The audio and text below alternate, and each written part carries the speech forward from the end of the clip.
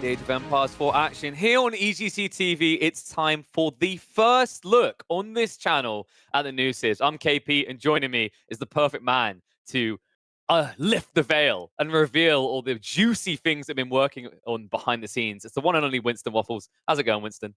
Yo, what is up, everybody? I'm super excited. We finally have it. The content is here. You guys are gonna get your hands on it in just a couple of days. But we have a fun preview, right, KP? We got Yeah. Showmatch. You got DeMu versus Mista, some legends. I am so excited to see what Mista brings to the table in terms of just creativity, because generally he's bringing a lot of creative strats. So I have no idea what he's thought of in this time. I actually haven't seen any of his games. I don't know if he's been playing on the preview so far. So I just can't believe we got this. This is gonna be so much fun. Yeah, he's been dabbling. I know DeMu was a little bit slow to hop on because I think maybe it's whatever. But it was quite interesting to think about, because for me, DeMu is a more orderly player, right? Like, I think that's a fair way of describing him. Meanwhile, Mr. almost just embodies chaos. It's in his being, right? So, like, when you get those two forces clash, it's beautiful to see. I do have to favor chaos a little bit, just because everything is unknown. For those wondering how long till the games, we've already got the drafts going on. Can I just say, by the way, I think actually Winston outdone me today on the dress up, right? Like, he was expecting the full suit. I was saying I've gone for like a council look, because I feel like it's appropriate. People are going to need someone to console them with all these OP new CIVs. But you've gone for the full business here. You're ready to pitch me on livestock and Age of Empires 4 Sultan's Ascend. Yeah, this is this is our finals for for the developers, right? Like, this is our big moment, right? This is our grand final, so I had to look fancy for it. I'm really pumped, I think you look great though. You don't gotta worry about the dress. Thank you. I'm just wearing like a normal shirt. Like, it's not a big deal. I wear this every day. Every day. Yeah. I wear Yeah, a but what you gray can't t-shirt see, every single day. what you can't see is he's just wearing like speedos below this. Like, it's the business on top, the casual on bottom, right? I'm not wearing pants. What do you mean? There you go. Yeah. If Just he kidding. if the Just camera kidding. falls Just off kidding. of dude, if the camera falls off of your monitor, we're gonna have to move across to kick instead. So please No, keep that camera okay. fixed. That's And not we're the gonna be case. by the way, we're going to be checking out, I think, all new maps, right? Like, 10 maps got added with Sultan's Ascend. We're going to get to see 7 of them here today, as well as all the new CIVs coming out. Yeah, and a really spicy one for the first game, African Waters. It's kind of got mountain clearing vibes in the sense that you're super tight. The map is really crazy. You just have this depending on how it spawns, you have this like hyper how do you call it? Like this hyper boom with the water, right? If the water goes uncontested, both players have this safe food eco, and it just can like accelerate the game really, really quickly. So African Waters can be quite crazy. There's also a lot of resources like in the middle between the players. Like, I think there's quite a Berries few and beer. berries. Yeah. So there's a lot going on there. Sorry, we just had a sound in our headset. Yeah, So we both that's just just were the like, whoa. sound.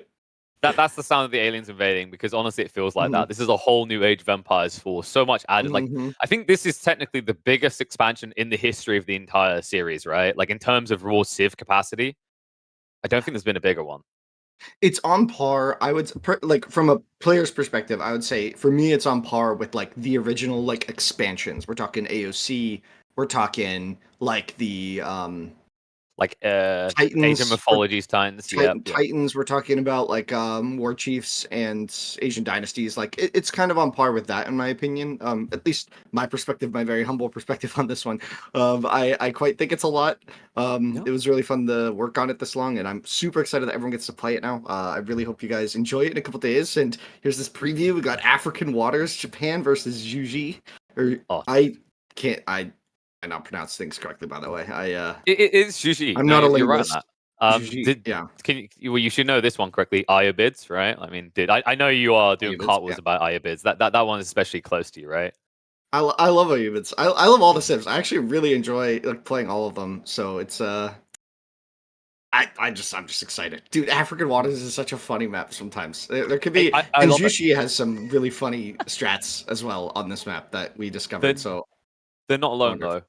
The Japanese have some funky strats as well. I don't want to like ruin it before we get into it, but I think you know some of the ones that I'm leaning towards. Like, this is going to be a wild matchup, because also something to consider is with some of the Civs, they have like same landmarks, like different effects sometimes, but the same, right?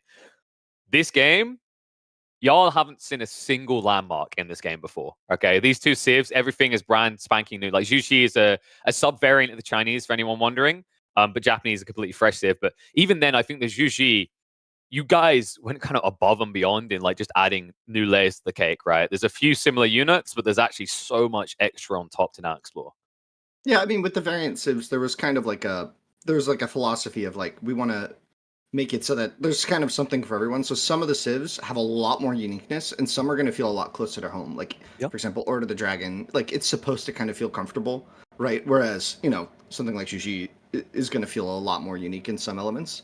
But hopefully, there's a lot of gameplay. I think at a high level, right? I think there's so much like opportunity for strategic like diversity and development, right? So it's like I think Yes. all the civs bring, at least in my opinion, I think they all bring a lot to the table. I think just some are gonna feel a little more comfortable, right? I think that was part of the part of the vision there. Yeah, I think the amount of permutations kind of got crazy, right? Because originally you had 100 permutations, right? Because you had 10 civs, but then you add in another six.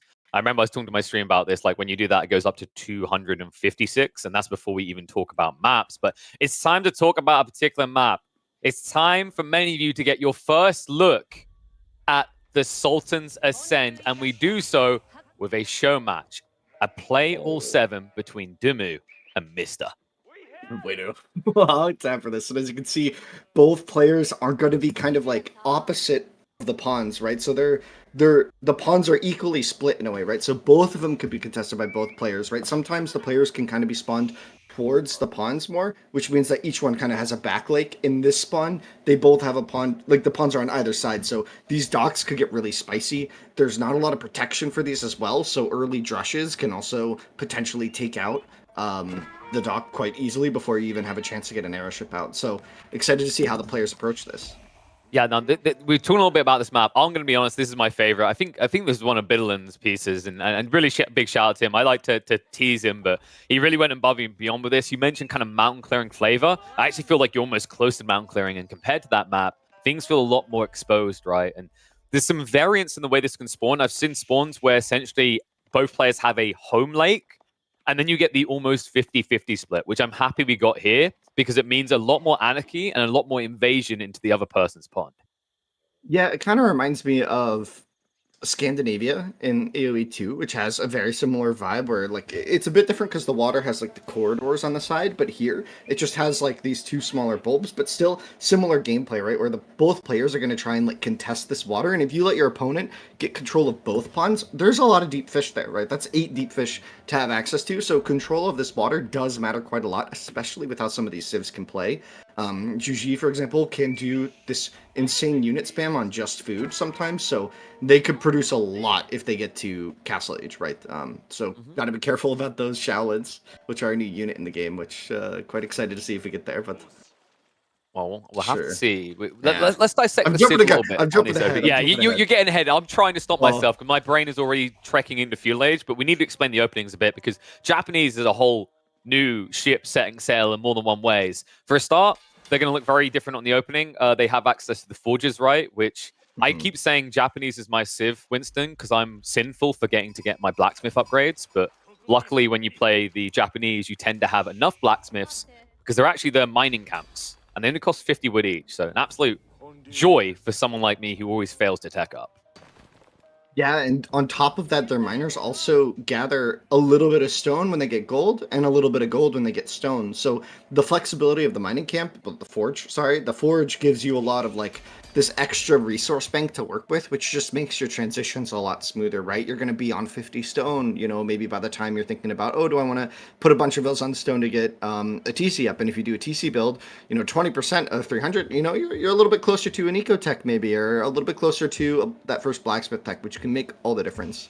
Yeah, and you mentioned first blacksmith tech because actually the Japanese start with access to one in the Dark Age. They have 4 levels to their melee tech, offering some crazy builds around light units. So we probably won't see too much of that early on here due to the fishing. And there's a really good reason why Mr. went for the fishing, right? This Civ has one critical, simple, but effective perk compared to other civs, and that's those cheaper fishing boats. Yeah, the cheaper fishing boats go a really long way, right? It's one of their few differentiators on water. I mean, otherwise they are closer to normal until Imperial Age, where they get a unique cannon ship, right? But Yep. they, with that cheaper fishing boom, they can support the fish boom with fewer. They can support the fish boom with fewer villagers, right? Yeah. Which is really interesting because usually it's like, oh, do I put 5 or 6 on wood to make sure that my dock isn't idle? But with Japanese, you can do it with like maybe 3 or 4, right, and get away with it, and that gives you a big advantage in terms of your feudal timings, right? Oh, I was so surprised when I played it. I thought it was an underwhelming advantage, and then when it plays out, like just a little bit of wood adds up fast. Now let's go through these landmarks first. We need to quickly address DeMu's because that one's already up. And it's up for a good reason. Because in the Tang Dynasty, he gets I believe it's a 15% discount on his tech ups via Aegis. And he's gone for the Meditation Gardens, which is a little bit controversial at the moment. A lot of people think that this particular landmark might be a bit overpowered. And you'll see why right there. Passive resources. A lot of it. Especially on certain maps. This is quite a low food generation, actually. Only 2 berries in range of it. So it's not the most resources you can get. This landmark has a downside where if the opponent has up to 10 units nearby, you can completely shut off the landmark, right? So each unit will reduce its income by 10%, and that's just like straight up additive. So like 10 units nearby, and this landmark won't generate resources anymore. But on certain maps, especially this one, a couple of the newer maps as well have this kind of spawn where everything's really close like this, and this is where this landmark can really shine. Because it's really hard to attack this one, right? How do you get in radius of it? It's quite difficult. And you'd have to sit there, right? You essentially have to camp there. So unless there's an added benefit, like some people mention scout to take away 10%, but then you're not scouting, you're not getting sheep. And it feels like we're having a machine gun through, and we have for good reason. You're seeing this right. Mista did go for the Coca Township, a personal favorite of both of us, I believe. And that's why you're seeing the arrival of the Shinobi on the field. Yeah, they feature these 3 cool abilities. So Spy, you transform into the villager that you target. So a villager of the player color that you target with the ability. So you can kind of become anyone in a big team game or free-for-all. And it lets you kind of be a little bit sneaky. Of course, there's counterplay if you go too close to a scout or a tower or TC, it will reveal you. But similar to the Musafati stealth, right? But here, it's not the most useful in a 1v1 like this, where it's super obvious what you're doing, especially, a high-level player like DeMu is going to realize that these villagers aren't his, but their other 2 abilities add a lot of value as well. There's the Sabotage and the Blink, which we can get into a bit, but yeah, it's quite strong. There's a lot of it strong. I think the thought here for Mista is the Sabotage is very strong, right? Because it does, I believe it's 200 damage across 30 seconds, but the bigger deal is it disables a production on a building. So you can use it on Raxes. More importantly, for this map, he could have used it on docks. Unfortunately for Mista, DeMu didn't play into that. Instead, he rushed up, and just to round it out, the Shunshin is a short-range blink here. He might even look to use it. I think you could try to use it to get the gap close here for good reason, because do they get the bonus damage against these Shaolin monks? They're considered a melee unit, right? So he should be getting the +4 damage, doing like, what, 25 at this point? Oh, wait, okay, 24, because he didn't even get the range melee damage upgrade. So we'll get the kill. Yeah. That's quite pricey, because they cost 200 food each. But we'll be able to immediately fix this, because DeMu has another Shaolin monk. And I think this is a good segue to talk about those monks, because DeMu already went into Castle Age. Yeah, this Civ has some ridiculous timings, folks. It's funny, actually. I played this matchup against Wham last night. Not in a 1v1, in a team game. But what I did with the Shinobi was I used Sabotage on the Shaolin Monastery. So he didn't get the monks out for quite a while. It didn't end up working, right? It got cleaned up by his teammate, right? But it was funny in the moment. I was like, wait, that's actually a pretty cool way of stopping the fast castle build. But that's a lot of ills being pulled to take down that outpost. It is not long for this world. I think the intention was to delay the food income, and therefore delay the Shaolin monks, because that's his only access to food, right? So if DeMu got pushed off the food, the Shaolin monks become, like, you can't keep producing them. So, like, his whole economy, he's kind of gambling on this all-in as he collects the relics, gets map control, maybe tries to grab the sacred sites in the north and the south. Yes, and these are bloody strong units, by the way. The Shaolin monks have a real big kicker to them. They are your religious unit, but they only cost food, which is incredible in the hyper late game when there's no wood or gold left. And they're good fighters, right? Because they have some unique abilities to them. I think they have like 15 base damage, something like 170 health. And then on top of that, they have a hardened ability that reduces damage they take from ranged attacks. Not to mention the fact that tags mean there's no clear counter, except a few special types of units. Yeah, exactly. They're a very well-rounded unit. They just cost quite a lot of food, 200 food to produce here. So DeMu is investing basically his entire economy, 400 food per minute right now, into producing these monks, right? But we'll see the Oh, shinobi the is Shinjins. this is putting on a little show for us, not getting that much value out of killing them, running it down the blink to catch up. This Shaolin monk is not long for this world. He's trying to recover, gets the long-range dagger there. And down he goes. You can see this is a fun, unique unit matchup. Not one you're going to see often, I think, but quite fun to see. And yeah, Mista being a little house there. More farmhouses needed on the way, That's though. the thing about a lot of these new civs. Is like I think there's a lot of extra micro layers in them that might distract people, make them miss housing. Like you just saw there, you've got the blink. We went to the sabotage. There's a disguise. There's gonna be other civs we're gonna see. Even with the Shushi, I've said in the late game, like you're gonna actually have to dedicate a key, like a hotkey just for a specific landmark because of the toggling you need to do. So there's quite a. I think there's a very big skill ceiling to these new civs. Like they are accessible in a cool way, but there's a lot to be mastered as well, even compared to the OG civs. Oh, Yeah, and another one down. it's going to be quite tricky to take down these shallow monks with just an outpost, right? They can retreat and just heal up, and they have quite a lot of durability built in. And like you said, that ability to just reduce their incoming range damage is quite strong. But here comes some horsemen with a couple shinobis. It's kind of interesting, actually. I wonder if Mr. read the body of Iron, because a really strong play for the Japanese at this stage of the game to counter this raw play would have been to maybe consider going into like some samurais instead. But I guess with the horseman, at least, he can kind of peel. He doesn't have to stick next to his opponent. And he is going to be going up now with the floating gate. Now, we talked about this before, Winston. We've had discussions about this. This to me is still just the go-to tier 3 landmark for me. Such an incredible tool with a unique little gift for you upon tech up. Sorry, what was the question? My bad. This is where you nerd out about the Yorishiro. Oh yeah, so the Yoshiro basically they can be put into various buildings, right? And they give you a nice bonus on any on depending on the type of building it is. So resource drop-off buildings will give you resources infinitely for the rest of the game, based on which building you put in. So the forge gives you gold, the farmhouse gives you food, and and the lumber camp will give you some wood per minute for the rest of the game.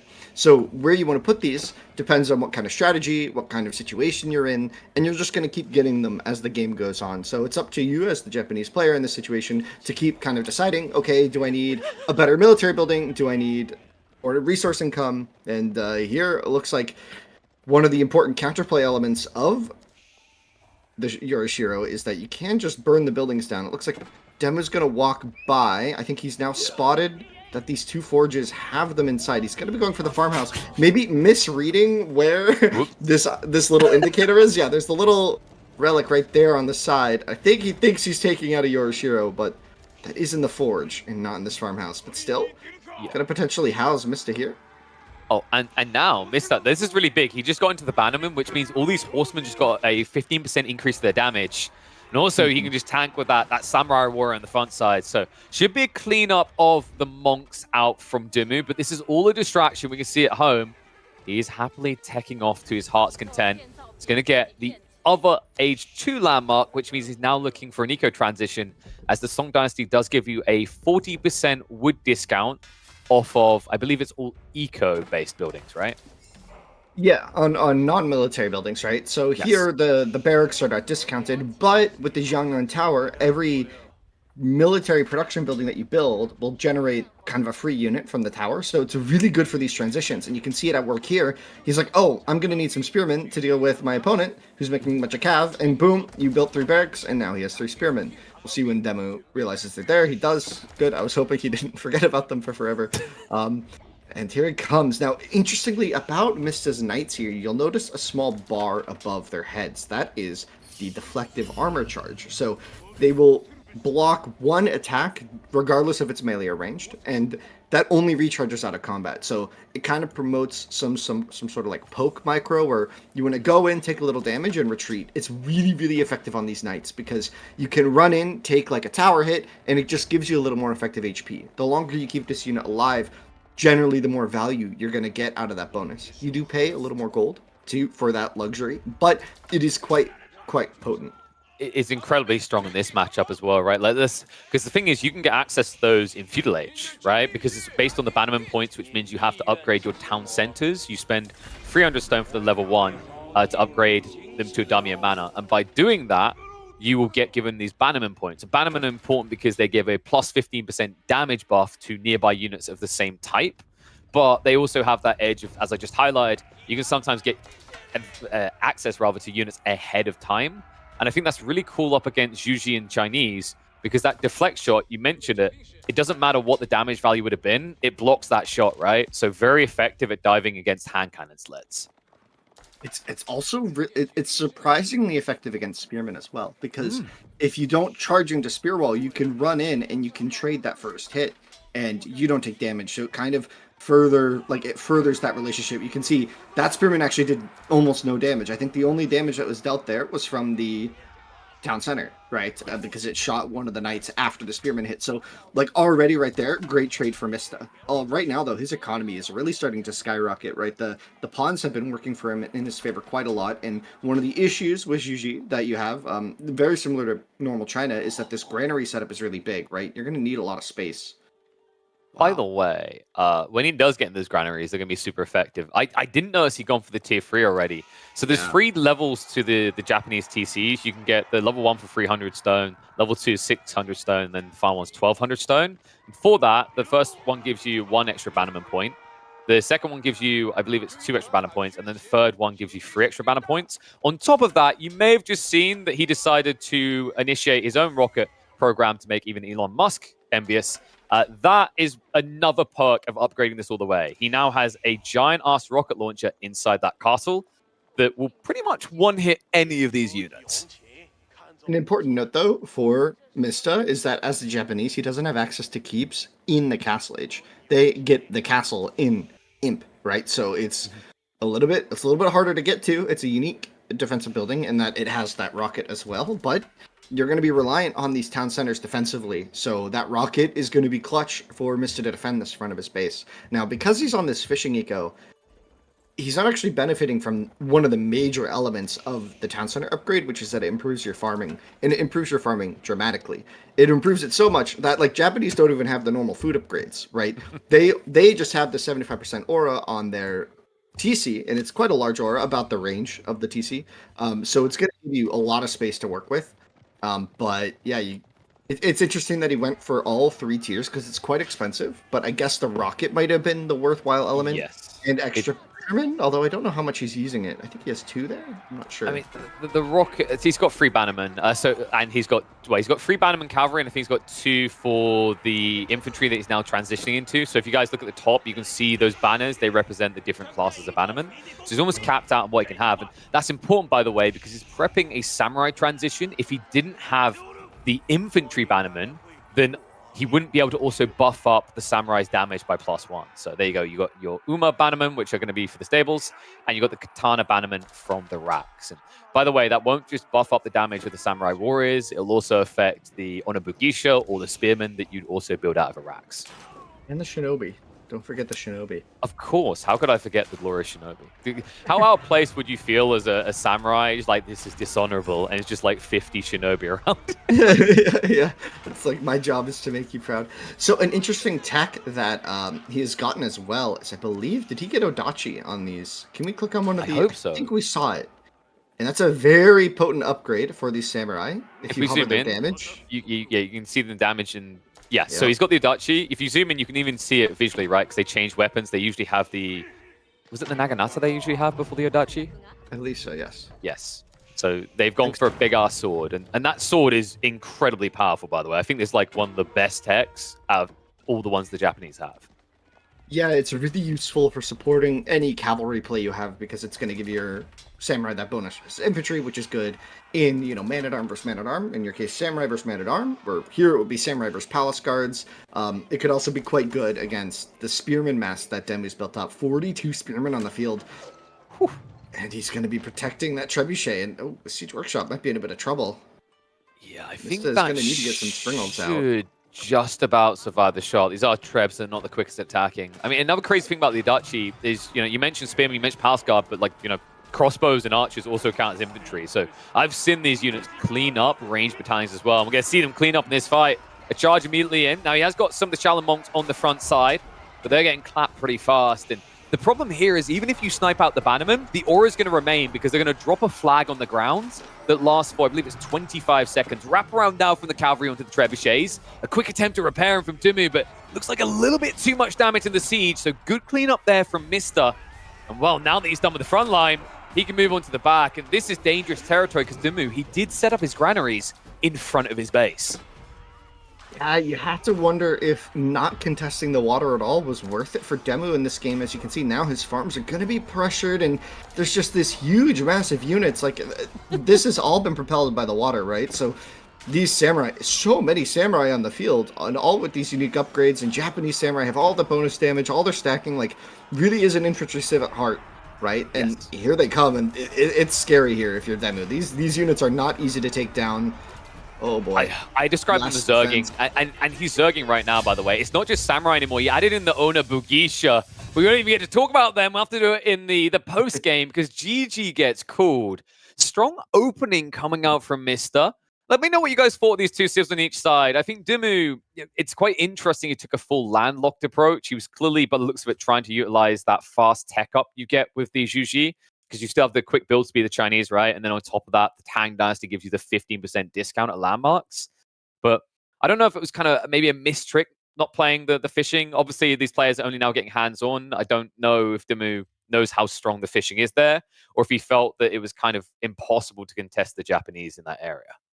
Yeah, it's going to be important not to overly analyze the players' play here because it's new maps, new civs, like stuff they actually haven't seen before. Like that could be DeMu's like first actual game on freaking clearing, right? Like he might have realized there's water. He might have realized that there's water like halfway through the game, right? So we don't really know. I can only assume that he probably checked it at least, but I think he said he just got into the content preview yesterday, or not got into it, but like started playing on the content preview yesterday, right? So it's like he's a bit fresher here. But MiSTer coming out swinging with a nice win with Japanese on African waters, playing into the Civ strengths, I would say quite well. We saw Shinobi, we saw the fishing bonus coming into play really strong, and then we also saw just mass samurai with the infantry. Yeah, the Onabu Geisha. You saw he had them in the formation because they have a little more range, similar to the warrior monk, right, or the Spahi, right? So if you have that front line of samurai with their deflective armor, and then in the back line you add in those Onabu Geisha with their extra polearm range, they are quite effective comboed together, right? So it's an interesting strat there from MiSTer. I kind of wonder how Demon's going to recover from that mentally, right? Yeah, it's really powerful as well because the interesting part is you'd think that like horsemen might be a good counter to the Onabugisha, but like there's a reason when you look on that unit that it says it's countered by archers because A, it's a light unit, and B, is it's countered by knights. Basically, I've tested this. Horsemen aren't the best of counters against Onabugisha because you don't have any melee armor, right? And the rough part is if you look at the entirety of DeMu's army, funnily enough, bar the monks, everything he was building didn't have armor. Right, so the Onabugisha are doing close to, if not pure damage in that situation. And when that's really strong, is I like to do it in percentages because you really kind of blow your mind that way. Is the Onabugisha start with 6 damage, right? At feudal age. If you get the blacksmith tech upgrade there straight away, you're boosting it up by a significant percentage, right? It's like was it 15%, 20%? And then on top of that, you add in this later phase of the game, he's going to have a +3 in Castle Age opportunity off of blacksmiths alone. Then you add in the bannerman, which is another +1. So your Bugishas can be slapping for 10 damage with an attack speed that is actually under a second. So they attack more frequently than a second. I think it's 0.9, or we were talking about this before we came on the broadcast, is like internally it might even be like 0.875 because things are usually rounded up.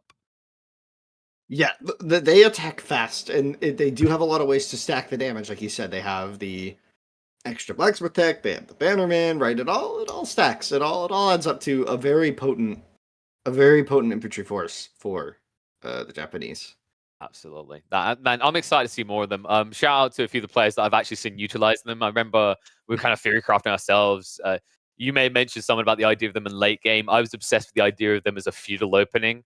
We'll have to see if they come around later on the series. They should be again, but we should talk a little bit about our upcoming match.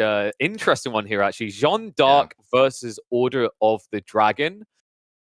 Kind of crazy because both of these civs have their own Giga Chad unit. One of them having the true pinnacle unit in Jeanne, and the other having everyone suffering from gigantism. They eat well. That's what they do over there in Order of the Mama Dragon, fed them right? every night. They never had an empty belly. Plenty of milk with dinner. Yeah, Jeanne d'Arc, gonna be exciting to see how Mista tackles this, right? It's quite tricky because part of Jeanne is about getting momentum through kills, right? So if DeMu is able to kind of deny the resource of experience by keeping his units alive, which is generally a little easier to do with Order of the Dragon, it could be quite potent against Jeanne. Of course, you'll get more experience based on the cost of the unit that's killed, so taking down a full army of the Order of the Dragon will still generate a lot of experience. So it's not like, oh, I have 2 pop units, so Jeanne doesn't get any XP. You still get a decent amount of XP there. It's just, you have to find a way to kill him, right? Which, DeMu, excellent micro player, so we should be able to see, these horsemen, these knights surviving and getting back to pellets for healing, right? Yes, there's some interesting kind of layers to this cake, right? Because for the Order of the Dragon, it kind of seems like it's copy and paste HRE and then just increase their model size, but it's really not. I mean, for a start, they got a sick paint job, which you guys will be seeing. I love the way these units look. But on top of that, they kind of function differently. Yeah, exactly. So Order of the Dragon units, right? We can give a quick breakdown of them, right? So their units are all gilded. What this means is twice the cost, twice the pop, but in some way twice the power level. It's not exactly double on everything, right? Some stats are a little more, some stats are a little less. And usually there's a theme towards the unit trying to do what it does better, right? So an archer will take down, spearmen really, really quickly because it has really good attack speed, right? Whereas the crossbowman has a little bit of extra range, so it's a little bit better at sniping heavy units, right? The knight is going to have just a little more durability than attack, for example, right? So it's not exactly just 2x everything. There's some variance there, so some stuff to explore and figure out. Is this better in some situations or worse in others? That's kind of like a lot of the thought process and how you have to theory craft if you're playing Order of the Dragon. Is like how are my unit relationships going to function now? Because all of them are quite different. So the Civ is very unique in that regard. In terms of playstyle, it's quite familiar with each other.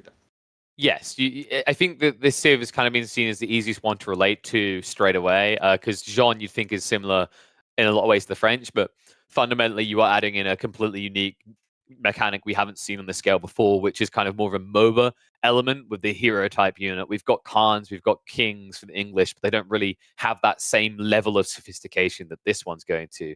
So I definitely say Order of the Dragon is kind of the maybe the most friendly one to players that are coming into the expansion looking for something that reminds them of the game before. But one thing I will say to people is expect them to play quite different to your regular HRE play. I find the best way to give credence to this is the fact that, what is it Beastie always says? You always build Archon, never Mindwork Palace. Almost all the games I've cast of him on the creator preview so far, he's built Mindwork Palace. So that's already a huge difference in my eyes. By the way, as we get into this one, I did notice I had an ad play. Simple me. I'm not subbed to the channel. Reminder, you should be subbed to the channel. I don't want you to miss a single one of these games. We're going to be playing through all 7. This is going to be probably first eyes on for quite a few of you with the new content. And it would be a shame if you missed even a second of it. As we hop into the second game between DeMu and Mista, we're going to be going to the forts for Jeanne d'Arc versus Order of the Dragon. And can I just say, this forts map is so fun to me. Like look at this start. It's kind of crazy. It feels like you're already set up the mots for your medieval castle. Yeah, no, this map is intense. It feels like it's going to be very safe, maybe like Hill and Dale, but in similar ways to Hill and Dale, you're forced to expand really, really quickly for wood, for space, for anything, right? So it's like, what am I going to keep protected in the little base, and what am I going to put out? Like, where am I going to expand to, right? What am I going to build outside? What am I going to build in not so safe areas? And it's a really big question for this map, and it's quite fun to play in that regard as well. Here we have Jeanne d'Arc on screen, right? The hero, the one and only. She's going to undergo her journey of a hero, the path of a hero. And over the course of the game, she accrues experience, right, KP? And she gets 3 level up choices where she gets to kind of pick her path, and you get to kind of build your own hero in the game, like you're saying, kind of a little bit inspired from MOBAs, but still you're still playing an RTS, right?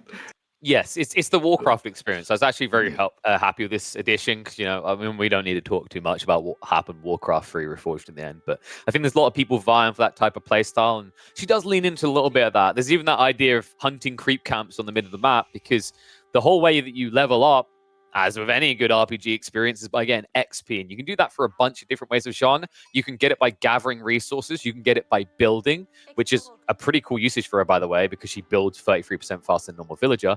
You can also get it by killing units, both Gaia and enemy. And when it comes to Gaia ones, it's anything that would actually try to bite back. So the boar and the wolf will give XP. Wolf's giving 12, boar will give 50 XP. And then the numbers are varying for enemy units. It depends on how chunky they are. So I think, for example, Spearmen would normally give 8 XP. But if I'm not mistaken, an Order of the Dragon Spearman might be 12 or 16. I think it's 16. I think because it's double cost. That's what I recall. I mean, maybe some things have changed a little bit.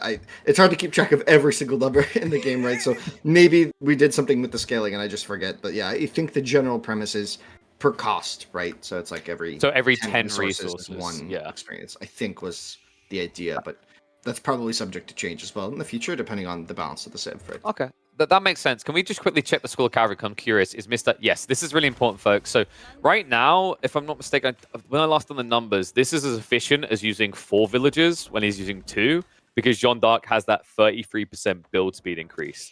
And the other cool element about doing this is by the time you've teched up, she's not going to be far off getting level 2, where she converts from a villager, from our humble beginnings, into a military unit.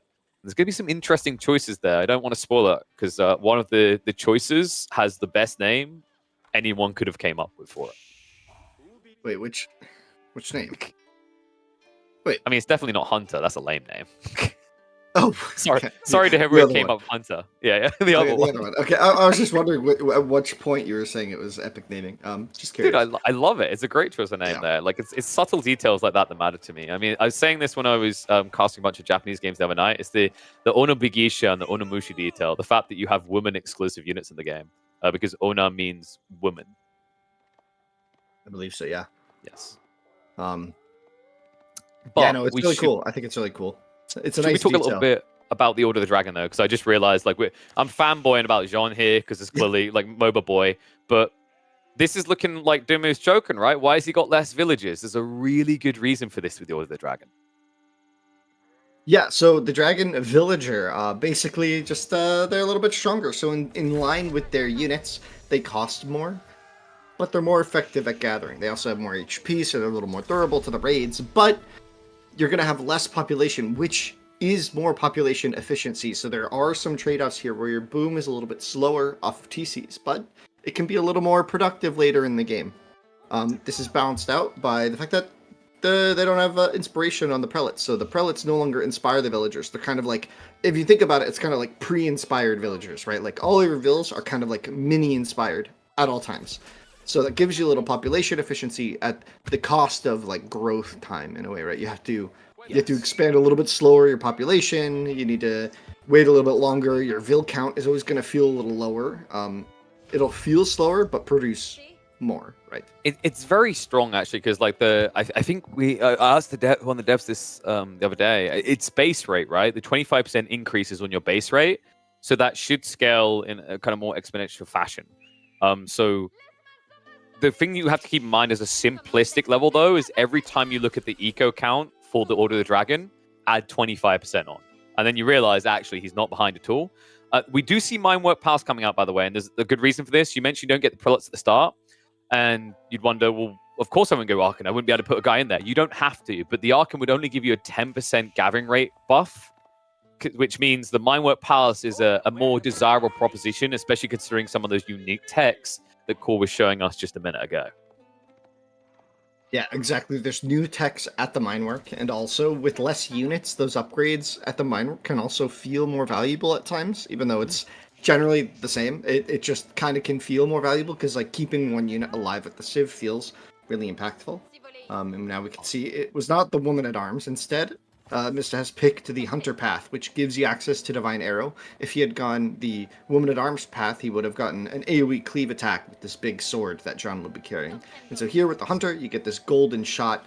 It deals a bunch of damage up front and gives you kind of this really high micro potential. Yeah, so it's 40 damage and it's pure damage. So even if you had ranged armor, like this is the funny thing, if you shot that at a building, it would take 40 damage. Not the best use of your divine arrows because they do have quite a big cooldown, 60-second recharge time.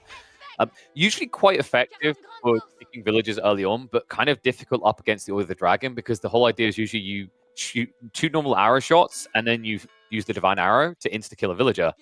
But with the Order of the Dragon, their villages have inherently more HP. They start with 65, and quite hilarious, actually. If you get textiles, they go up to, I believe it's 98, I want to say it was. Yeah, the textiles is actually plus 50% HP. It's a that's a text issue because we hadn't had a villager with more HP before, so it functioned as 50% with plus 25, but it's always been 50%, and so here this one unique villager does kind of break the logic of that tech, so it is a little more HP on them from textiles, which is useful, but the snipe does come in. You can see the 6 experience gain from that because these villagers actually cost 60 food instead of 50. Wait, was it 6? I always felt it was a bit higher on villages in general, but yeah, you're right because it's the fix the thing. I think it's because obviously usually you pay 50 food, so my brain was like, wait, you only got 6 for that? But it is a big deal. It's a big loss there. But there was a big loss the other way, by the way, because if he wanted XP, DeMu done a great thing by coming out here for the boar. By taking this out, he'd actually denied away 50 XP from Mista, which is a very big deal actually, because if you're able to scale Jeanne really quickly in this early phase, she can get essentially what feels like Castle Age unlocks through level 3. She can even do things like summoning companions, which are men at arms. So it's very important that you don't feed XP across this hero. Just like anyone who's played their MOBAs, that tends to lead very quickly to a loss. Exactly. There's a bit of a snowball element with Jeanne, and that's a really important part of the counterplay around Jeanne is don't take really crappy engagements, right? More than any other civ, probably, right? Like, on a lot of civs, sometimes taking a bad engagement can buy you time for a transition or something. But again, Jeanne, if you take a bad engagement and you feed her a bunch of XP, that can snowball even more because you might have to deal with the next level of Jeanne before you're ready, right? So you need to be very careful and tactical with your engagements. Obviously, for Jeanne, that puts a lot of pressure on Jeanne d'Arc to be aggressive, right? Jeanne needs to kind of play into the experience gain. In this situation, Jeanne's been extremely passive. It's been what, like maybe a wolf or two? I didn't see everything Jeanne did, but like a wolf or two here, like they didn't even get the boar yet. Yeah, hasn't killed the boar yet, Mista. So Jeanne's experience is quite lacking in this situation, and this is where I think DeMu's strategy of playing quite passive, not trying to over raid or like risk his units at the time, just make sure you don't lose anything, make sure you like deal with the defense appropriately and play into more mid game. If Jeanne's a little behind, she's a lot easier to snipe, she's a lot easier to kill, and yeah, we'll see. Now and pulling the boar over to Jeanne here. Keep in mind that the Mista isn't getting those typical French perks as well. Like some of them remain, such as the 30% eco discount, but some that people used to having to deal with is French producing villages quicker. That's one of the perks that Jeanne loses when you pick this variant civ. So her build speed on villages is flat 20 seconds like any other civ. And then on top of that, you also do not get the cheaper drop-off building. So that mill he just built on the boar cost him the full 50. Oh, has Mista not used Consecrate yet? I don't think so, which is a really big deal, right? You need to use Consecrate. So Consecrate is a very important ability on Jeanne that kind of functions as the influence for the civilization. You don't have influence at the keep like normal French. Instead, Jeanne has to bless structures individually, right? And that can be, it's a bit more flexible because there isn't the restriction to barracks and archery, or sorry, to ranges and stables. Here you can put it on anything. But it looks like Mista hasn't done that, so he's actually lacking one of the core economic bonuses when playing Jeanne d'Arc here. Yes. Meanwhile, DeMu pressuring. Oh, Jeanne's potentially cut out. Oh, this is going to be a lot of damage coming in from those Dragon Archers as well. These Dragon Archers, by the way, have an extra 0.5 tar range. I love that DeMu done this because it's actually a solid counter to the Hunter path for Mista. He's just not able to really gap close. You can kite away because the problem is if you play this tradey style where you kind of poke, you eventually lose to Jeanne. She's similar to Deli in that way. She has all these built-in heals. But now Clash coming out, Spearmen are going to hold against the Knights, and the Snipe's going to come down. So Jeanne d'Arc is gone, and I do believe Mista, I don't think he even used the Divine Restoration, so no plus 30% HP going into these Knights. However, there are enough of them going into these Archers to make sure the army is cleaned up. And don't worry, folks. Jeanne will return for a sequel. She's not gone forever. Yeah, so in this case, it looks like Mista chose to buy her back, which does have a pretty long cooldown, so you can't just keep, spamming the buyback button. Otherwise, she would take 2 minutes, 2 full minutes to respawn, and that's 2 minutes where the cooldowns aren't ticking, where every cooldown actually kind of like resets a bit. So it's a really punishing to lose Jeanne d'Arc, especially because DeMu sniped her at the start of the battle, which meant that Mista didn't get experience again. So that was a really smart way to take the engagement from DeMu, to snipe down Jeanne at the start, and then he kind of lost his units, right? So it was a bit risky there. DeMu could have potentially accidentally wiped his whole army to Jeanne and given her a huge boost of experience there. I kind of wonder if that attack was even necessary. But we'll see as the Knights are now moving across the field towards that boar on the left side. This could be quite potent. I think he's only got 5 villagers out there. That's another nice thing actually about Order of the Dragon. I feel like this more efficient villager means that they're actually better at playing pocket economies than regular HRE, right? Like just having 4 or 5 villagers, 5 villagers in total out here, almost has you at the regular ball capacity. So pretty cool read there by DeMu. These Knights are going to keep riding through the field for the time being, but this army is kind of spooky for the moment. So you need to be careful that you don't let don't let DeMu kind of trip you up, catch you in a corner. But one cool thing to keep in mind is kiting this Civ is a lot easier than normal HRE infantry, as one of the trade-offs of picking the OOTD is that you do not get marching drills. Yeah, exactly. So your big, heavy infantry are slower, whereas HRE is going to give you like a slightly faster, more mobile infantry mass, right? And obviously much cheaper, right? But here, Jeanne on the run again, although I think there's enough units here for Mista to consider the fight, but he might just be waiting for his upgrades. You can see he has used Consecrate on both the stables. They have that glowing effect above them, indicating that Jeanne has blessed the structure. They can be denied by just killing the building outright, but that cooldown just keeps going, right? You're going to keep getting charges of Consecrate over the course of the game. So it's kind of like infinite scaling, but also technically infinite denial potential, right? So we'll see how DeMu handles that in the future. I haven't tested this, but like on landmarks, for example, the School of Cavalry, if you burn it and it gets repaired, does it keep the Consecrate? Because I haven't actually tested that. I forget. I believe it stays. Okay, so there you go, guys. They can't counter though. you if you just do it on your landmarks. Well, if the landmark's dead, it's not producing anything, so you can also just kill the landmark, right?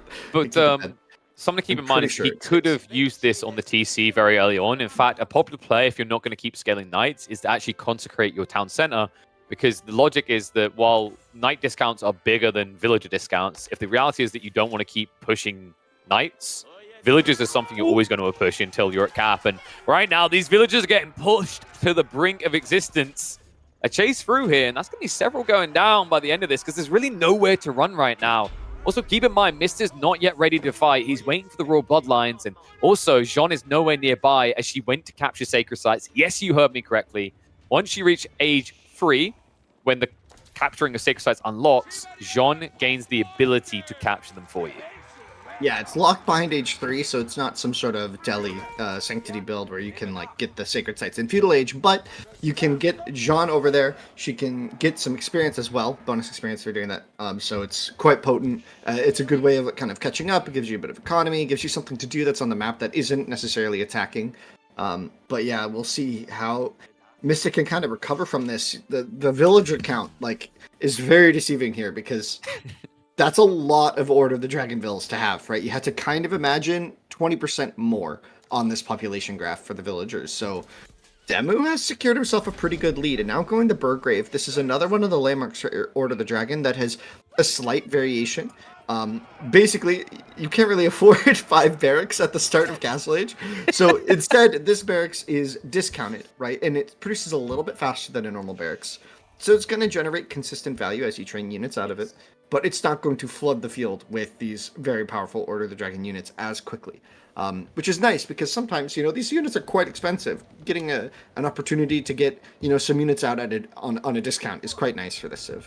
Yeah, and you have to kind of think of it as double the value that is in discount. In terms of what I mean by that is we talked about the fact that these units cost double their cost anyway. So the discount is significant, even if 30% looks like a low number for a tier 3 landmark. It really does help, especially if you want to go into land snakes. Like if we quickly looked at the price of these land snakes, they're insane. Night Raid is going to come in though to distract us away from that. And Mr. He's looking for blood right now. DeMu immediately seeks shell, but there's not going to be enough room for all these villagers here. Each one is pricey to lose. Yeah. Go elsewhere, you bozos.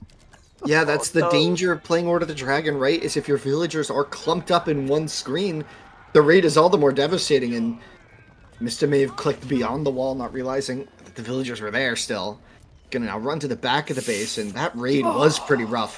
What was a decent lead economically for DeMu is much closer now, because Jeanne d'Arc is going to be getting those discounted units as well. And Jeanne, the tough part though is these raids, like they're connecting, they're fine targets, but the shame of it for Mista is like obviously Jeanne can't be there, right? She's still just like a two-legged Andy. She doesn't move very quickly. But what he could be doing with her is trying to yoink more of these sacred sites now that he's starting to draw DeMu's army away from them. Oh, that could be a freebie. No? Okay. That's one of the really big issues right now is in terms of like the games that I've seen, this is a Jeanne d'Arc that... Oh no! I thought he wasn't noticing. I was wondering why he wasn't charging, but this feels even better. You got to yonk a few and run away, and like what? You lose, I think, 2 knights there. I think you sniped 2 or 3 of the villages. It seems like a bad trade, but these gilded villages are so bloody important. Yeah, look at the Vil count now. 20% better isn't going to make up for it here. These raids have been absolutely devastating. Going to come down to the landmark generation value for him, and it looks like Jeanne has tiered up, and we do have... Oh, baby. Yep, we have the champions. Hell yes. So to break this down quickly, like you're going to keep leveling up. It's going to evolve. Now she's a cavalry unit, but the champions are basically the men-at-arms. They're giga-chatted men-at-arms though, because she has an aura that buffs up her companion type units. They get, I think it's plus 15% damage and plus 1 ranged and melee armor. There is an alternative choice here that I haven't seen many players try so far because men-at-arms OP, right? The alternative choice gets you some super strong horsemen that have, I believe it's like 6 ranged armor. Yeah, and they also have bonus versus the crossbow line. So a lot of it is kind of behind this theory that like you have this option to tech into whatever your opponent is actively doing to deny your knights, right? Because it's French, you're going to be playing royal knights, right? So if your opponent has a lot of spearmen on the field, you want to go to champions because they have bonus damage versus spearmen. If your opponent is somehow massing crossbows against you at this time, then you can go the rider, and that will do a really good job against the crossbowmen. But here you can see Jeanne just trying to get a little raid in with the golden arrow. Going to be retreating though. Has this is a large now. force of knights, but that's a lot of HRE spearmen. Sorry, Order of the Dragon spearmen. There's a lot there, right? Like you have to think twice the pop, twice the effectiveness. These spearmen are terrifying. That is a lot. It's so weird to look at, right? Because if you looked up at the military cap and then looked across at DeMu's army, you'd be like, someone doesn't do math very well. But like that's just the balance of it. You're going to see how strong they are now that this fight is going to be forced. Now, keep in mind, Mista has got a very big tool up his sleeve. If he times it right, the Divine Restoration could just make this front line absorb a lot more. It's coming off cooldown in just 10 seconds. That would return 30% health immediately to all these knights. And they might need it. This has been a rough fight, but now that he's reaching into the crossbows, this is where things should turn up into a cleanup on Isle DeMu, as Mista should just about have enough to wipe out everything that would matter here. And this was a wonderful cleanup for Mista because he had Jeanne alive this entire fight. And look at the experience. He's just raking it in. The knights were there. The raids were way too much for DeMu. I mean, he was on like 30 vils at some point there. He got sent back to the Dark Age that game with the raids. So he tried to play this really big open map style, but I think a couple of times he kind of threw his army away, like trying for these raids. And they were effective raids, but I think losing the army with Order of the Dragon can feel very oppressive because your units are really expensive. So investing in these units, you need to get maximum value out of these units. And so if you're not able to do that, things kind of fall apart a little bit here. And you saw DeMu maybe struggling there once he got Castle Age, not knowing exactly what to transition into, whereas Mista just played Knights and was able to do it with Jeanne. Impressive stuff. No, Mister's like, wait a second, I know this Civ. He's probably at one point thinking, do I just rush Imperial Age and drop the town centers everywhere? No, we'll try to play this out a bit more aggressive. And aggressive is a key element there, because if you consider the fact that he went into the companions, into the heavily armored big boy men at arms, they're actually not the best choice when your opponent is massing crossbows there, right? The preference would have been into the cavalry units, which we mentioned would have got bonus damage against them. But it shows you just how big the lead was for Mr. at that stage. And it really came down to those pivotal raids. He killed 11 villages, which doesn't sound like a lot. But when you add in an extra 25%, still doesn't sound like a lot, but I think you highlighted it at one stage. I think Mr. was 15 or 16 villages ahead. That should never really be happening. If you're HRE, that's when the game starts to look curtains closed, when you're meant to be only around 50 normally. Yeah, that was quite interesting. Yeah, it was just tricky there. He played like his vills are just really exposed. And there's this one raid where the knights just came into the TC and there were only 15 garrison spots, but there were like 30 vills, and then 10 vills died. And it's like, okay, 10 Order of the Dragon vills going down is generally just like, it feels like a GG moment, especially you're on one TC. He wasn't close enough to Swabia, which would kind of be a recovery mechanic in this stage, but he wasn't really able to afford that either. So it was just a bit much. Just a By bit the much for him way, there. if you guys did like the look of forts, that's another map that has been added via the DLC. I believe, correct me if I'm wrong, Winston, the way the DLC works, if you cannot afford the DLC, if your friend hosts a lobby and they have the maps, it is going to be possible for you to play on said maps. Obviously, that's going to be in a custom game setting. But if you want to play the CIVS, you will still have to buy the expansion for yourself. $15, which is actually pretty reasonable. I mean, I don't know about you guys in chat. Like, if I saw what I'd seen so far just after 2 games, thinking about the bang for buck here, I'd be like, that's such a good price. I'm even willing to take another $5 and spend it on a subscription to EGCTV for providing me my first look at these civs. I mean, come on, you got to be grateful for that. Shout out to all the people that have been giving away the primes or the subs so far. I would imagine, actually, if plenty enough subs come through, it might entice a certain tournament organizer to run more of these show matches in the future. Yeah, exactly. I think all the support goes a really, really long way, especially to EGCTV, who have been putting in like tons of effort behind the scenes. They've been a pillar of this community. I think if you are a big fan of the game and you're watching right now, I think subscribing is a really effective way to show your support and be a part of the community as well, and just help grow it. I think everybody can benefit from that. So, just my thoughts. I think everyone kind of benefits. Now, one more thing to highlight for people about forts. I think we were discussing this, that there's a difference in sizing right now. So I think, I'm not sure if we went one size too big, but usually forts, you are in opposite corners, right? You're not across from each other, more like a Frisian marshes. Little tip though, if you want to have a really wild time, slap it in a 2v2 setting. The way you spawn, it's like you've got like this small island in the center of you all. It creates pure chaos. So you guys definitely want to check that one out. Honestly, I mean, I don't know where we go from here, because for me, my 2 favorite maps of all the ones have kind of been shown so far, but there are still some cool ones to come later in the series. We are going to be treated to Gorge, which, oh my God, Winston, I think we felt the same way. I cannot believe it took a year for this to get added after it got showcased in Wololo, but I'm so glad it's here, and I'm so glad we're going to be seeing it very soon.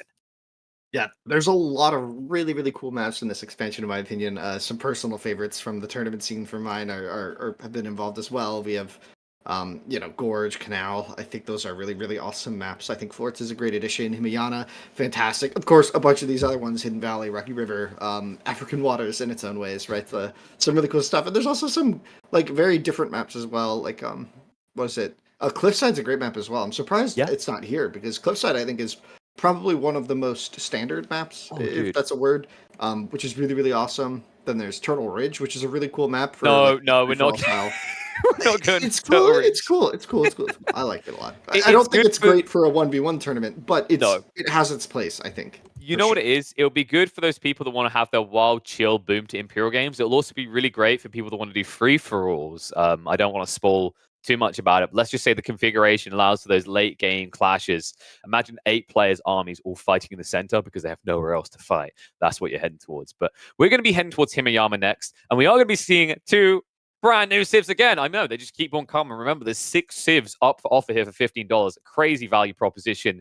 And one of the brand spanking new ones is going to be making an appearance. We're going to have Byzantines in the hands of Mr. facing off against the Abbasid variant civ, one that I know Winston loves. He's a lot of camels. If you guys I felt love that you it. were conned by the Abbasids and they didn't have enough camels, I think Winston, this Civ is gonna fix that scammed feeling. Yeah, it's a really cool Civ, and I'm glad we're gonna like dive into it here. And we have the situation, right? The game is in front of us. It is exciting. So Himiyana, I think there were some questions in the chat that I just want to answer real quick. So people were asking, what's this map? What's special about it? So it's kind of a bit like Prairie, where your map starts up on this hill, kind of like a mix of Prairie, Cauldron, and what's it called? The map with all the stealth forest. I actually forget the name. With the stealth One of the forest, OG are you maps. thinking base? Oh, Highview. Are you thinking Highview. Yeah. It's kind of like that in terms of the layout, right? So it's kind of got that like a mix of all three. So you start on this little hill, which gives you a nice vision advantage. There's some slight cliffs sometimes, but mostly just this nice little hill. Then down in the center, there's a pond with a little bit of shorefish, and on the sides of the map, there's quite a lot of wood. So it's not quite the same as Prairie, where you just run out right away. This map has a lot more wood. And from the rest of it, there's just 2 sacred sites in the center of the map and 2 trade posts kind of on the edges. Now, something to keep in mind is the lack of big wood lines around you at the start. So while it seems like when you hear the words hill and mixing in some more defensively focused maps, that you'd be safe, you're not going to be. It's very easy to kind of shut you down if you try to play full greed. You're going to have to fight for a little bit of ground here, which is why Himiyama is definitely going to be, I think, a very popular competitive map. But with the Iobids Byzantines matchups, let's break these things down a bit. You're seeing this cistern on your screen. This is not for peeing in. This is drinking water, folks. So chill. And it's going to rejuvenate all of your villagers so that they feel enthusiastic about working. Because for every level that the cistern has, you will get a 5% buff to gathering rates on villagers in the range, in that radius. You also have 3 abilities you can switch between. You've got Conscriptio, which per level adds an extra 20% into the production rates of buildings, military buildings in range. You could go into the Dialecticus, which is going to give you a research rate increase. This, by the way, is critical because look how big that increase is, 50, 100, 150, 200, so on. And then finally, you have got your Presidium, which is just great when you find yourself being raided by Mongols and they're burning down your buildings because you can reduce the damage that would be taken by things in range. And I believe this is the point now, after I've just waffled all that off, where my own waffle man can explain how you get the better rates on these systems. Yeah, so basically you're going to be making a network, right? It's a bit of like a how do you say? You're just building up a network. I don't know what a correlation would be, but basically you have these cisterns and you connect them via the aqueduct, and with these connections, the cisterns that get connected together will collectively increase the level of the bonus they're providing. That is both the aura, which is the ring around the cistern. It'll improve that gather rate, and it will improve the influence, which is the box around the cistern, and that it'll improve both of them collectively. Meanwhile, we do have the Grand Winery on the screen. This landmark does improve the olive oil, which is there's a lot to talk about with Byzantines if we're trying to describe everything. There's a lot, and it's happening in front of us right now. Let's go for the simple one first then. Mercenaries, there's things, there's that, there's this, there's more. We're going to need to basically pitch a 3-year university course to be able to explain the Byzantines. So we can quickly rapid fire off the differences of the Iobids. They have these very quirky designs around their wings. You know how the Abbasids is usually like, I can always come back for it? That's not the way this Civ works, right? When you make a choice with one of these wings, that's it. You can't come back around and get something later. Yeah, exactly. It's a really different approach on the House of Wisdom. So for Abbasid, you might be thinking the playstyle is you're kind of globally buffing your empire with these technologies, right? You're doing these researches that improve everybody's lives. They give you tons of like these eco bonuses, all your units get better, this, that, right? And it's kind of these global buffs. Meanwhile, with the UBIDs, the focus is much more centralized, right? You're kind of focusing on getting this one really potent building. You can make it train units, you can give it these traders will come to the building itself. You can have it spawn the camel, the desert raider quite a lot. Like there's a lot going on with this landmark. And they scale based on the age, right? So for example, you're seeing here that he went for the Eco Wing Growth, which is going to increase the amount of berries in all these upgraded berry patches by 50. On top of that, it's instantly going to spawn 3 villages for him. So there you go, went from 350 to 400. But if he took that in Castle Age, instead he would have got 6 villages and he would have added an extra 100 food to each of the berry groves. So you've got to be really thoughtful about when you select these. There's a lot of interesting quirks. You mentioned, for example, under the military wing, there's a desert raider spawner where it spawns, I think it's 1 desert raider every X minutes. But if you took it later on, it'd be 2 in Castle Age or 3 in Imperial. So have to really kind of think methodically about your strategy overall.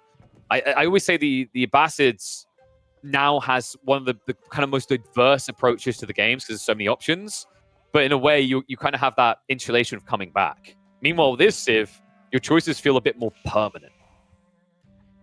Yeah, exactly. The different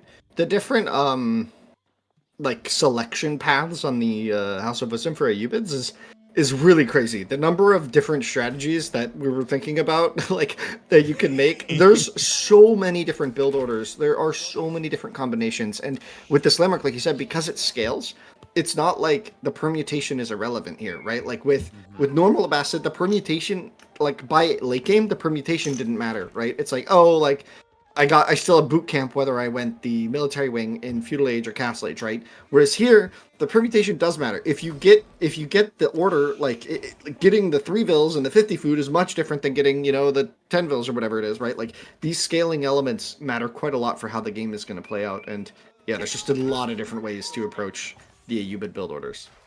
And I think we need to rapidly go across the Byzantines again, because right now people are like, what the hell are all these things he's building right now? What is that green thing on the side? I didn't realize that Mr. was an olive oil farmer, but apparently he is when he whips out the Byzantines, because this Civ has a unique 5th resource.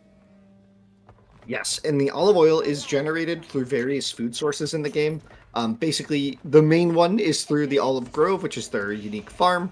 They also get a little bit from berries and a little bit from fish, so they get kind of like this diverse, and they get some via trade as well. And what olive oil does is it's exclusively used to, yeah, you can see it there coming in right above the winery as the barriers are dropped off.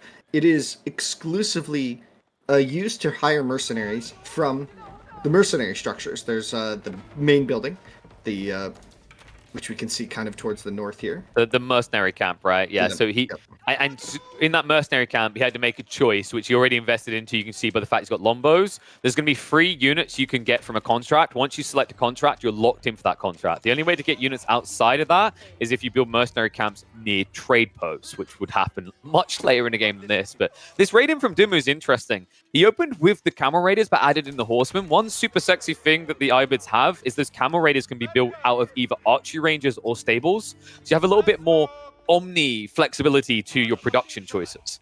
Mister's response was pretty interesting, though. He dropped an archery range and then still chose the mercenary contract that would give him access to Lombos. Yes, you heard that correctly. You get Lombos as the Byzantines. Oh my god, OP tier 1 Civ. For all of my bronze and silver people out there that still get pummeled by Lombos, this is a new Civ that's also going to do that to you.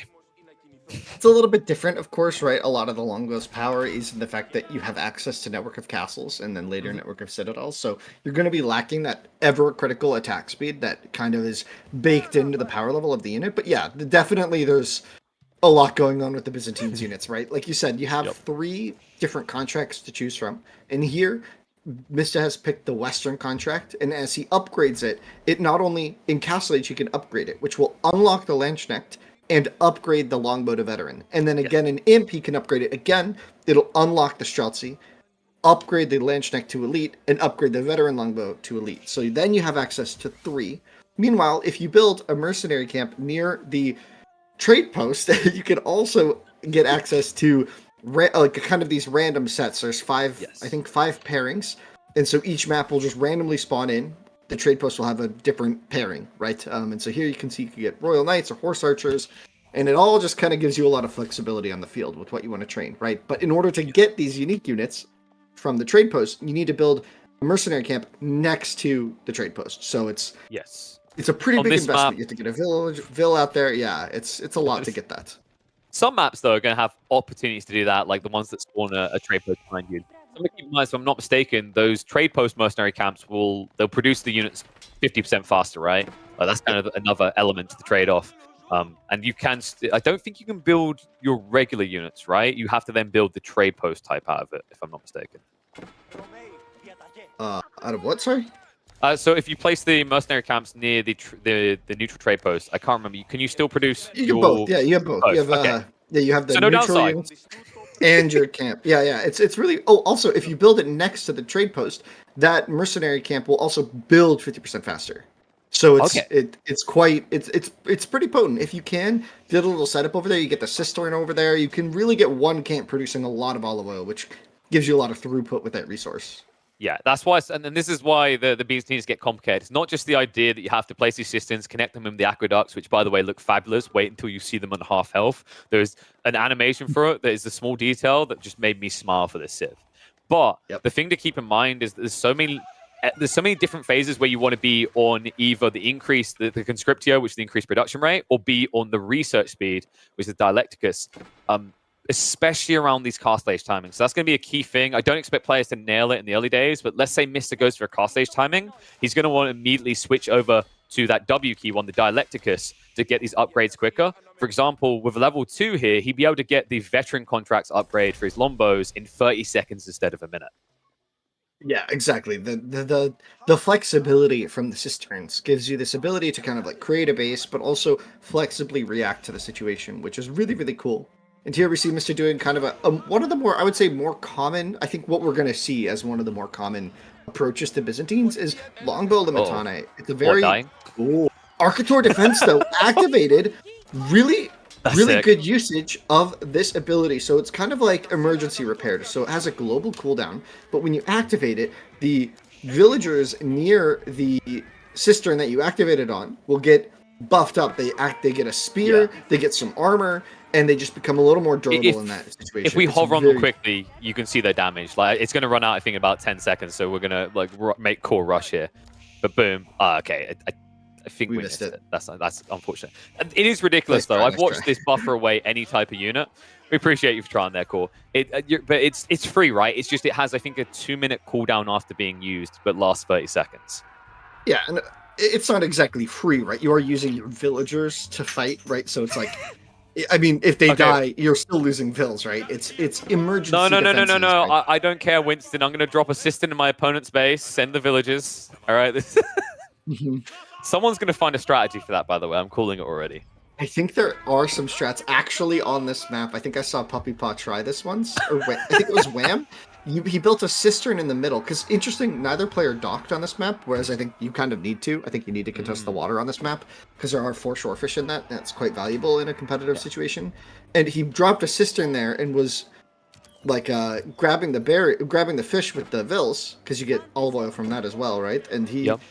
like it was just really interesting. He could have activated Arcatoy and like killed the Dockville right from the opponent. But Yeah. anyway, I'm getting sidetracked in No, it's fine. details. We're just watching Ghoulam's die the enemy base. These Ghoulam's are really scary, by the way, because you got the Mameluke's Ascent, which is a really disgusting tech, actually. I think you just saw the aura come out there. The way it works is that when you kill an enemy unit, you get a 25% damage increase and a 20% movement speed increase. And this affects, I believe, it's all infantry types. So kind of a nuts booster. And I think it only costs 350 resources to research. Yeah, it's a very cheap technology and it can work very well with these Ghulam FCs that we've seen from the Abbasids quite a lot. But Ayubid's able to kind of do a similar build. Of course, there are lots of differences in how it's executed, but the idea is still quite similar, right? You want to get Ghulams on the field and pressure your opponent, right? The Man-at-Arm Rush, Yes. kind of a classic This in the game, is- and this tech works quite well. And this is very oppressive here. Yes, and this is where it gets to be a big stinger, right? Because you're getting that 20% damage buff, you're getting the double strike, and that's enough to strike back for DeMu. He gets a marking on the board. The score is now 2-1. We didn't really need it for this to go deep. If you're just tuning in and thinking maybe this could be over 2-1. sooner rather than later, this is going to be a play all 7. But cool to see DeMu actually getting a win there. Mr. was really crafty on these first 2. But I think the crazy thing about this build, you mentioned we've seen a lot of Abbasid players do this similar build with the Gulam spam. I think Ayubiz just does it better because of that Mamluke's Ascent. Like, that is a ridiculous buff. Usually this unit can be kited, but if it kills one of you, good luck getting out of range. Well, you're lacking boot camp, right? So Yes. that's a pretty core difference between the two, I would say. But yeah, I feel that's like I take that, though, right? Like, because it's boot camp, it's 10 or it's 15%, right? Which is quite a lot of health. HP versus like 1 or 2 units every now and then getting a buff. It's very, yeah, it depends. It very much depends. Like if you're raiding with the Ghulams, probably, right? Like it's quite good. Yeah. But yeah, DeMu getting a point on the board, very important for him because the series was looking pretty decisive for Mista heading into this. But here he goes, DeMu getting a nice win there, able to overcome Mista's Byzantines, where it looked like he had kind of a prep build planned. Yeah. but the I've longbow, the Mittani raids didn't really pan out, and then yeah, in the end, the raids couldn't handle the Gulam. Didn't have an answer yet. Was hmm. a little late to castle, maybe. I realized we didn't get to talk a bit too much about the Limitane, but that's because they didn't really have a relevance in that game. But the Byzantine spearmen are actually unique and different to the other civs. So, for example, they have the shield wall, which reduces their movement speed and the attack speed, but gives them a 50% range damage reduction, which is crazy. It means archers don't actually just annihilate them. So pretty good for static comps. And I believe they also have 10 extra health over similar units. So pretty damn effective. We'll have to see if they get a clearer relevance later on the series when it's DeMu's turn. Something to keep in mind, by the way, in that game, I'm just going to say it now because I've seen so many players going for the Grand Winery. I kind of feel like the Grand Winery is a bit of a bait. It looks like it's incredibly OP, but mark my words, Hippodrome is going to be meta. That I hope we see it in the next game. It's incredibly powerful for cavalry play. It literally lets you play the Byzantines as if you were playing French. Yeah, the Hippodrome is quite strong in certain ways. That triumph ability is quite good. It's Yep. quite good. But yeah, now we have a rematch of sorts, but we're flipping the script a bit. So we're gonna see how DeMu handles Jeanne and how Mista handles Order of the Dragon. It's going to be on Gorge. If you have not seen Gorge before, one, I would advise that you go back and watch Red Bull World Legacy. Those games were absolutely incredible. That's how you also discover the story that actually the true number one player is not Marine Lord, it's Magic, the only guy to beat Marine Lord. But more important, there was loads of cool maps and matchups there, plenty of faces. But one map that appeared quite a bit and looked so incredibly fun for competitive was Gorge. It's finally going to be in the game as a standard map. I believe it's going to be available in quick match, if I'm not mistaken, Winston. But I can't remember. Has it been put into ranked? I believe it's in the first map pool. I'm not sure though. Okay, dude, I'm I I'm thought it I'm was in hyped the for first that. ring map pool, but I don't quote me on that. I actually forget. It's been a bit since I looked at that. I hope it is. I really hope it is because I think honestly, to me, that this is up there. Not quite right. Dry Raid always gets the most balance, but I don't think it's far off that in terms of the competitive viability. So many civs can function on this. For those that haven't seen Gorge before, you start with one fat wood line behind you and one tiny one in front. So you have to kind of be present. You can't be one of those maps where you get a very generous spawn where you can always just play turtle mode. You have to be quite reactive in those circumstances. I'm curious who's going to be reacting to who because Order of the Dragon versus Jean. We have seen one matchup this before, as you already highlighted. Jean does usually have to be active. I haven't seen a game where Jean's been forced on the defensive so far. I would be surprised if Order of the Dragon was the one to do it, though. I think you can actually with certain build orders, but I'm not sure they've really been fully discovered or explored yet here. Their horsemen are really, really strong.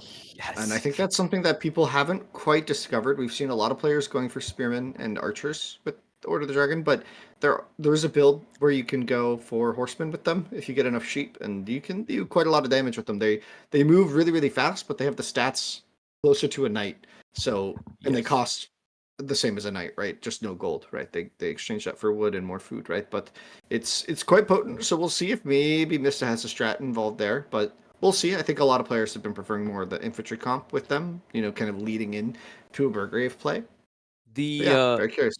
the interesting part to me actually about the ramifications of having units that are essentially two in one to a certain degree is that where I think that really shakes things up is in melee clashes because typically one of the issues with scaling into a lot of melee is that not all your units are straight away fighting, right? They have to like waddle around each other to get on top of a target. Whereas if you think about it, the Order of the Dragon are being more space efficient in melee clashes, which I think is part of why we've seen players kind of lean into a lot of spearmen, a lot of men at arms. But I want to actually just give a big shout out to the dev team because one thing that they really done with Order of the Dragon is they convinced me that HRE building archers isn't a meme. Like their archers are incredibly impressive. In fact, I kind of hope we get an opportunity to show them off because gilded archers, especially the gilded armor upgrade for them that gives them +3 ranged armor and castle age, can do some incredible things in certain matchups. Yeah, that the 3/3, right? It Yeah. goes a very, very long way. That tech works quite well. It gives you a lot of value, right? We're talking we're talking winning almost every archer versus archer exchange, which Yeah. can be quite common in heavy feudal play. We see that quite a lot in different tournament metas. We see that a lot in team games, right? So there's definitely a lot of opportunity there, I think, for that tech to shine. And I'm curious how it will do in the long run.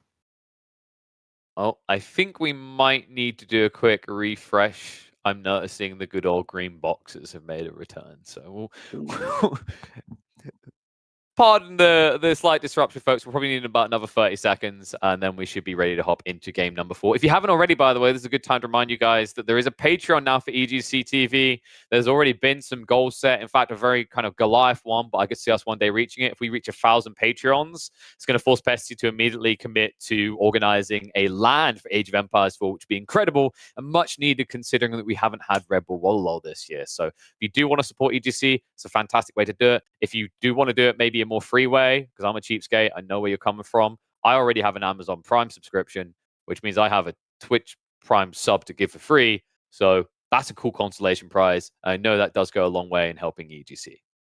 Yeah, could really use it.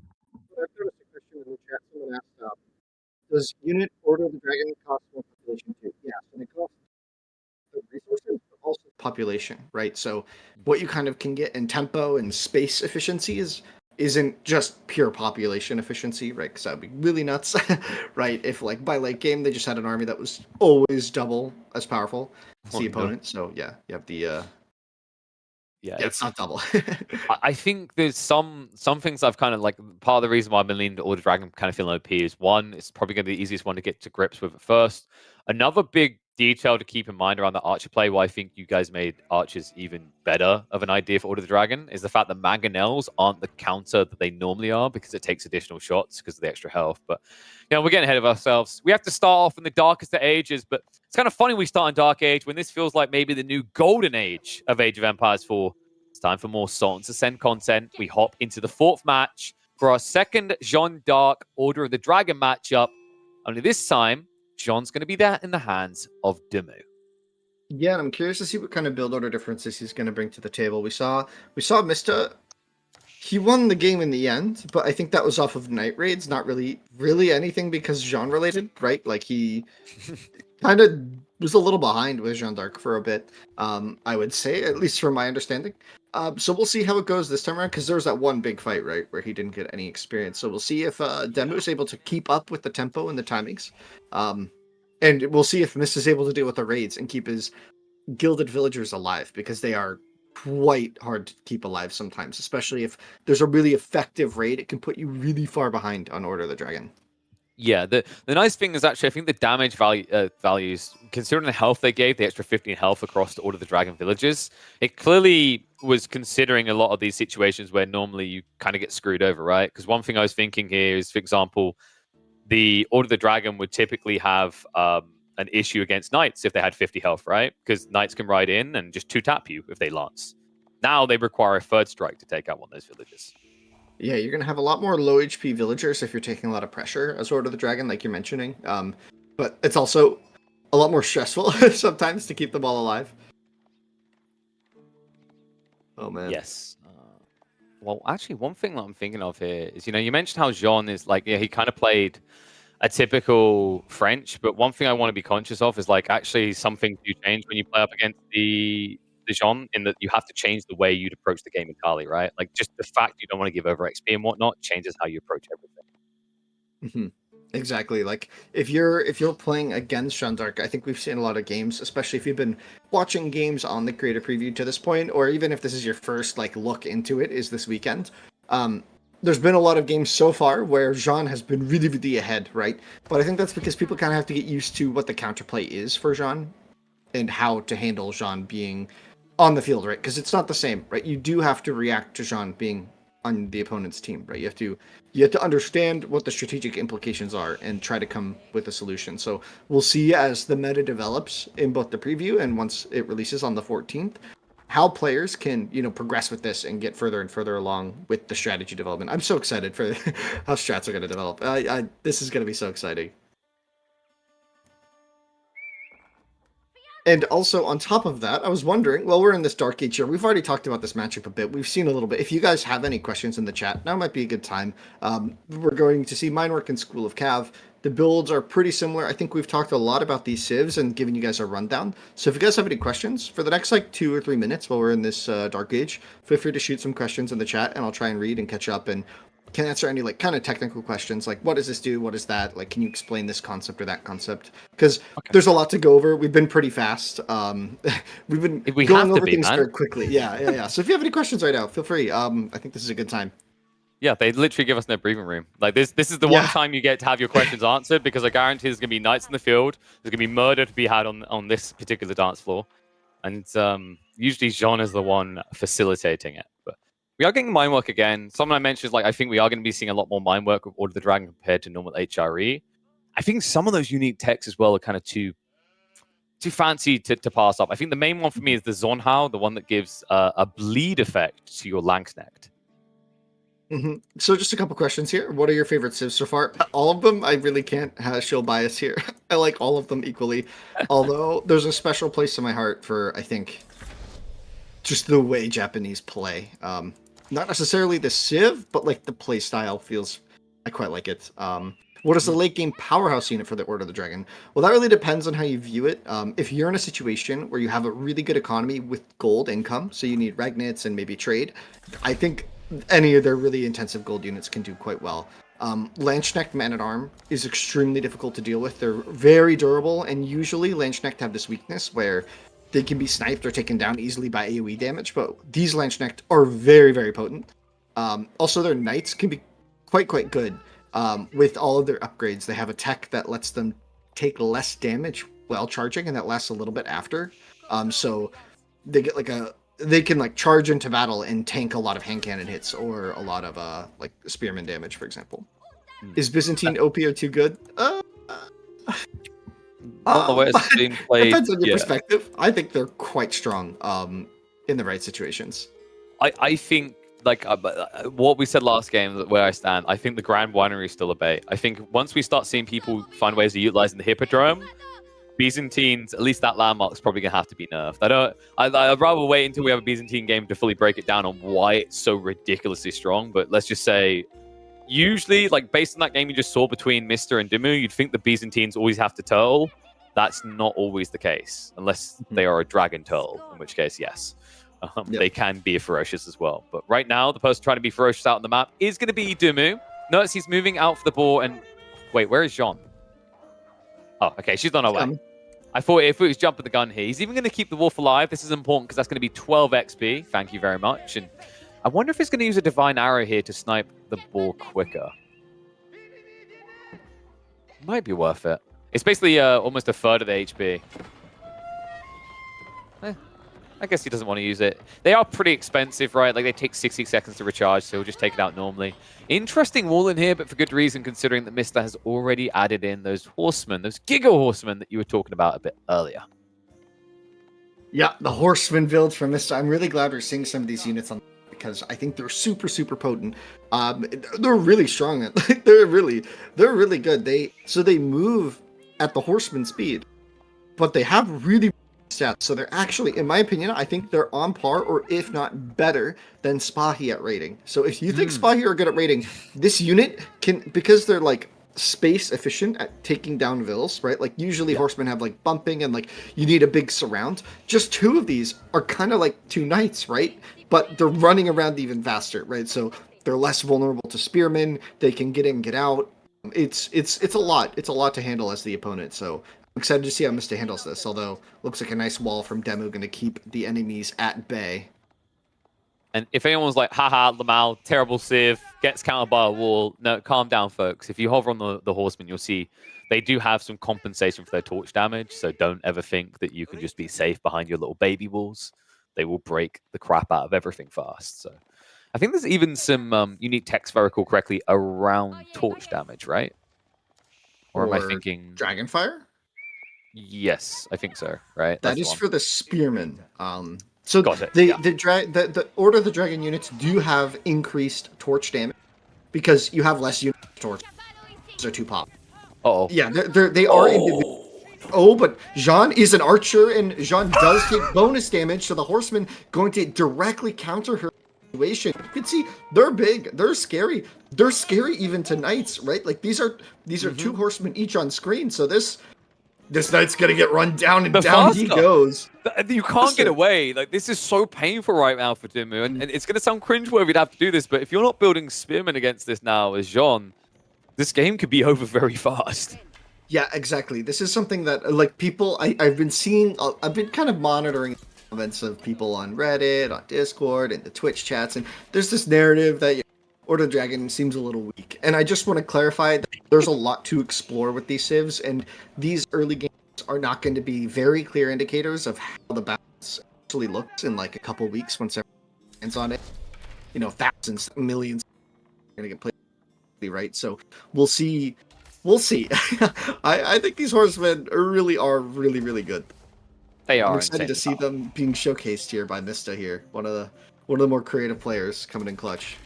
You say that, but I just want to highlight something at this point. I mean, Mista, if there's any player that loves his horseman, it's this guy, right? Like, think about the builds he's come up with in the past.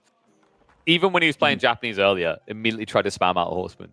Part of me is like, I wonder if DeMu, as he sees this, like, it's kind of a smile on his face, like, of course, Mista built horseman. Of course, he'd go for this build.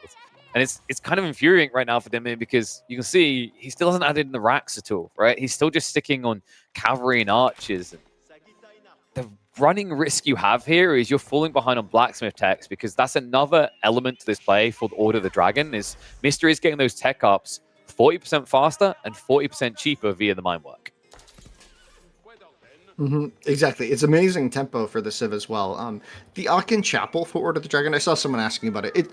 It still exists. You don't put a prelate in it. Instead, it just has like an aura around it where your villagers are 10% better. Now, keep in mind, that's on top of the villagers already kind of coming in a way, like, if you want to think about it like this, pre-inspired. And how is my mic coming? Is it working here, KP? You're good now. I think you're good for now. Okay. Apologies for that, folks. It's Yeah, you know what it sorry, guys. is. It's because Winston's giving away all the content.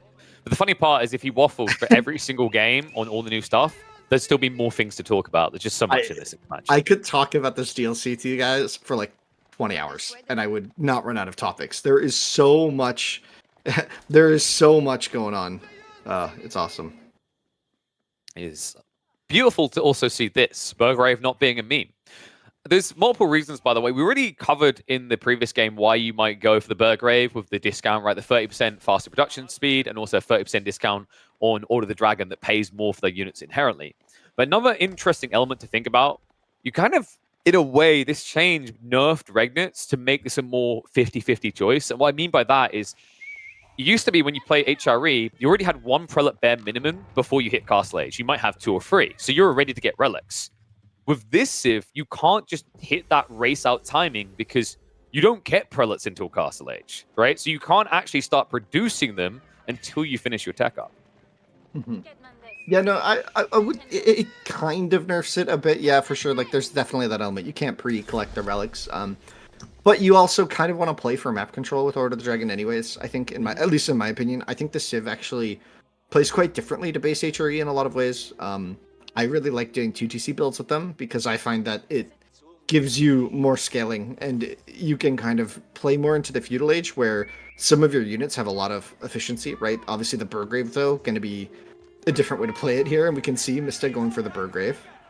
Royal Institute coming in, though, for DeMu, which is more normal. It's going to be pretty standard, except it has access to a couple different unique techs for Jeanne than compared to normal French, but most of them are the same.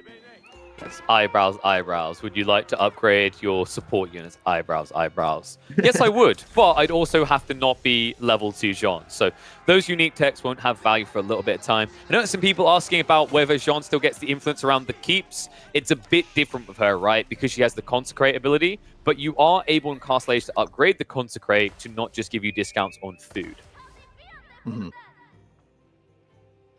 I think it's actually, is it that tech there under C? If you hover on that core, it'll be, there you go, Ordnance Company. Exactly, yeah, that makes that buff really strong. Can we actually check DeMu's base? We've been explaining the civs, but not really, I know this is gonna sound silly, but I feel like I haven't been casting this game very much. We have so both stables. So once again, the players going for both stables is actually very similar to what Mista did. One of the cool things you can do with Consecrate is actually put it on the town center itself. And I think that's one of the most consistent ways to do it. I think you do get slightly more food per minute if you're making knights or horsemen. Yes. But I think it's more consistent because you're basically guaranteed to always be training vills from the TC. Whereas you're not necessarily guaranteed to be training training knights the entire game, right? Yeah, that's the catch, right? If you ever need to transition off, then this building kind of feels like dead weight. I think one key choice around whether stables versus TCs is more optimal is going to be if you went for the Chamber of Commerce or the School of Cavalry. Because if you go for the School of Cavalry, you produce knights quicker, which means you're essentially getting more discounts per minute in the matchup versus whether the TC is better. But if you're talking about without School of Cavalry, it takes you 35 seconds to get that 25% discount, compared to 20 seconds for every smaller discount on these villages. So it's kind of something important to keep in mind. I say that as if we actually see many Chamber of Commerces. One day it will be an important thing to keep in mind, Winston. Yes, I think there's some strats with Chamber of Commerce with Jeanne, but they're a bit weird. It's better in team games, I think, when you don't need to be the only player massing units in Feudal Age to get experience on Jeanne. When you can kind of rely on your teammates, you can go like 2 stable after Chamber. It can be quite good. You still have the technology discount that normal French has, right? So you can still kind of tempo into those techs in the early game. And that can help supplant the fact that you don't have the faster producing TCs, right? Yes. And by the way, something to keep in mind here is, it kind of seems like Jeanne's worthless, and what was the point? You've already kind of lost the game. But there is some versatility here. Like, for one, DeMu could have tried to sneak Sacred Sites because he actually has Age 3 now, which would have given him XP. Another thing is things like when he was Castle Aging up here, if he'd been at home with Jeanne and kept her nearby, in level 1, she builds 33% faster. After that, she projects an aura around her that makes all villagers nearby build 33% faster. So something to keep in mind for those that just can't get out of their base. But right now, it looks like Mista's trying to get into DeMu's. A charge forward coming out here. A decent comp. I think it's actually got one Langsnecht in there. It's a little bit hard to see and also very difficult to snipe with that increased health. Where is he? DeMu's been doing some interesting stuff here, trying to navigate. I don't know what he's looking for before he takes this fight. He's just kind of running it around, letting the TC deal damage. Finally finds a little choke point that he's happy dealing some damage and does get some experience here. You can see a lot of experience when some of these horsemen go down. 24 because the unit is 240 resources, but my gosh, these Order of the Dragon units are tanky, and there are a lot of them, but this choke point isn't ideal. It's Jeanne d'Arc level 3. Okay, this is really big. He just spawned in the companions. Now he has extra weight to his defense here. And he's more or less only up against men-at-arms. Men-at-arms that don't get things like the maces and the two-handed, right? So because they have higher base stats, they don't get those extra juicy plump elements, the HRE, which means these heavily armored units are going to be able to hold. And just like that, DeMu now finds himself with the pop advantage militarily. The first time in what feels like quite some time. That was a really impressive fight from DeMu. I really admire his patience there, because I do not have that kind of patience. I would not be letting my units take chip damage running around like that, but he really waited for the perfect time, and he got an engagement that was really good. And in the end, a lot of experience went his way here. So Jeanne finally to tier 3 quite late, probably later than he wanted. You can imagine, right? He finally got that experience that he needed, and now we have access to the riders. So let's talk about this level up just a little bit. We talked about it in the previous set, or the previous game where we had Order of the Dragon versus Jeanne d'Arc. You can pick between the champions or the riders. The riders here have that bonus versus the crossbowmen. They're also very potent raiders with very high ranged armor, right? So they can do quite a lot. Look at that, 6 and 8 ranged armor is a lot. And also he got Raw Institute, right? So look at the biology difference it's making. Usually this is a 190 HP unit, 215. Remind me, Winston, how much did he pay for 3 of those? He didn't pay anything. What? He got the 5-finger discount? Oh, damn. Yeah, on every 4 minutes, Jeanne can call in 3 units, right? So that's they're valued around 200 resources each, and you can train more of these units from the keeps for Jeanne d'Arc. Yeah, I'm waiting for someone to do that. So far, I've cast a few Jeanne d'Arcs. No one's really got to the keep scaling, but yes, you have the ability to push them out the keeps. They're a little bit more pricey because they're better stats, but if you have Consecrate on the keeps, it becomes an efficient opportunity there. And speaking of efficient things to target down, a really big part of why DeMu was able to get to that level 3 so quickly, you mentioned the higher values. This guy especially, this guy who's suffering from gigantism, this guy that looks like he could actually take out Dwayne Rock Johnson, he has quite a lot of health, but also costs quite a lot of resources. I think it's 480 resources, if I'm not mistaken, for a 400 HP heavy knight. Yeah, these Gilded Knights are really, really strong. And under it, you can see the Warhorse tech. He's not going to be able to get that until Imperial, but yeah, these Gilded Knights, they certainly pack punch, and it's a strong unit. Talk about some population efficiency. They are 2 pop, but I think they're worth it. They have so much value, and they are so hard to take down. This is a really good time for the units to try and use the prelates to heal. You're in Castle Age. Trying to get a couple prelates out, I think, is very important to try and use some healing to keep these units alive. It's so much value. Now, it's important that you don't get caught out, because if they do go down, the price lost is high. And he's up against quite a lot of arbitrary at this point. But Jeanne! Oh, he gets the Divine Restoration. Okay, and now he's running into the crossbow line, so he will just about keep her alive. And that was very important now, because as long as he's not in combat, Jeanne will heal for 1.5 health per second. Actually, I think it's 2, right, at this stage in the game. It's 1 health a second when you're a villager, 1.5 when you're level 2, 2 at level 3, and then 2.5 at level 4. Yeah, yeah. An important thing to note is that when you pick melee or ranged, Jeanne is ranged unit here. So she does have ranged damage reduction as a passive element. So something like the Javelin will deal a little bit less than you'd expect. But melee counters to ranged units do exceptionally well. So Horsemen, if they get the surround, the Horsemen are just going to kill Jeanne in this situation. So it's a very risky situation for DeMu. He has to be very careful that making sure she doesn't get surrounded. And that is 7 Gilded Landsknecht. And I believe we see Zornhau on the field, right? Yeah, I think so. They've got the longer poles, right? That's how you can tell. So if you check the mine work, there you go. Zornhau for them, which means they now have... does it increase the range? I don't think so. It's just the bleed effect that they add in, right? It adds a bleed effect to the Gilded Landsknecht. So when they attack that whole sweeping arc, everyone gets tagged by a bleed. I think it's 1 damage every second for 20 seconds, I believe, is the numbers. I actually forget the exact I think stats. Like, I don't want to just cut you off. It's 2 every 1 second for 10 seconds. And get out of here! What are you doing in this area? Horseman trying to ride to the backside. DeMu creating a little bit of a concave, but that actually might serve a better purpose for Mista, as now he catches up with the Landsknecht. Important, you got to keep Jeanne alive here. I think he's still got the Divine Restoration on cooldown. It's coming off in 20 seconds. He can summon more companions, which might be a good way of splitting this fight a bit. But that bleed is starting to add up. These knights, they're melting. Like a hot knife is slicing through butter. But the line is feeling TheMista, and now it's mainly just the glass cannons. With a good bit of kiting, DeMu can clean up the rest of the forces.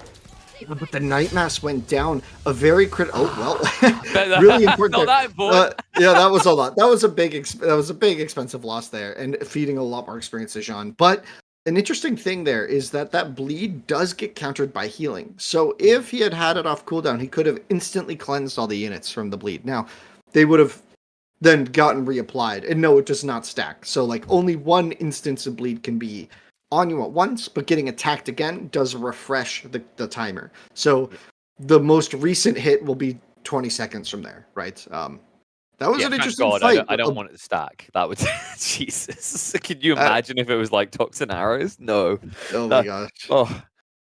I've got this feeling there was probably an early version where it did work that way, and it was just an accident quickly addressed. But I think this is what we're going to see out of people for a while with Jeanne, because the tough part is, like, when you take a bad fight like that, it almost feels like you've GG'd yourself out, because you know the XP punishment that's coming your way.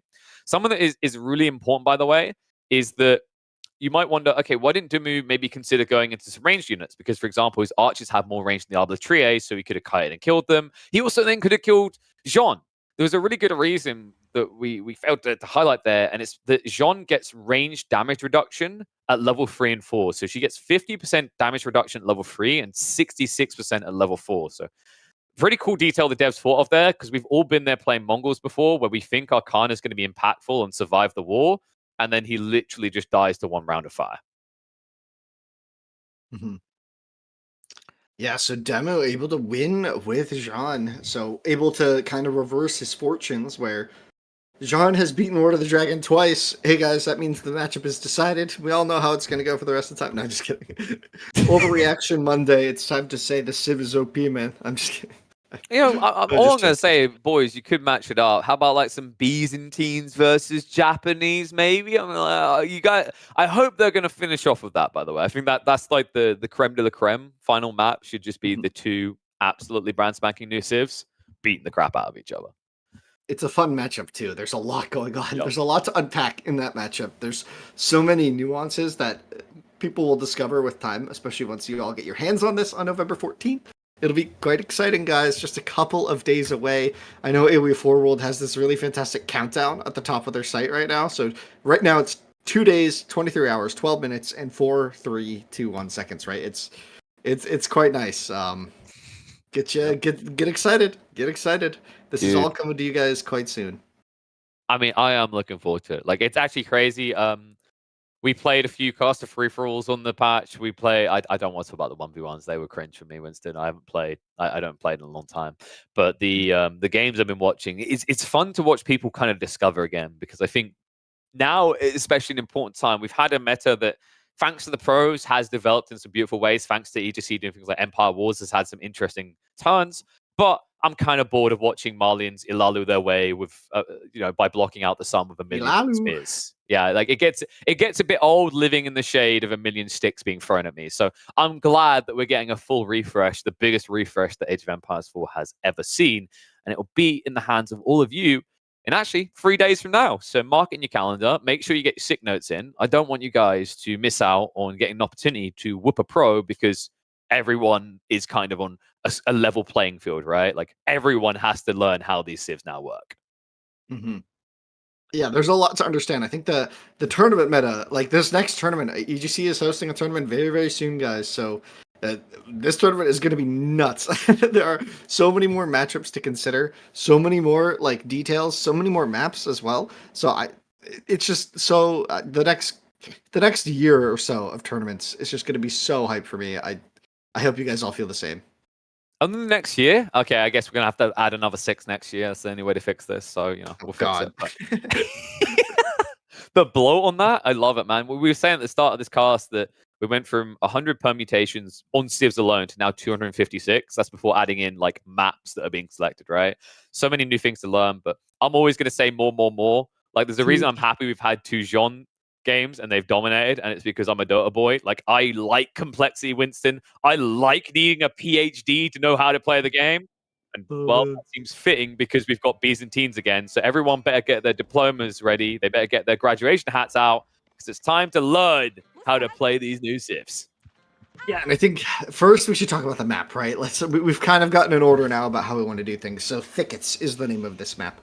There are 4 large forests around the central lake, this kind of sea, kind of reminiscent of Baltic, but one of the differences is the center pond has a sacred site. So if you want to win a sacred victory, you're going to need it. Here, it looks like the players have a sacred site behind their base, so unlikely that it's going to be super duper relevant, but it is one of the rewards of map control. Now, on the other hand, there are corner markets, and it's going to be pretty important to be on the water early. It looks like both players are aware of this and adding their docks. And once again, we have a UBID versus Byzantines, but this time of different right KP. Oh, you've decided to communicate to me. No, in, am I a robot? SOS. I think you're good now. You don't go robot. Sorry. You just it's almost like I'm playing like fill in the letters, right? Like kind of a little bit of hangman here, but I think you're good. All my stuff is like set up. So you were literally, I believe you were literally just going to tell us that this is more or less a rip-off of Baltic. It's a different. The silence was like, I'm out of here. He's on to us. There's a lot of differences. There's a lot of. Yes, well, I mean, of course. Having a central pond, it's like a thing, right? It's like saying, oh. I love how every time Winston tries to defend when I say it's a rip-off, his mic cuts off. Oh, did it rip? Okay, my mic is rough. Sorry. Okay, you're clear again. Try again. I'm sorry, guys. I don't know what's going on with that. I actually have no idea. I'm going to turn off my fan. Maybe that's doing something. But I'm going to die of heat. We're good, though. No, you're actually coming out through perfectly. But you're right. It does have some differences. The central island gives this kind of interesting element. Don't know if we're going to see Delhi, but that, people that would like those sacred sites comes to mind. I think the really big one for me is how quickly that safe word depletes. You can see it's just baby lines. Like, actually, it's more like a droplet, a splash of wood. I wouldn't really even call it a forest. Yeah, and I do want to talk about the water differences really quick, because there is a lot to take in with water. It's important to understand what navally civs are bringing. The UBIDs are very, very similar to the Abbasids in this setup. They have the same units.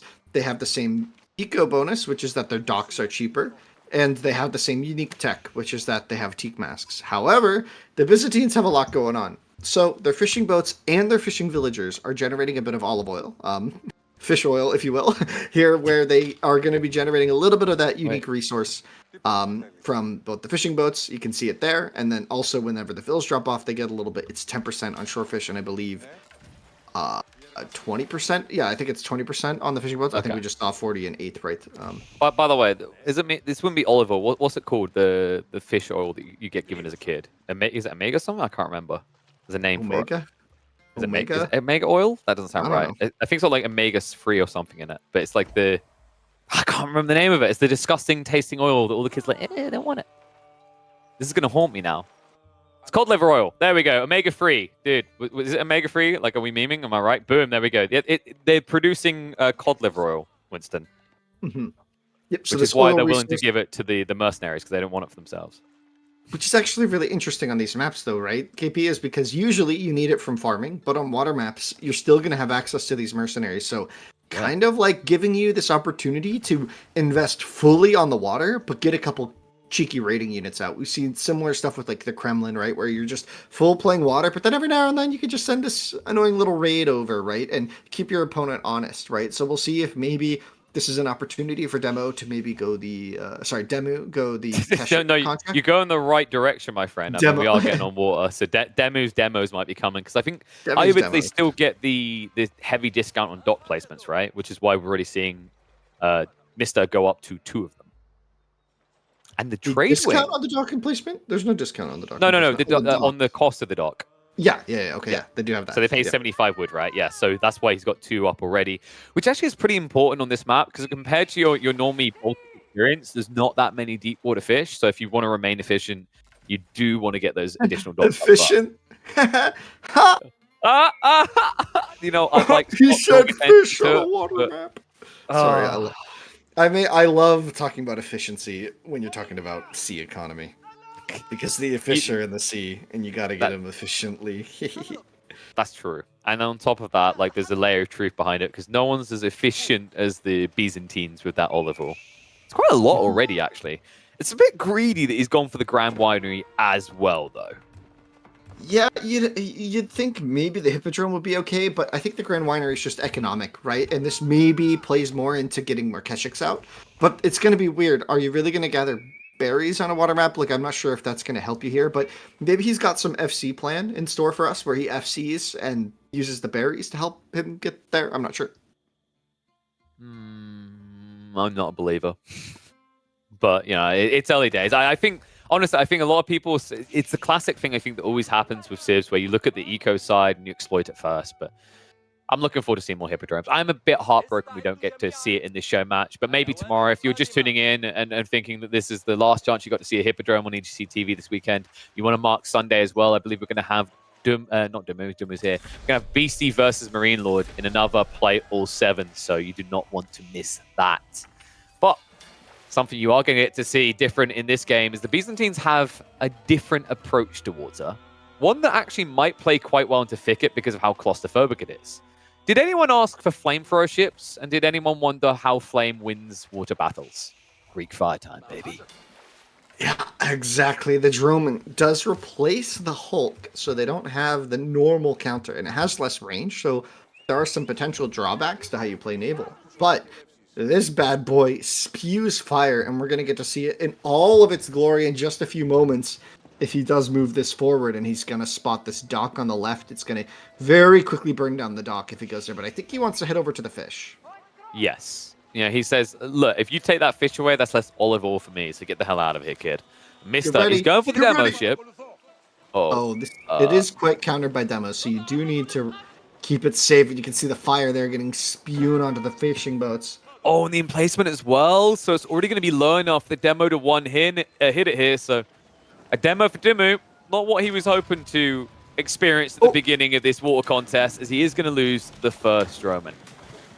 Yeah, you need the galley to help defend the demo, right? So it's still like a Hulk, right? Where you have to have the composition. You can't just make pure pure Dromans, but it was an interesting opening. Meanwhile, we did see Mystic go for the, as I love that the community has been calling this the casino landmark, because there is a bit of RNG here, but it Yeah. is the bazaar, which gives you access to 5 trades every 3 minutes, of which you can pick 4 of them. And so here you can see that it looks like he's already purchased 1. You can see that it's missing maybe even 2 already. And yeah, he's picked up. I don't know what he picked up actually because we weren't paying He attention. It picked looks up like the traders, and I believe he got the villagers, if I'm not mistaken. Traders and vills. Yeah, maybe. Yeah, That because he's sounds got no likely. military on land. It might have been that he bought into the stone. If we check, no, he's got a mining camp for the stone, so it definitely looks like he went for the villager plus the traders. And now, well, DeMu has decided that he doesn't want us to be droning on about the Dromans themselves, so he stopped them for the time being. He goes to the archer ship instead. But he has got more on the way. Yeah, he's going for the archer ship. That'll give him space for this next Droman. He's got two galleys and a Droman. He's got another Droman in queue, so a heavy investment into the water. Meanwhile, he hasn't actually connected his cisterns fully, but you can see he's got 2 there, and a third one will be connected shortly. I think when he has enough stone. He has plenty right now to do that. But the Droman is quite good against these archer ships. You can see down it goes. Oh, just keeps it alive. Walks away. 4 HP. What? 1 HP and it's going to stay up. Okay. But these things can burn down docks fairly fast, actually. I think they're a little, maybe they're similar, but it feels like they might be a little bit better than individual Springwell chips, at least from what I've seen. I think they're better, yeah. Yeah. They should be, because they have to go into melee range, basically, to deal that damage. Looks like another trader was purchased. Housing. Housing. Funny thing, kids. You want to know why you don't want to build the trade wing? Because it griefs you. If you find yourself housed and then trying to tech up, the tech up will queue behind the pop block unit. So you have to be aware. Don't do that. Have to be aware of your cues here.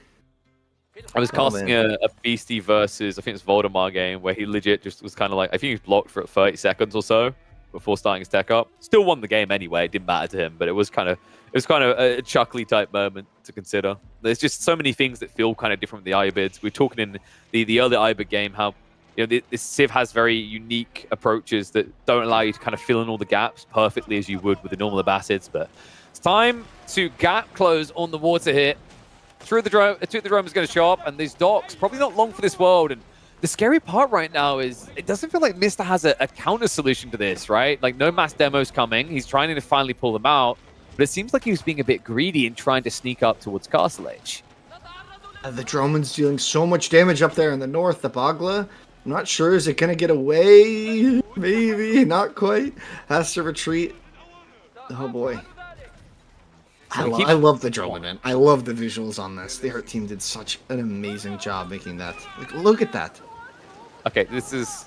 I'm gonna use a Dota term because you're a Dota lad, and we've got Jeanne now, so I'm allowed at least one of them per cast. This is like playing Viper. It's this slow unit. Like, it's scary. No one wants to fight it. You don't know the solution to not fighting it is just don't walk towards it. Just just sail away. Because this is the trade-off for it, right? You mentioned it has kind of a melee range, but it's also slower than your standard ships. Yeah, and Mista, it's quite scary that he's building up this little trade fleet that I don't think DeMu's aware of this yet. Otherwise, he might be trying to spend some of his olive oil. You can see he's got 1,000 in the bank. Not doing much there. It's a bit of an overdraft, right? Like, you got to find a way to spend that resource. So maybe getting the mercenary camp up would help him quite a lot. All right, hear me out. You walk out to the neutral trade post, and you get yourself, like, some knights or something. Yeah, I mean, we could check what the neutral trade posts give. Getting the feudal knights or Mangadai could be really effective here. Oh, DeMu! Okay. That hit me right in the drum. So all 3 go down here. Now, behind this, keep in mind Mista's still fishing, by the way. So, like, this looks really damning as if DeMu's just winning water. But if you check the left side, I think he's still got, like, 7 or 8 fishing boats operational. And he's now on his way up into Castle Age. We do have a little bit of a capture age issue here. It's not quite recording that. Meanwhile, in DeMu's base, I think he's still about another 20 seconds away. And remember, even after he gets the resources, he starts to build that landmark. Yeah, I'm curious what he's going to go for. Yeah, so it looks like he's actually kind of forgotten one of his landmark or cistern connections. And here we see he's like, oh, I should spend my resources. Interesting there. That unique production building for Byzantine is also being placed. And yeah, I wonder what landmark he's going to go. If he wants to make that hard merc transition, I could really see the value in going for the Golden Horn Tower. I think usually if you want to go for that merc spam, Golden Horn Tower is a no-brainer because it allows you to spawn mercenaries for free every about minute and 10 seconds at this stage of the game. Remember, it scales with assistance. I do quite like the Sistine landmark, though. If you want to go... Oh, go do him like that, Core. Come on. So he's one tile off connecting that, so that he's not getting the up to level 4 off that connection. So I hope he notices that, because that's a big deal. But I was going to say, I really like the first Sistine landmark choice if you want to go into heavy units, because the Flask heal, which heals 250 health across 10 seconds, is really good with things like Varangian Guards and Cataphracts. Yeah, there's so much value in both the Golden Horde and the Cistern, so I think there's a lot of choice depending on how you're feeling. I think if you're going for the Cistern of the first hill, I think it can be quite good with Cataphract play, because it just that healing is so useful on high HP units, whereas some of the mercs, like if you're going mostly longbowed Limitani, the healing isn't going to be as useful there, because generally units are much closer to just getting one shot in the first place, right? Interestingly, he's gone the Javelin Thrower contract, which does give you access to Grenadiers in Imperial Age, so it does have one of the better scaling options late game, but Javelin Thrower is not always the most useful if your opponent doesn't have ranged units out, so we'll see what that's going to look like in the end. But yeah, that, as Core, our wonderful observer, is pointing out, the economic difference now this House of Wisdom has produced at this point is quite high, and this trade income... Can we see if DeMu is... increasing the tech speed? Like, judging by that, I don't think he's actually toggled his Sistine. Really big critical detail. He has actually linked in the Sistine. He made sure he did by giving it free connection points. Okay, he's on the Dialecticus, but that's not in range of the Merc camp. So the problem with that is at this stage, it could have taken him like 15 seconds, 20 seconds to research that tech. Now it takes him a whole minute. And it seems nitpicky, but if his goal was to get into camels here, he's just delayed his timing by like 2 extra camels worth of production on average, right? So it's like, it's pretty tough. Yeah, no, Ram's on the left side for Mista, so he's going for the punch here. Gulam, Ram, always going to be a solid combo. And we'll see how DeMu's able to deal with this. He's kind of got this standing fleet, and I don't know how, but Mista's always had less Navy, and he's just played defensive and been totally fine with it. And now that economic lead is 41 eco pop, it's a lot. It's a big difference. It's a really powerful element of Abbasid now Ayyubid play, right? Is like you don't have to fight fleet on fleet. You can just rely on those defenses. Typically, it's better for your regular Abbasids because they can get the discount on the naval placements. But because of how cheap the docks are, you saw that Mista had a really kind of standard Abbasid type approach to this, similar to what we used to see from them when they'd occasionally appear in Baltic. You just crawl around the pond and always give yourself a nice little retreat point with a strong water outpost to keep your opponent at bay. And now we've actually been seeing DeMu's been investing very heavily into these naval techs. So he's gotten heavy droneman, which is just a kind of a more generic upgrade for the drone. Liquid explosives. Yeah, this tech is nuts. So it means that I think if I'm liquid demolition explosives, Team Liquid explode. If he win, like honestly, that's gonna be a highlight reel moment for Team Liquid in the year if he wins a game with liquid explosives. Yeah, so usually the demolition ship has like a blast radius where it has tiers of fall-off damage depending on how far away you were from the center of the blast. So you see that a lot. Like there's a retreating Hulk and it's like, oh, you just get the clip of it and you get that final third tier of like, I think it's like 20, something around that % damage, which is quite low and it doesn't feel like you get value. With that tech, every demo does full damage in its AoE, so it's really, really potent in big water fights here. It's really good at chasing, because then your demos are much more effective in that situation. What are you doing here? Don't tell him what we're doing back at home. This is meant to be a secret proxy base. And Yoink attempt by DeMu is going to fail there. He was able to get into these monks more efficient than Mista. Mista had to build the monastery, but because DeMu went for the Grand Winery isn't just like a drop-off point and a buffer for food. It also functions as a religious building. By the way, that does mean you need to remember to build mills for wheelbarrows still. Otherwise, you might be screwed.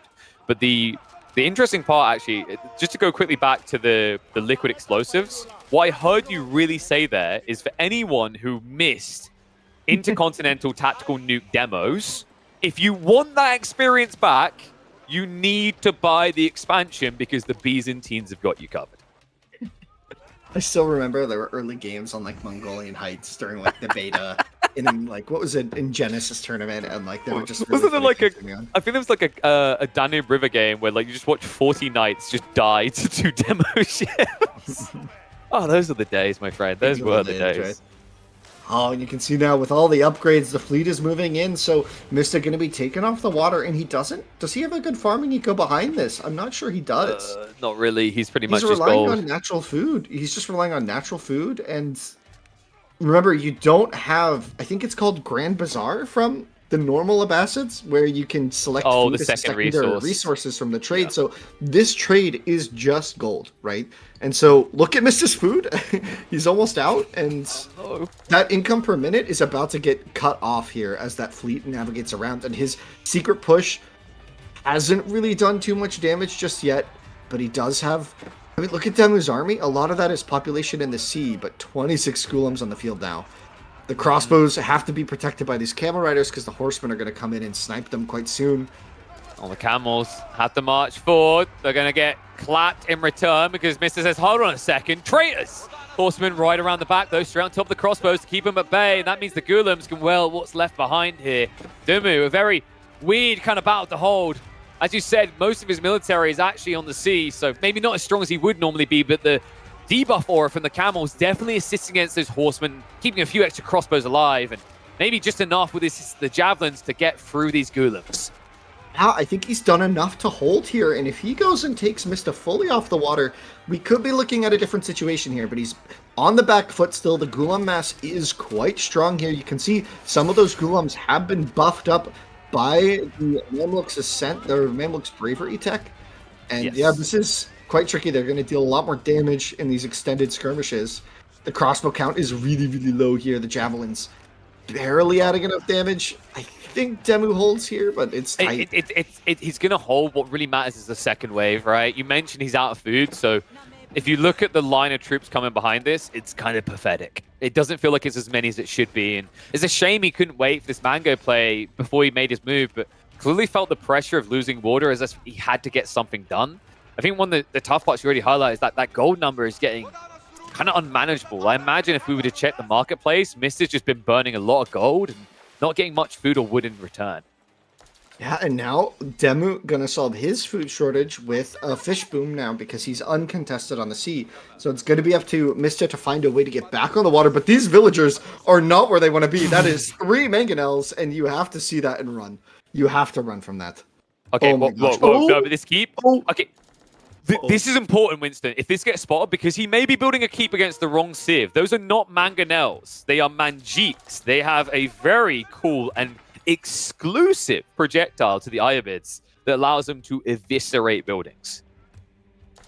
Yeah, but it's tough. That I can't believe he's alive here. That was like 20 villas stacked on like one tile. Like that was the mangonel dream. Oh my god, dream.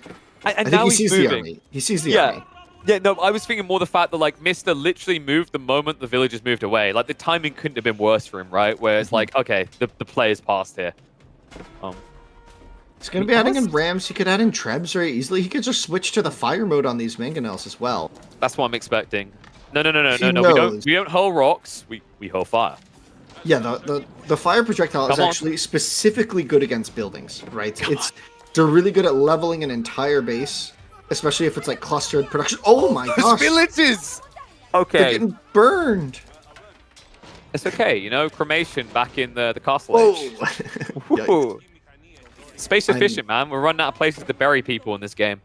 But the interesting thing is he's not gone for the mango switchover. He would have been killing this keep like twice as quickly, I think. And well, right now, kind of DeMu getting into the count. Third Sprinkle coming out, but Ram's now arriving. I don't know if DeMu's gonna be able to keep this castle up for long.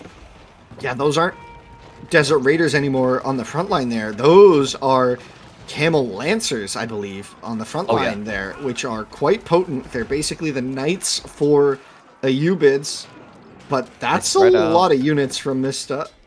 The Springald's getting the picks on the mangonels, though. There's 5 mangoes. They just really need one shot. In fact, who said that Springald's count on mangoes? I don't think at this count they do. Although, on the side, Mista not noticing the 8 clicks coming in. He'll move his infantry across, but the mangonels are just being cleaned up. And without that to back up his army, I can't help but feel that DeMu will once again hold, but after this fight, he could be the one moving out to be the explorer. Yeah, DeMu kept his crossbow mass alive, which was the point of that mangonel switch. And he wasn't able to quite deal the damage I think he was expecting to with this push. That was a heavy investment. And look at the macro. He's floating so much gold.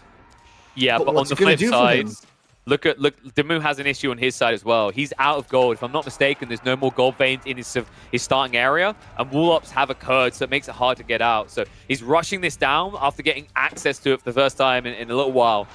Curious to see what he's going to try to transition into next. Now that he sees mass spearmen, I could see Varangian Guard being the go-to play. Maybe he just feels like Limitane is still a good sticker here, as long as he keeps his backline alive. How's this mangonel still alive? Oh my. Ain't anymore. The Golem spam is starting to work really, really well for Mista here. He's just massed units into this choke point, but now there are 2 Springlets here, so the Siege Workshops aren't a huge threat anymore. Wow, this game is really tense. This one market has been doing work, though. Not a single raid has come in. I mean, how do you raid here? Like, I mean, it's really important for Mista, though, that he doesn't lose this position, right? Yes. And DeMu has been building momentum. He has a really good food income, which also, from the fish, will give him olive oil. That's true, but something we have to keep in mind is like Mr. His eco was weak a few minutes ago. There was a gap, but that's 154 eco without fishing at all, right? So he has the flexibility now, and if you think about the map, if you were to kind of divvy up territory, it's fair to say Mr. has very easy access to 2/3 of the map right now. So you can already see him kind of exploiting the gold near his proxy base here in the center, and that means as DeMu starts to exhaust this gold, there's not going to be many options left for him elsewhere on the map.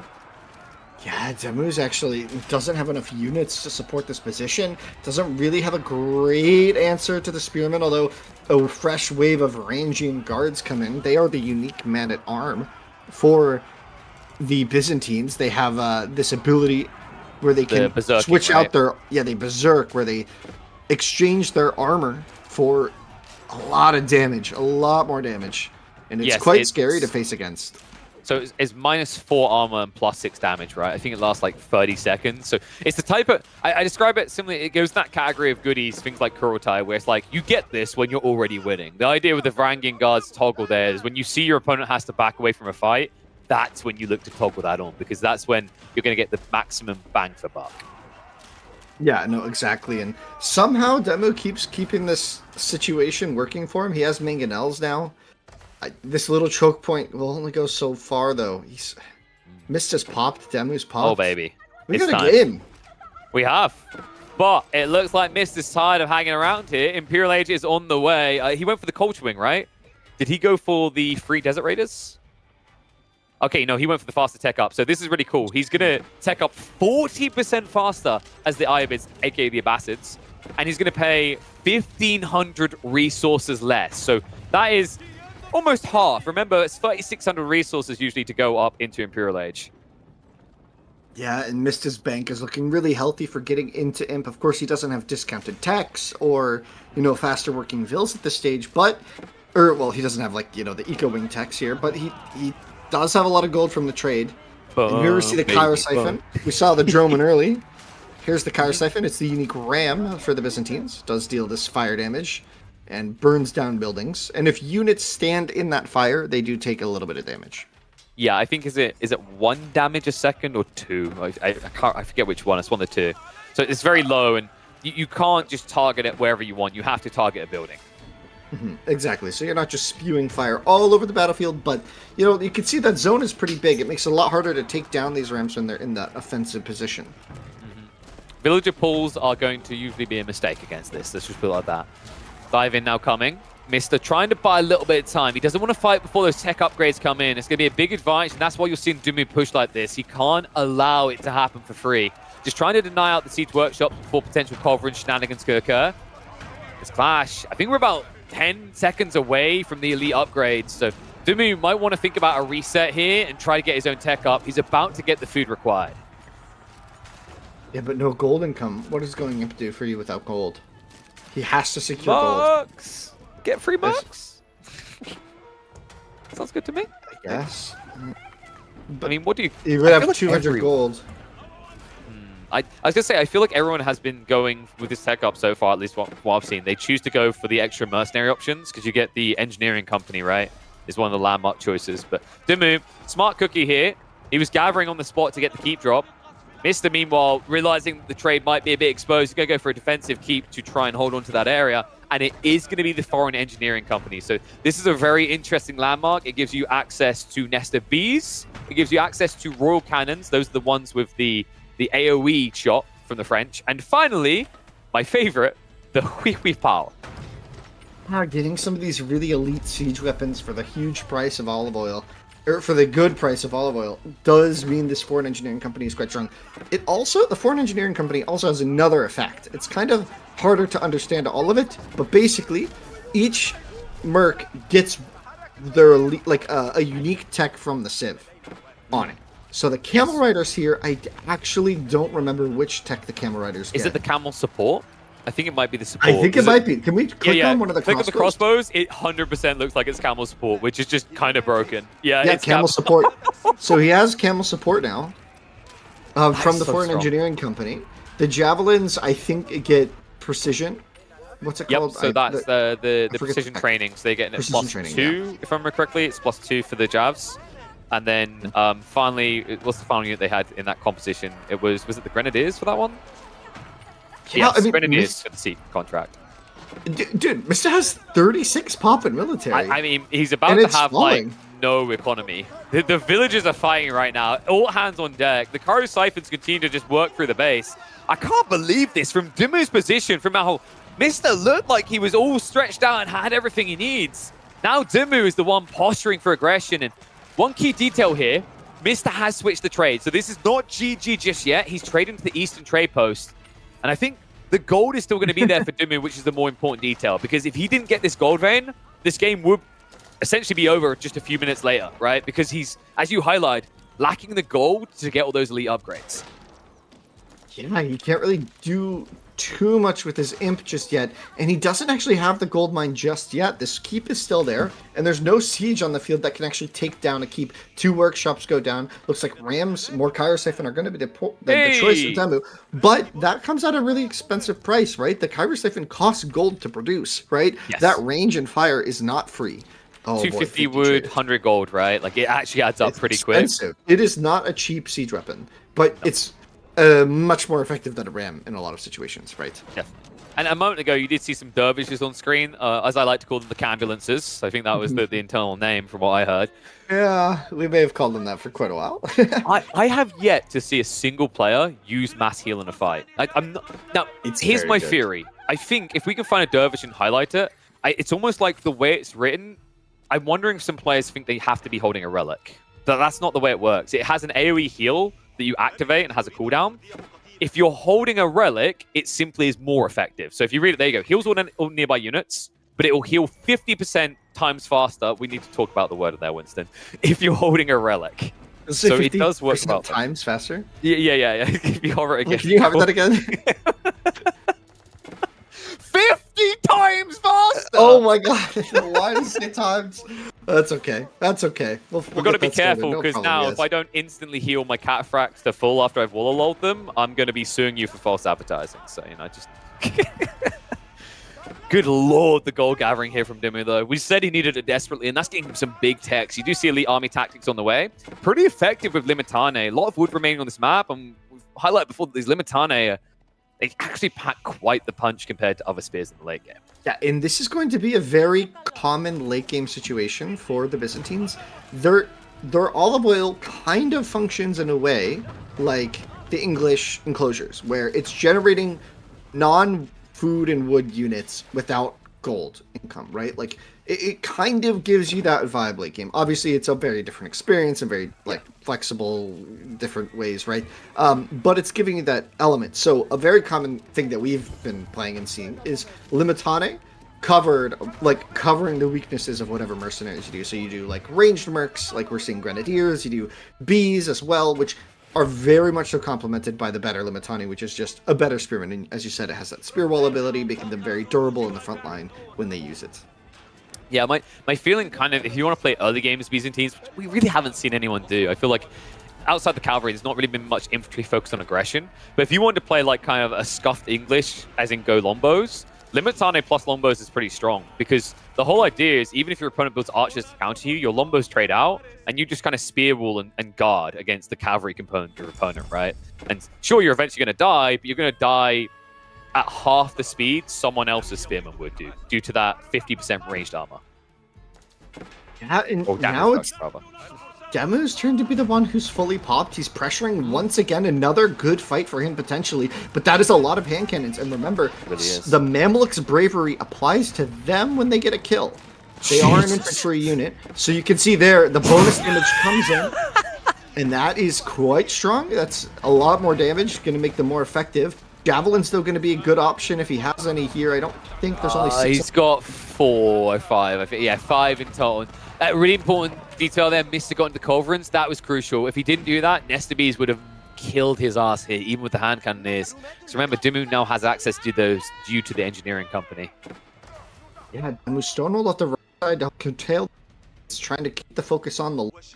I'm going to open this up and pressure. We've got Winston from the moon again. Oh, am I? Sorry. Yeah, just tell me whenever that happens. I don't know what's going on. It's all right. Just give it a second. You need to get a bit of breathing room. The problem is you're just giving too much info, so like what your ISPs are slowing you down, so that people can balance the information they're getting. In fact, quickly just disconnect from the Discord call and reconnect. It sometimes does help. That's a safe shout, I think. We'll have the wise man Winston back with us in a second, just in time to see DeMu getting ready to throw more frags than you saw in World War II. It's going for the Grenadiers. Eric is well out on the field for DeMu. It looks like Mista sneaked in some docks, forcing this really expensive gold unit to be produced here from DeMu. I'm not sure he wants to be making more ships right now when gold is very precious for him. And also, the only good news for him right now is that we saw those demo ships weren't immediately reacting, so at least he's kind of like draining Mista in return a little bit. But I think that the bigger detail is the pop, right? A demo ship costs a lot less than a Carrack in terms of the population burden.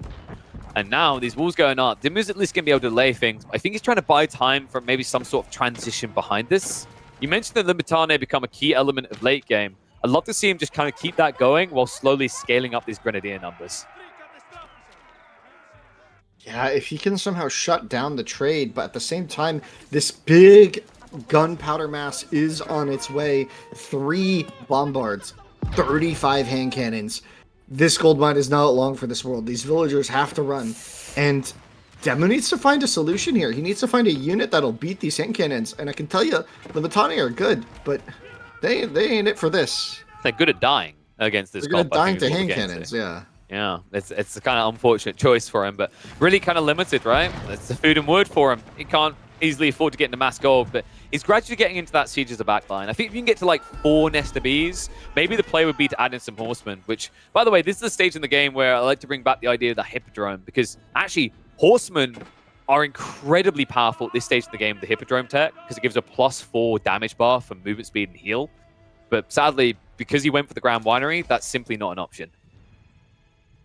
Yeah, and we finally, in the first set of this, the first game of this Play L7 historic show match on EGCTV, we're finally in a late game. You know, the previous couple games are really short and concise, right? But we're entrenched now on thickets, and I'm curious to see how Mista capitalizes on his mass right now, right? He's got the hand cannons, he's got the bombards. It feels like he has his dream composition.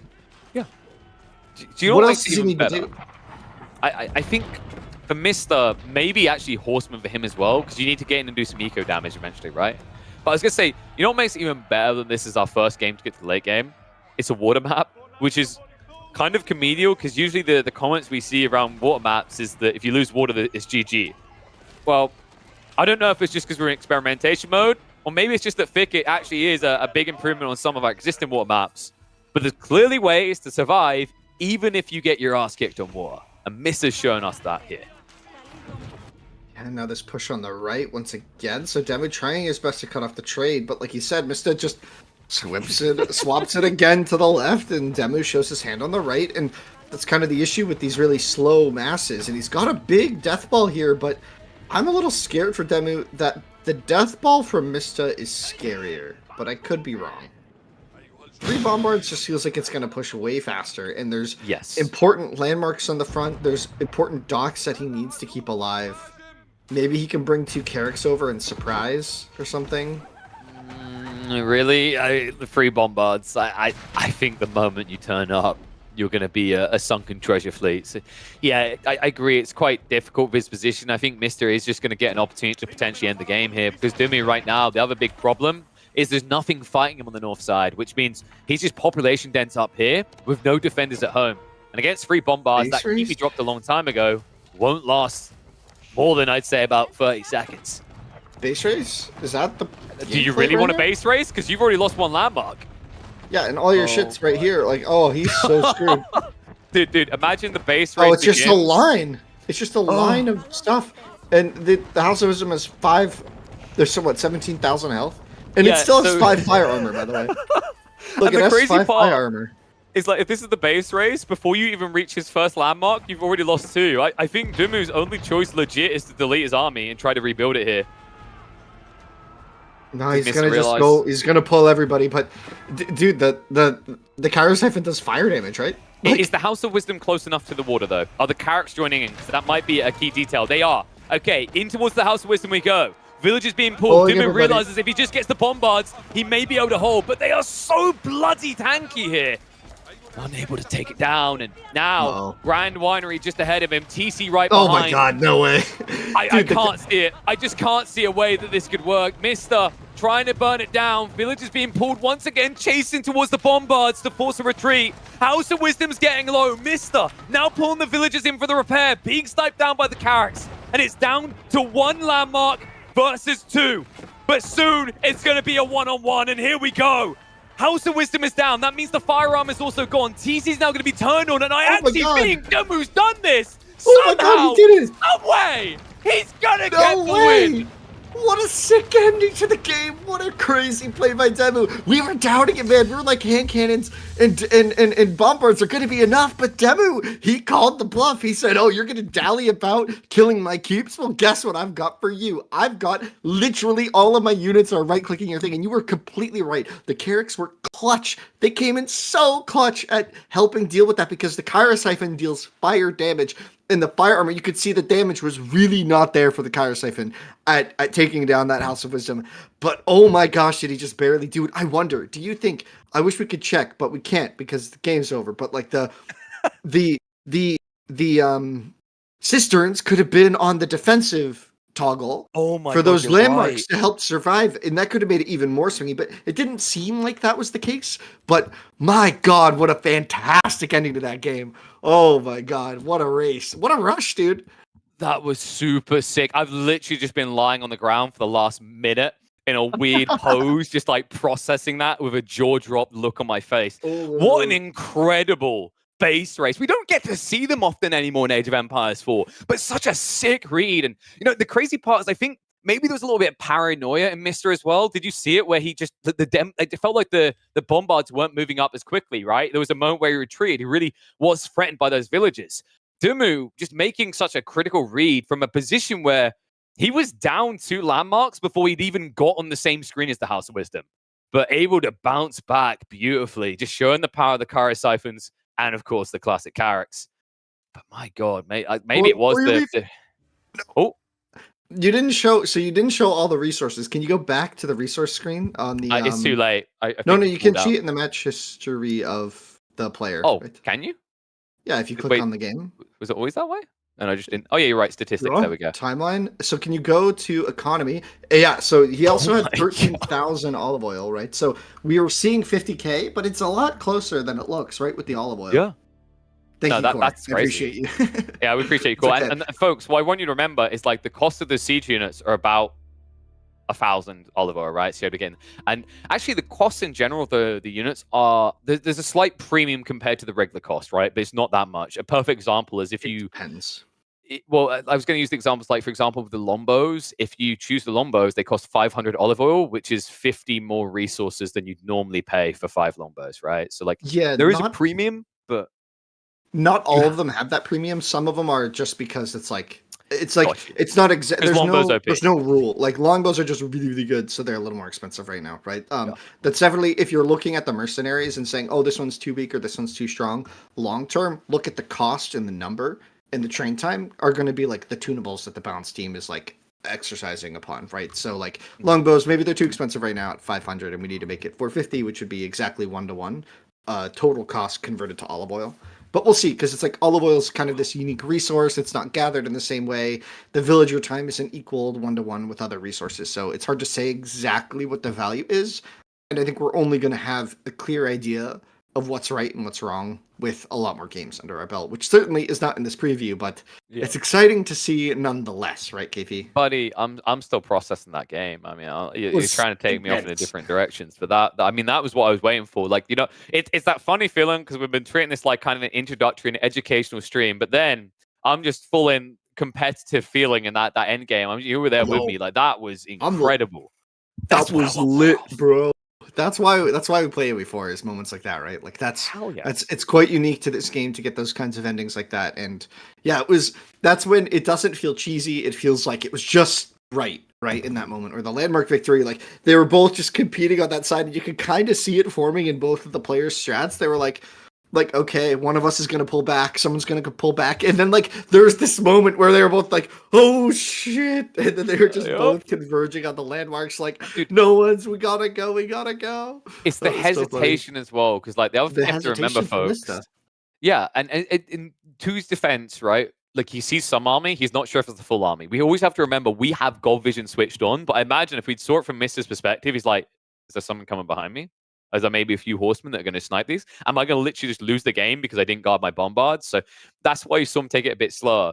While DeMu is like, okay, let me just select the whole army, and there's the House of Wisdom. Go, guys. We're on the clock here. But just a brilliant read there to give himself another point. For the first time in this series now, DeMu takes the lead. We still have 2 maps to play, and I'm glad this matchup's coming in again because I am such a Japanese nerd. I love this Civ.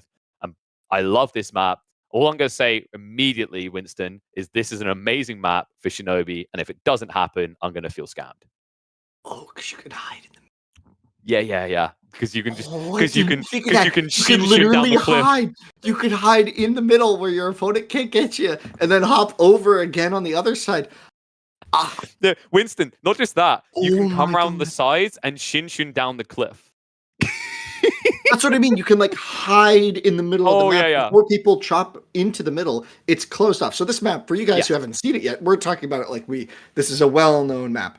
But basically, there's these 2 cliffs, and players spawn on either side. So you're like kind of have this gap, very similar to the pit, right? But instead of having wood around the edge, there's like these 2 forests that block off the entrance to the central pit, right? Yes. So what KP is saying is that you can just blink over the cliff into this hidden little area, and like horsemen and melee units can't follow you, and you just got I'm in here and you can't get me. That's a spicy thing. And you know what's funny? I don't think that ever came up. I mean, maybe it did. It probably did. I didn't see every game that we tested. You needed me in these internal tests, man. You needed me in these internal tests. I would have immediately done that. You know what it is? It's like you're playing Pokemon and you're going, like, you know how you have the fast tracks back down to where you came from? You're just like taking this casual route, and these Shinobi literally have already been to the gym and they're returning home to check in with the professor. They're just hopping down the bumps like it's nothing. Because this map is interesting. In some ways, it kind of looks like it would be a bit like, I want to say the pit, but it's not. It's just, imagine if in the pit you have those nice, like the kind of free laner. But in this game, it's essentially a 2-laner with a third optional lane that's very thin down the center that only becomes accessible once the wood lines have been chopped through. It kind of in some ways have some pit qualities and some wood wall qualities, I'd say. Yeah, because the pit has the pit has like the resources in like the different corners with gold on opposites and then stone on opposites. Whereas on this map, the resources are really centralized to the central of the map, to the center of the map, and you can see which here I love. We are here, hidden valley.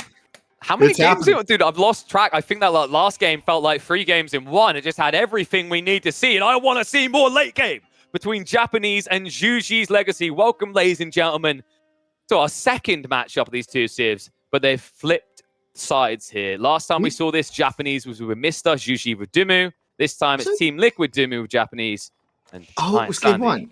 Juji. That was game one. It was so long ago. We're in game 6 now, I believe. Yeah, and you can see here the map layout. As we described, you have these two forests, and the teams always spawn like this, where like in a 1v1, it's very much so here, right? They always spawn like this. And then in a team game, you kind of spawn in a line on that back wall, right? So this central cluster is always the same, where you have these two parallel cliffs facing down into, and that third sacred site is to be like gotten as a reward for getting to the middle first, right? All right, hear me out. Imagine a version of this that when you add in more players, it adds in more like of these valleys. Wouldn't that be sick? Just more valleys. Yeah. It would get messy fast, bro. I mean, in team games though, everything's messy. Everything is messy for sure. I mean, I don't know. Maybe Finland's listening. He said he's going to watch the VOZ later. Get a second iteration for this. I'd buy it as an add-on, but. This is what we're talking about, though. If you check that hidden valley, the small valley, it's very tight, it's very thin, and you have these wood lines that are separating you. So think of it that wood wall logic, where if you really wanted quick access to your opponent, you would have to come and munch through these, only times that by 2 because you have to do your line and your opponent's. Yep, and here we do have, so like you said, we have a rematch of Japanese and Jushi. Do you think we'll see similar builds? I think that the Shaolin Monk all-in, where you just kind of like mass food income and go for Shaolin Monks, I think there is potential for that build, but it's quite hard to pull off, at least in my experience. So it's very, very potent, and the unit is quite strong, but I don't know if it's like the most reliable like FC build, right? I think it's something that you can transition into, at least from my experience, but I don't think it's something you like set out to only do, right? So we'll see. I wonder if we actually see something like the fast song, because remember you get the 50% discount on your landmarks as long as you're in Tang, and then you can make a quick transition into TCs. Because I'm gonna make people right now. Yes, with Song Dynasty on this Chinese, you do not get the 15-second spawn time for villagers. You don't reduce the production time required for villagers, but what you do get is a 40% discount on non-military buildings. That, by the way, includes the TCs that now cost 400 wood. So enjoy your 160 wood off your TC. Yeah, 240 wood TCs are very nice once you hit the song, but you are exchanging that. You don't have the faster TCs, so that's generally how standard China develops its advantages. It's always like kind of like nana boo boo. I have more TCs than you, right? That's like kind of always been the way that Chinese play. Is if I have the same Chinese, if we have the same TC count, Chinese is ahead, right? With Jushi, that's not exactly the same in every situation, right? They kind of need to leverage their cheaper discount. They need to build that infrastructure up. They need to get the granary set going faster. Otherwise, their tempo is just going to be slower than you'd expect. So we'll see how Mista handles this. He's actually going an interesting choice. Normally, players haven't been going the Jiangnan Tower opening. Players have been prioritizing the meditation gardens because it generates a lot more resources at the start of the game, right? So interesting that he's going with the Jiangnan. Do you think he has a strat? Yeah, I think he's just going to try to bolster up his initial unit. So actually, the Jiangnan Tower, dude, it's Mista, so of course it's going to be this. The play that makes Jiangnan Tower more optimal is when you open stables, because what the Jiangnan Tower does is it spawns a unit for free for every production building you build. So if you build a TC, you'll get a villager, quickly spawn. If you build a stables, though, you get a horseman, which is the highest value unit you can get in exchange. There, it's coming. He's about to get an absurd 120 resource rebate for this 150 resource structure. And look how quickly it will come out of the Jiangnan. It's, I think, 3 times quicker than your regular production speed. Boom. Yeah, and here it comes to that first horseman. And he's going to also be training horsemen normally, right? So he's going to have, it gives you a little bit of tempo, gives you a little bit of flexibility. Interesting build. I've tried stuff like this. I didn't have a ton of success with it. Especially against Japanese, but maybe there's something here that Mista. I'm not Mista, so were you against Shinobi though? Were you against Shinobi when you tried this?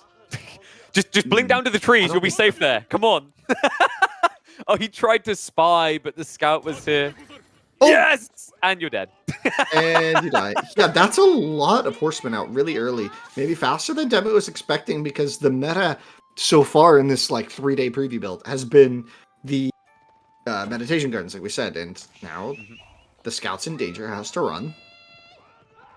Mista Yeah, he's coming out dead. hot. He's 100%. Like this is so early to be in a situation where you're losing your scout as well. Like this is such a powerful opening. It's the most efficient one as well. If you build Raxes, you get a Spearman, which is an 80 resource unit. If you build an Archery range, you get Chugenu, which is an 80 resource unit. So this one is 50% more efficient to build than the other two production buildings. And by the way, the reason you get a Chugenu, we haven't had a chance to really show it off here. This Civ does not have archers. They only have Chugenu. Yeah, exactly. You don't get the Jugnu, or you don't get the archer, but you get the Jugnu before song. So you can do like a Juji build where you go Zhongnong into the you can go and just spam ranges as well. You get less value, like you're saying, from the stable because it's a cheaper unit, but it's still like you can build that big mass. Oh, that's a Shinobi. That's a Shinobi. Oh, Shunshin. And is he going to notice? Because there's attacks happening elsewhere. That's one villager down. Can he get a second? If you can get at least two, I think it's worth it. But it looks like it's going to be swarmed. This is the problem right now for DeMu. Is if he sent he got another Shinobi, okay, he got two. That's good. That's Imagine if he value. stacks them up, though. Like, if he gets free Shinobi in there, I think Mista just has to run and lose villagers. That's the difference maker. A second PC behind this. But, like, there's kind of a limit to how long Shinobi work for. Like, this can't keep happening. Is there a limit? Letting it happen. He's not noticing. Limit? No, Winston, I don't think he's going to stop doing this. That's another villager down, chasing on the second, and Shinobi move quicker because Mista doesn't have wheelbarrow. Oh, he's running him down. He's running him down. Dude, the body block. Dude, that was so sick from Mista. Yo, keeps the villager alive. Mista's a pro player or something. Wait, that was insanely good. Wait, he could go over the cliff.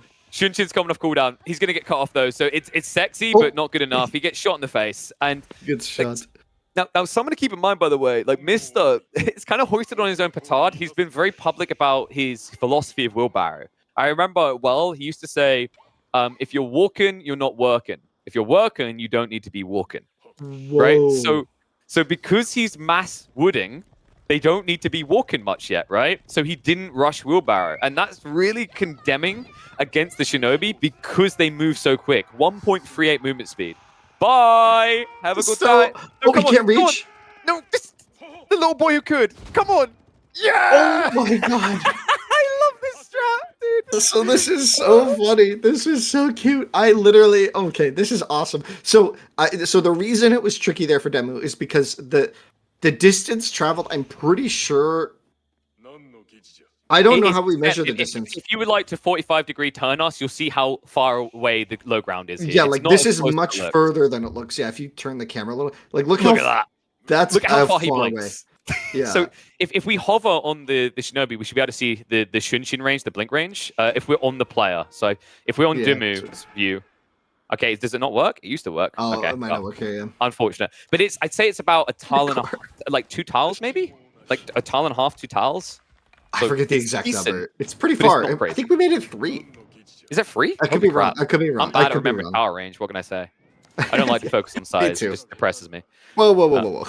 Oh, here's another one. What's this Vil doing here? Okay, so he's trying it again. I mean, he has accrued an 8 villager lead.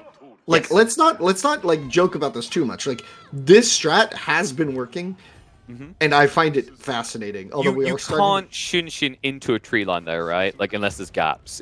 No, there's no. We kind of made it so there aren't gaps in the tree line. It actually, okay. It was a big problem that you could, so we kind of made it so that you can. Because it was that's ruined my forest nothing strategies. So I'm just you can slowly teleport across that. No. Yeah, it was a bit cheesy. So unless there's a very visible gap, but even then, there's a way that like calculates the pathing. I think that this is a very bad meditation gardens compared to what it could be. Oh yeah, well, this is the thing. If he wanted the wood so badly, he could have put it there. Like it's surprising that he actually prioritized putting all the stables. But once again, it's Mrs. philosophy. If you're walking, you're not working, right? So because he put everyone on wood, he was running them out that way, and people running in. Hello, your primary TC is the only one that would show this. So kind of unfortunate he's going to lose in that one. Shugenu will at least counter it out, but.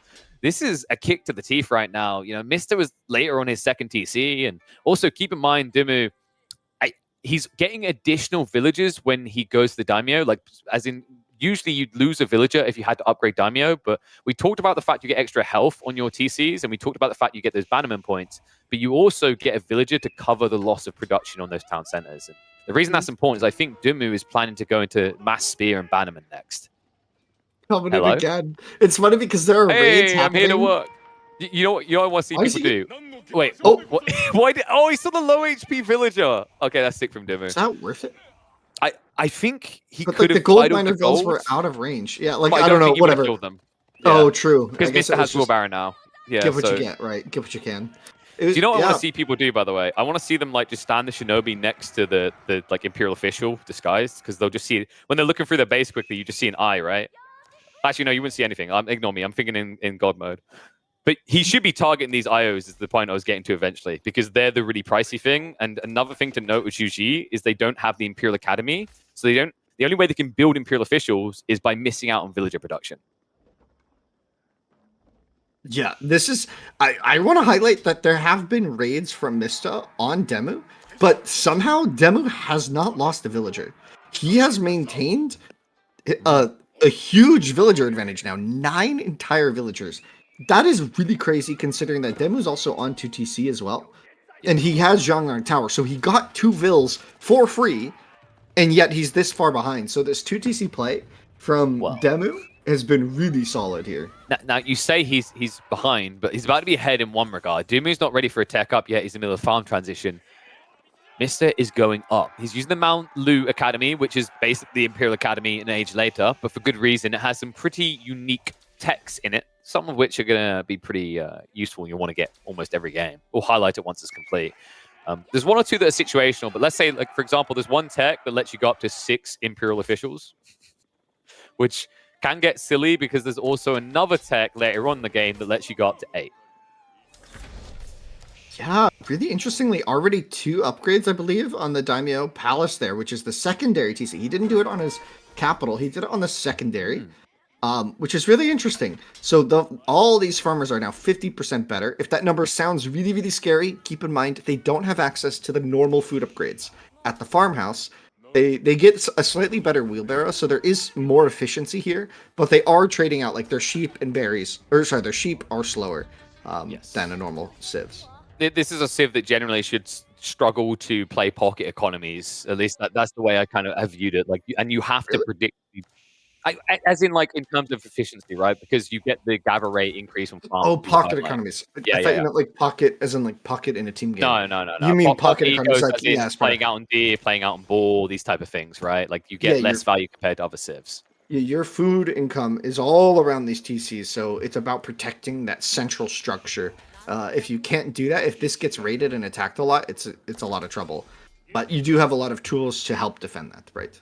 Now, we do have a big army building up from DeMu, by the way. This is something you can do pretty effectively with the Japanese because you get men-at-arms in Feudal Age. In fact, you get them in Dark Age. So, although he's an age behind, it's not something to turn your nose up yet, especially considering that Mister hasn't got the level 2 ranged upgrade yet for his Mass Chuginir.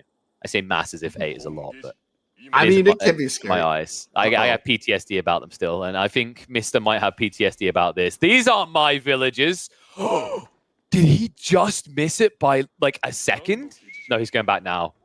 Okay, say goodbye to 3 villagers here. I don't think Mister has textiles either. No. Oh my god, he's so greedy. He's so greedy. So his philosophy of if I'm walking, I'm not working. Like what is your philosophy on textiles is what I'm wondering. Like I think textiles is a great tech. I think it's always worth killing a bill to get it because you don't get a bill from the TC at that time. Right? Do you think like Mr.'s logic is, oh my, you know what Mr.'s logic is? He's like, I don't need textiles. They're already wearing red. So like, you know, so what if they're covered in their own blood? And he's going to go for the Imperial official. Good idea there.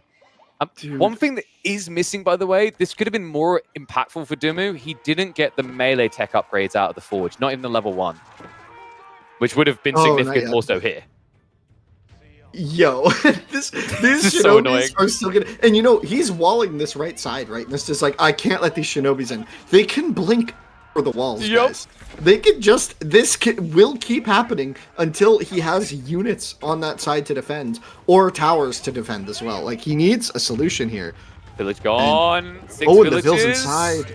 Is he going to get one? No, it looks like the torch got hold at the high HP villager, but this is all a distraction. This is population space. Yep, not just 69 out of 40.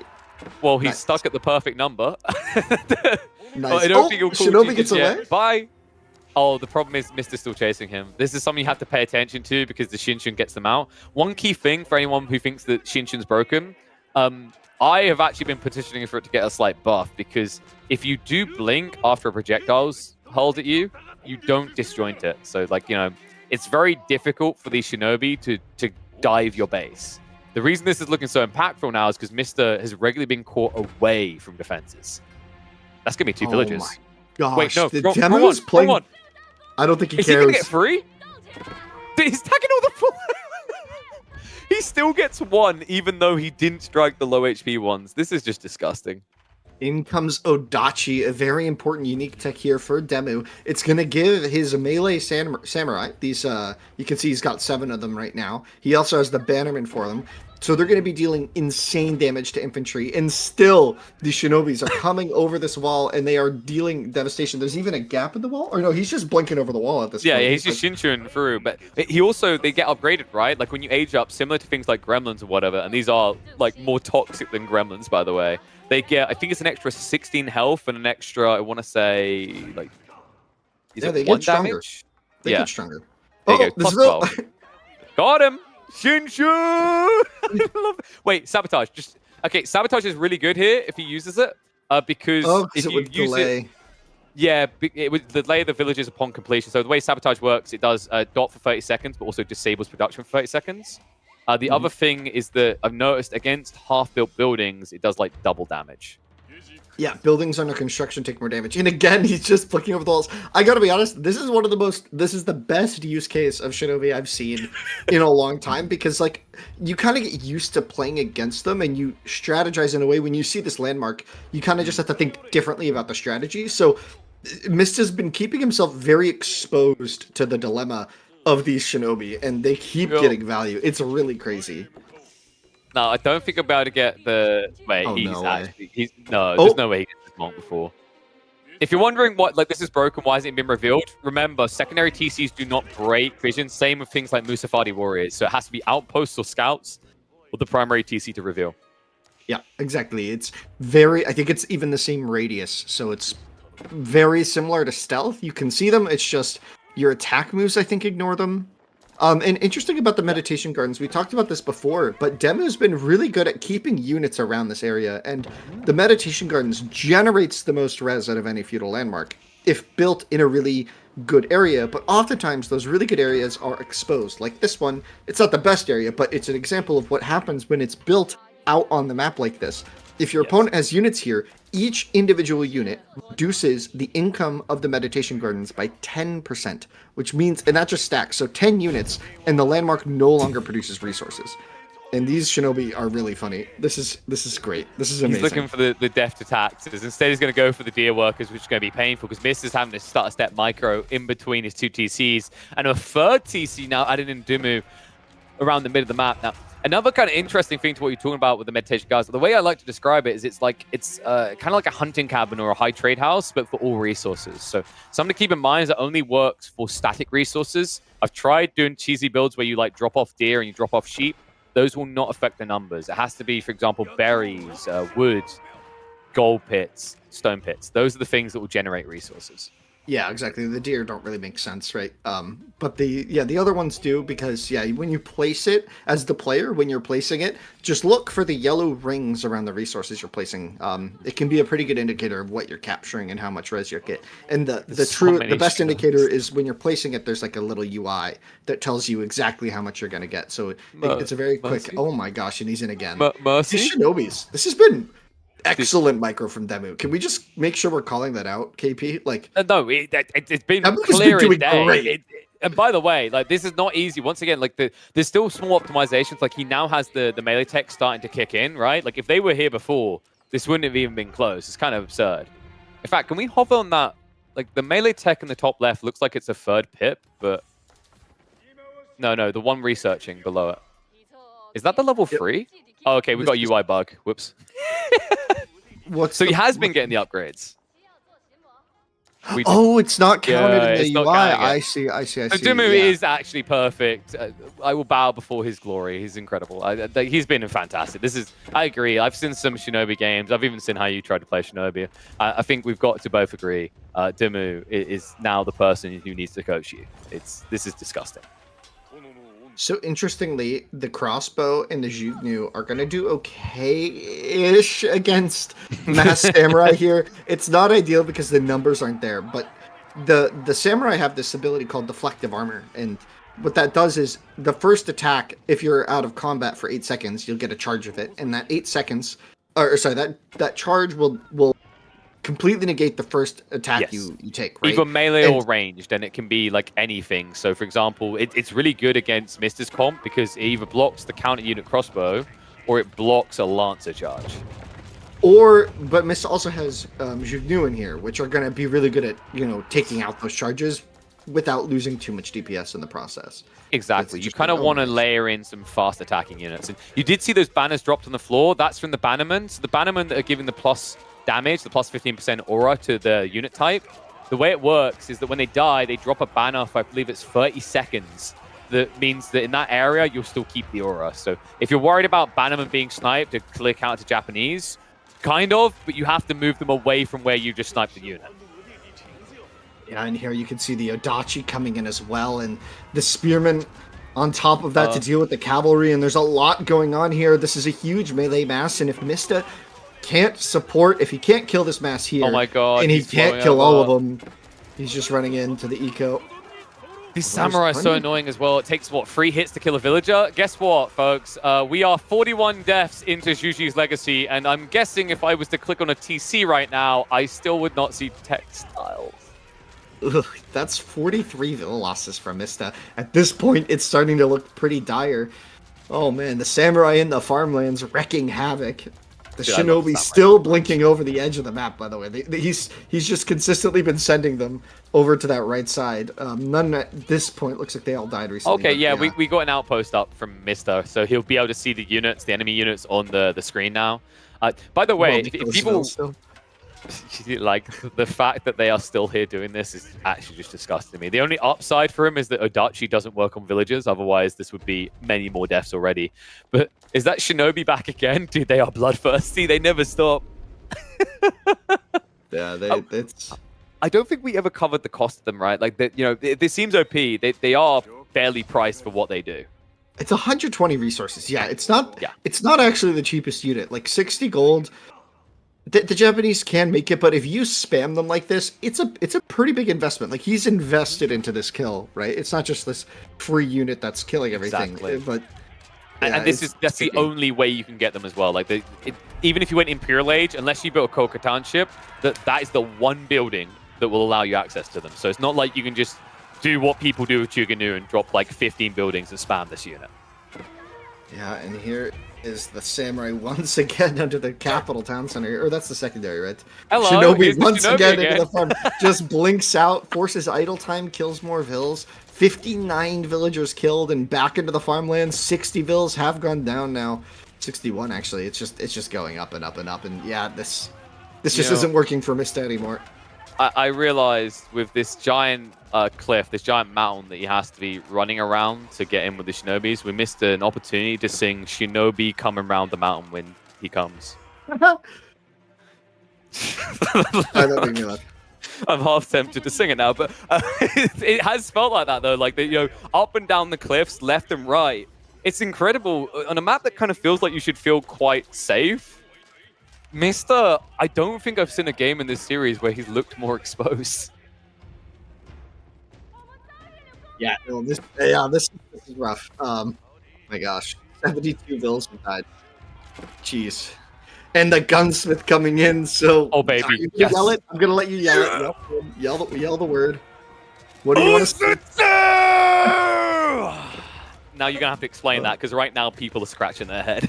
So the Tanegashima Gunsmith, what does this Limerick do? It develops charges over the course of its time, and as these charges can be spent instantly to give you access to siege weapons. One of those is unique to the Tanegashima Tanegashima Gunsmith, which is the Izutsu, which KP just wonderfully yelled.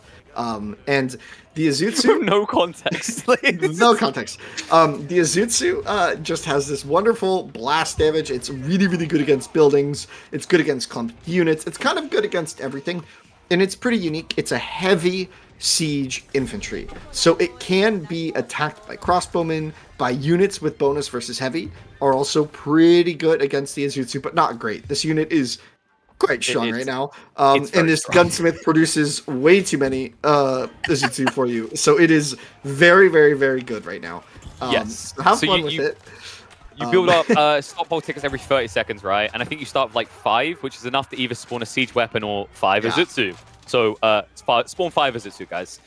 Actually, spawn 1 hand cannoneer, because shout out to the voice actor. He was really feeling it on the day. I don't think we're going to get to see them in this game, but the Japanese hand cannoneers have the best voice acting in the entire game. I'm not even exaggerating. They are incredible. But these units, in terms of quality, are incredible. Something to keep in mind is he could get chemistry to buff that 35 damage, but then also, if he gets abandonment, that's going to add in another plus 15%.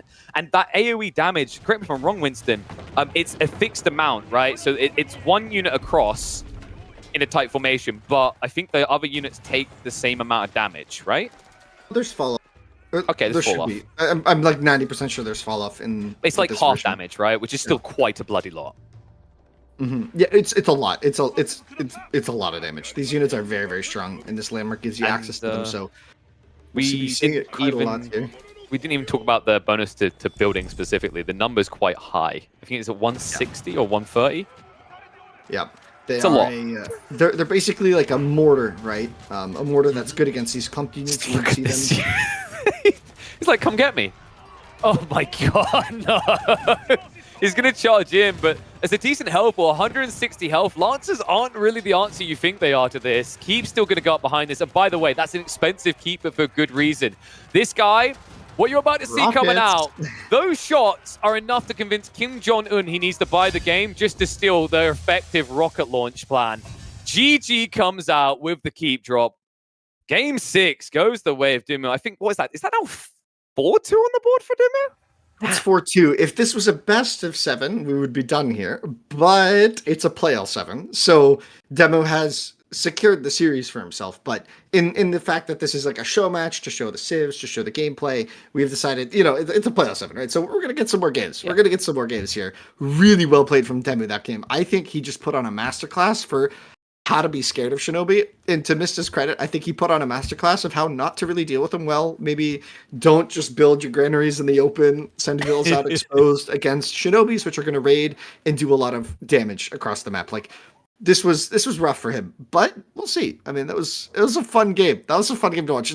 I love that you had that strat in your head. Oh, Hidden Valley. Wouldn't it be interesting if they hopped into the middle? And then DeMu was like, I wonder how that's going to go. He immediately was already doing it. I wonder if that's why he picked it for this map. That was incredible. I loved seeing every second of it. Great stuff. Look at the build count. Oh my god, he just got destroyed, dude. I like to imagine that, like, between the games, DeMu just opened the stream to listen to us for a few minutes, but I know he wouldn't have, because obviously there's a 5-minute delay, and he's a god. He wouldn't need me to figure it out, but like, I'm glad our brains align on the griefing shenanigans. It was so stupidly effective. And the crazy part is we didn't even see the third element of the Shinobi used in this game, right? Like, there wasn't much need for it, to be fair to him, but the sabotage is critical. I think there was a stage where he sabotaged the outpost, and I'm wondering, I can't remember, does it disable, I can't remember if it says it in the tooltip that it disables the abilities. It does, right? Which means if you set fire to an outpost, it should no longer reveal your Shinobi. Is that correct? Wait, what? If it reveals an outpost? Huh? Yeah, because the outposts reveal Shinobi that are disguised, right? Like, they do the Scooby-Doo reveal, similar to Scouts. But yeah, they get revealed and they get popped, so it's no longer... if you sabotage the outpost and then disguise... Sabotage does not disable every element of a building. Got you. Sabotage specifically, like, it's written very explicitly. It disables production, and it deals damage in a nuke, and then it deals damage over time. It's still bloody ridiculously useful, though. Unfortunately for him, he didn't get a chance to show it to us because he was too busy kicking all the villagers' teeth out. We are going into a map number 7, and I am very happy that they decided to finish it off like this. We have to show off the new CIVS clashing so that I can laugh at all the Byzantines getting crotch stomped and show them how Giga Chad the Japanese is. It's going to be completely new CIVS, Japanese versus Byzantines on good old Rocky River. Oh yeah, so Rocky River, it's kind of an EGC classic. It's been in the tournament scene for quite a while. So finally making its way into the official game, it's quite exciting for everybody, I'm sure. This is a slightly different variation. You know, I think there's 2 maps kind of like it there's Rocky Canyon, I think, and then something River. There's 2 You've maps. got Dry River. Dry River's the Dry one River and Rocky Canyon, I think, are the 2 maps. And then this one is kind of like a little bit of a merge. So you've got a couple ponds with a bit of shorefish that you can contest with docks and fishing boats early on in the game. Then there's also a lot of stone, I think, in the center, right? Yeah. And then as well as that, the forests are, let's just say, kind of intentionally placed. There's kind of a pattern to it. So that's kind of like the main deal with this map that we're going to be looking for. In general, it plays quite open, and you might want to dock the center in the middle, or you might want to make spearmen to deny the dock. So that's generally what we're going to be looking for. We've seen Japanese doing really well in open situations, but we haven't seen all the Byzantine tricks up their sleeves to handling, these exposed pocketicas, like you keep saying. So I'm excited for Game 7 here. I'm really hoping we're going to get some Hippodrome play. Like, I would love to see it around the series.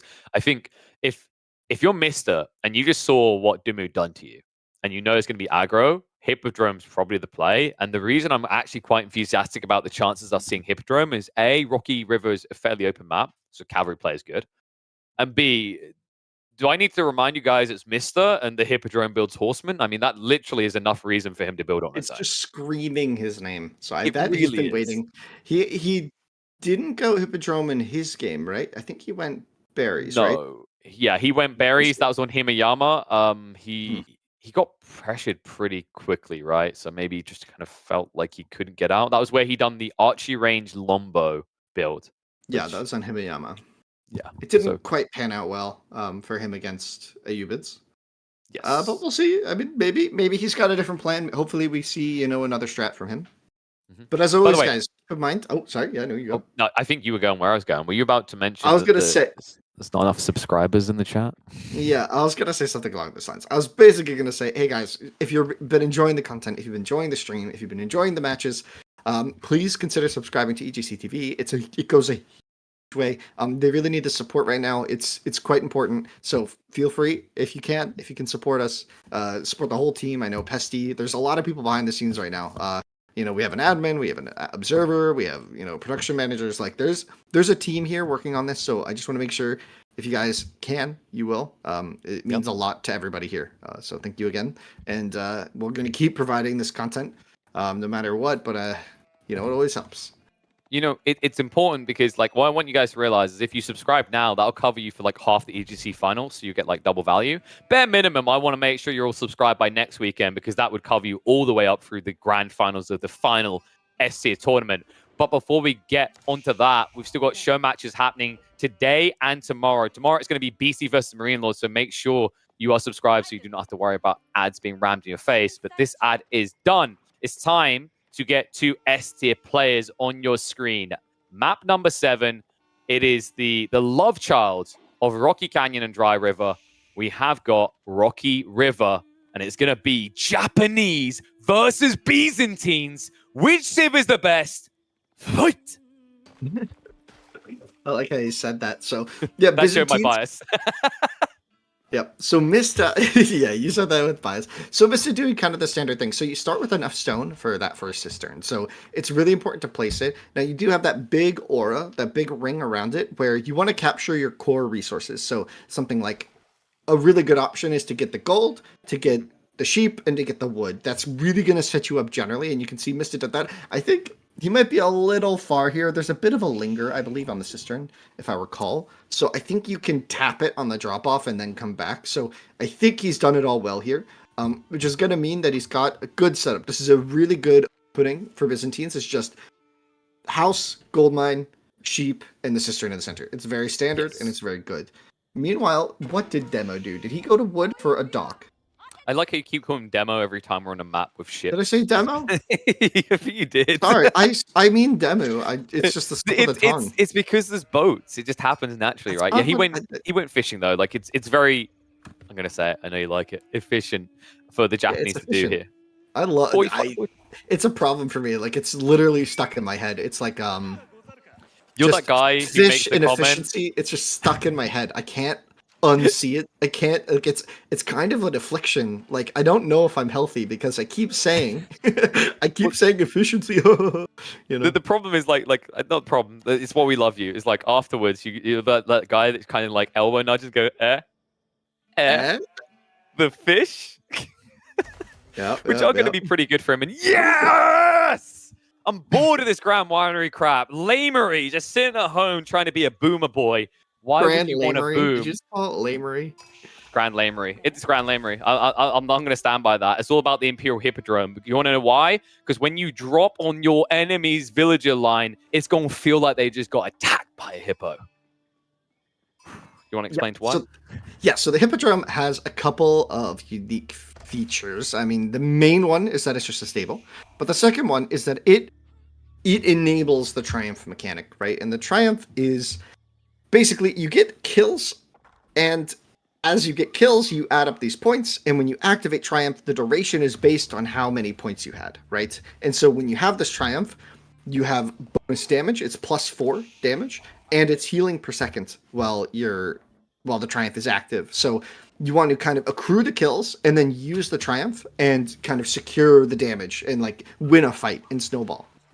A key point is you do not gain points of Triumph while Triumph is active. So while you're winning that really critical fight with Triumph available, while Triumph is active, you're not like getting points to the next Triumph. So it's sort of like you have to think about, is this a point where I want to accrue Triumph points, or is this a point where I want to use Triumph points? And the 4 damage goes a long way on Horsemen. It's very, very useful on Cataphracts. The tooltip does say 25%, but that's a small text error.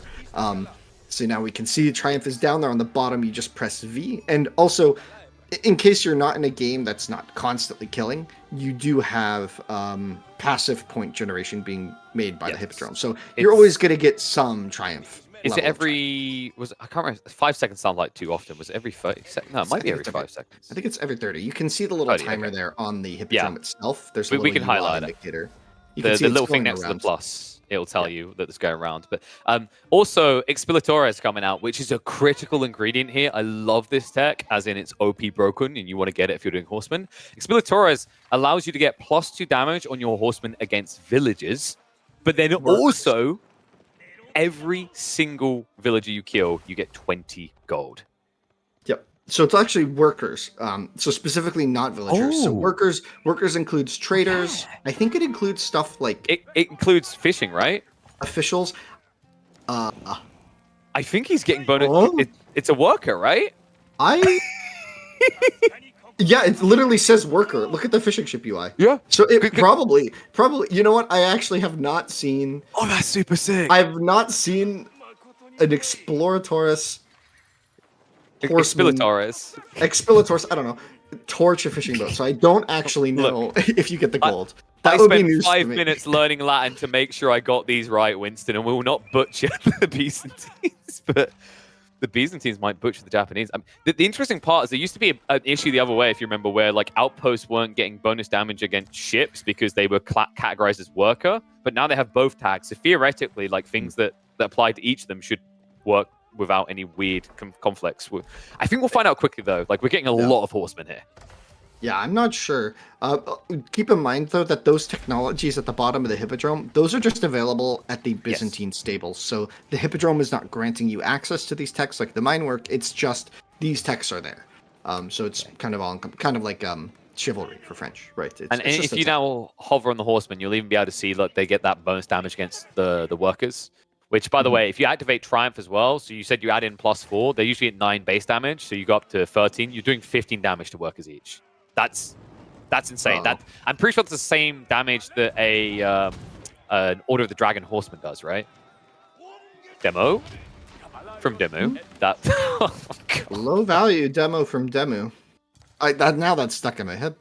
I can't It get that out. is. It's really catchy, isn't it? That's why I like it when I get to cast water games with Benny Boy. But the other interesting thing is like he's just wasting resources unless he can now kill that, because you have to think of Triumph as like a juiced up chivalry.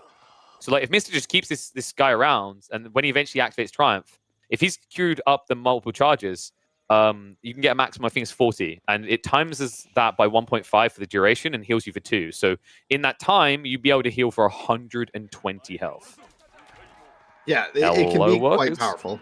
Oh, And this you're is going to very see powerful. that gold coming up. It's kind of, yeah, there it is. Obviously, Boom. only one horseman will get attributed the gold bounty, Be right? more It's Shinobi. very similar to the, Shinobi getting a pick. So we've traded 1 for 1 workers, although the dock is dead. So technically 4 workers are now idle on DeMu's side of things. They were cheaper fishing boats, but still idle. Yes, but he's got them. So the way of thinking is he's also now got them near a shore. So like if Mister goes down there, and we're right about what we're thinking here, he's going to get a lot of gold from that. He just got more gold there, by the way. Scout is getting a bit too ambitious, so we'll be left behind for dead. But we have seen archers added in, which is a smart choice by Mister. That's a counter to the Shinobi. Shinobi are counted as a light class unit. You see DeMu already taking a step into the early samurai, but the activation of the Triumph's going to come out here. And this is where things get difficult. This is an active heal, even when you're fighting. He's now up to 13 damage per strike, which is quite frankly bonkers. And if any villagers get caught on top of this, DeMu is just going to start falling heavily behind. Yeah, Mister coming out clutch here with the Hippodrome play. You'll love to see it. It's a really fun I think it's a really fun thing, the whole Triumph mechanic. So strong.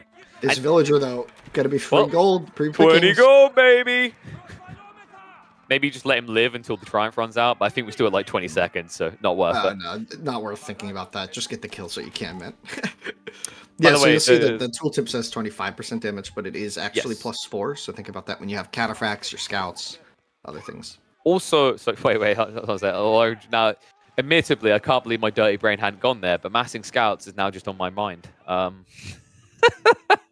If someone is planning that, please send me the replay. I still remember the Mongol scout rush in the early days of AoE4. Sure don't know. I think Triumph applies to scouts. I don't know why it should do. It's all cavalry. Yeah, it's just my brain didn't go there because like the days of scout rushes is over. But actually, also there's a cool tech there. If you go on the C1, there's a unique tech for the Byzantines that is important for like scouts. It increases the torch damage, I think, by 25% if there's a scout nearby. So if you help on the Hippodrome. And then it's the C-Tech. So Shinobi, by the way, getting activated to try and fight, but you can see it's not the most useful. It's really good. The weapon is, if you hover their weapon right now, you can see the stats of it. So it's just an 8 damage spear. It's also the extra armor. Like it's the armor that's really big. Yeah, +2 armor is insane at this stage in the game, especially, and a really far forward system. So maybe he's playing risky on the resources, but because of that ability, he's gonna have a good chance of buffering away 1 or 2 of these annoying Shinobi. Onabigisha now being added in. I quite like the Onabigisha. I think I mentioned this at the start of the series. Is they can be decent even against horsemen, but the problem here is that Mister's already built archers. Yeah. Yeah, building them into archers, I think it's a good punishment tool if your opponent tries to do melee units against, or crossbows against your samurai. I think it's a great follow-up, but when your opponent already has archers, it's kind of like a Landsknecht issue, where they can have a lot of value in a fight, but they're also extremely easy to pick off, and you can see them in the back of the formation here, just getting chased down. The Onabigisha have this extra range on their polearm attack, which is very useful. Yeah, you've seen it there. It's so far away that they activate, so it's like, I think it's almost 2 lines of infantry can be ahead of them. It's kind of insane. Yeah, sometimes. It's quite a lot, but countered by ranged units, so here we see waiting. Has he got some triumph charges? There we go, baby. Just get that rejuvenation going. 2 health a second. And sure, he's up against some spears, but you just do not care at this point. Mister going to wail away at the front line. And DeMu struggling to even have a remotely threatening standing army. And in the retreat, likely to lose the rest. Let's get a galley out to try and defend here. That is a very long aqueduct. Jeez. Okay, so 2 TC play. That makes more sense for it. So Mister going to go with 4 TC. Now, town centers have been nerfed. They're down to 7 tile range on the secondaries, and the secondaries only have 7 garrison spots now. So you can't just greed up everywhere without protecting your interests. Yeah, it's definitely a big nerf. I think we'll still see quite a lot of TCs in play. I think the main thing here is that it's just easier to punish. Oh, what a huge Oh, demo! wait, Demo. wait. I know I said demo. There you go. I got him again. But now, Oh wait. no. If he just doesn't, there we go. Oh, it was a huge Try. demo. Oh wow, look at all that damage it done. That if only there was an ability that the Byzantines had that could just get rid of all that damage. So Can now we he's check the picked up. bars of the horseman now? Like they're kind of. He isn't including the Keshiks yet, which I love the fact he's going Keshiks. I think it's going to be the #1 choice with the Hippodrome, just because there's more cavalry and like that's a More crazy healing, thought if you think more about it. triumph. Yeah, Exactly. It's healing +2, and then I think Keshiks by default do a +2 heal when they attack, right? Yeah. Yeah, so they're healing when they attack, and then they're healing passively, and then they get even more damage. Wow, I like how there was a Vil in that army from DeMu, but it was just the enemy. It was just his own shinobi just chilling. I just realized DeMu picked Japanese back-to-back. Interesting. I just realized that Mister's going free TC. Yeah, it's a bold play, Cotton. Let's see how it pans out for him, because there's units here from DeMu. The horsemen, nowhere to be found. Where are the horsemen? They're scanning around the left side now. Are they looking for the other dock? Oh, they're dock on docking. That does look like 20 gold if you can quickly find it. Instead, it's going to be burn down the mercenary camp. So interesting choice there on the reveal. I think he maybe could have got 1 or 2 villages. Speaking of court villages, don't mind if I do get paid to kill this. I think I might be lagging. Can you hear me okay? I'm hearing, and I hear you fine. Are you talking about the game? Okay, yeah. I think a certain observer's internet is huffing corpium right now in the send to us. Corpium? You'll learn it well, my friend. I think we're fine. We'll check. As long as sound is fine on stream, I don't care about hearing distorted Japanese people. Some of these guys have such psycho lines, they already sound kind of distorted to me. Onabugi Shirin. Now, we did mention this in the earlier series briefly, but we didn't get to see them on screen to highlight them. Really big shout to the dev team for including the Onabugisha and the Onamusha. Women-only units, which is accurate because Ona translates to women, or more specifically, married women. Yeah, I'm nerding out today. Yeah, and I believe there was like a warrior class kind of Yes. of the Ona, you know, and they had different types, so we kind of came up with some cool ideas there. I think doing nice homage to that is all. I think it's all quite nice. So, the fun thing is when I was casting some games, someone brought up the fact it actually means married women specifically. I was like, it's quite comical to me to just imagine that inside all these racks and archery ranges, there's just like a priest saying, I now pronounce you man and wife, and just pushing them out the door with a long pole arm. Right? Like, it is a worker. Must be good. Yes! Okay, What? 6. Dude. TIL, learning stuff, learning. So this is like really difficult now because he's on every pond, or was trying to get on every pond. It becomes very hard to micromanage because of that extra damage you're also getting on those workers. At this scale, these horsemen just melt the boats immediately. In fact, I think 9 might be enough to one hit with that bonus damage.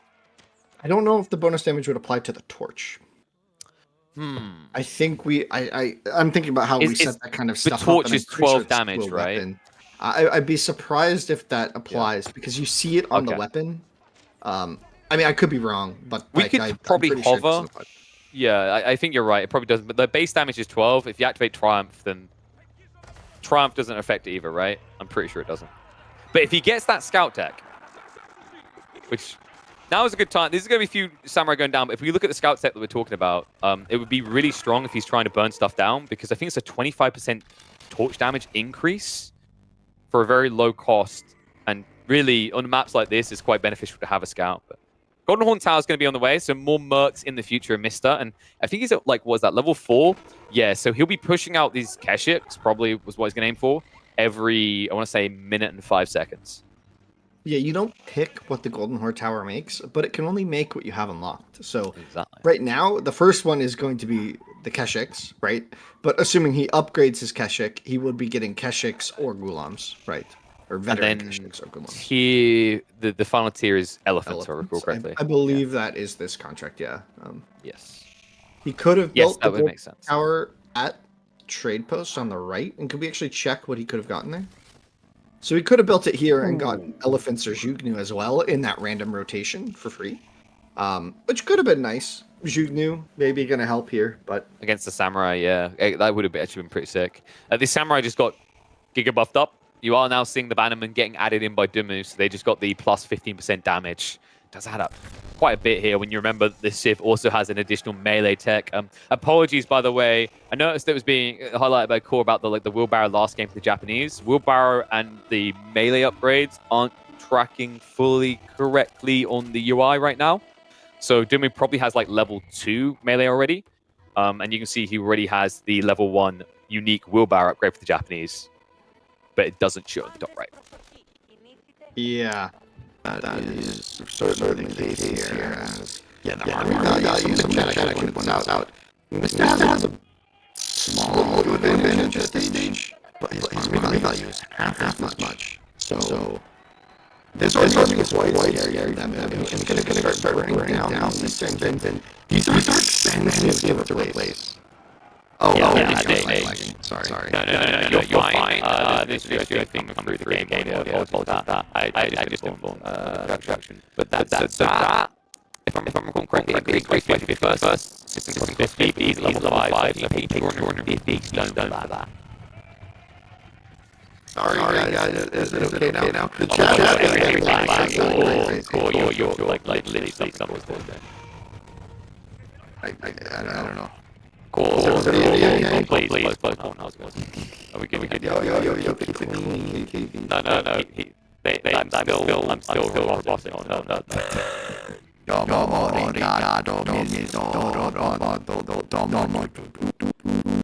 How crazy is that, guys? I'm gonna try to check the VOD later. It's actually horrifying. If you speak Latin, you sound like summoning a demon.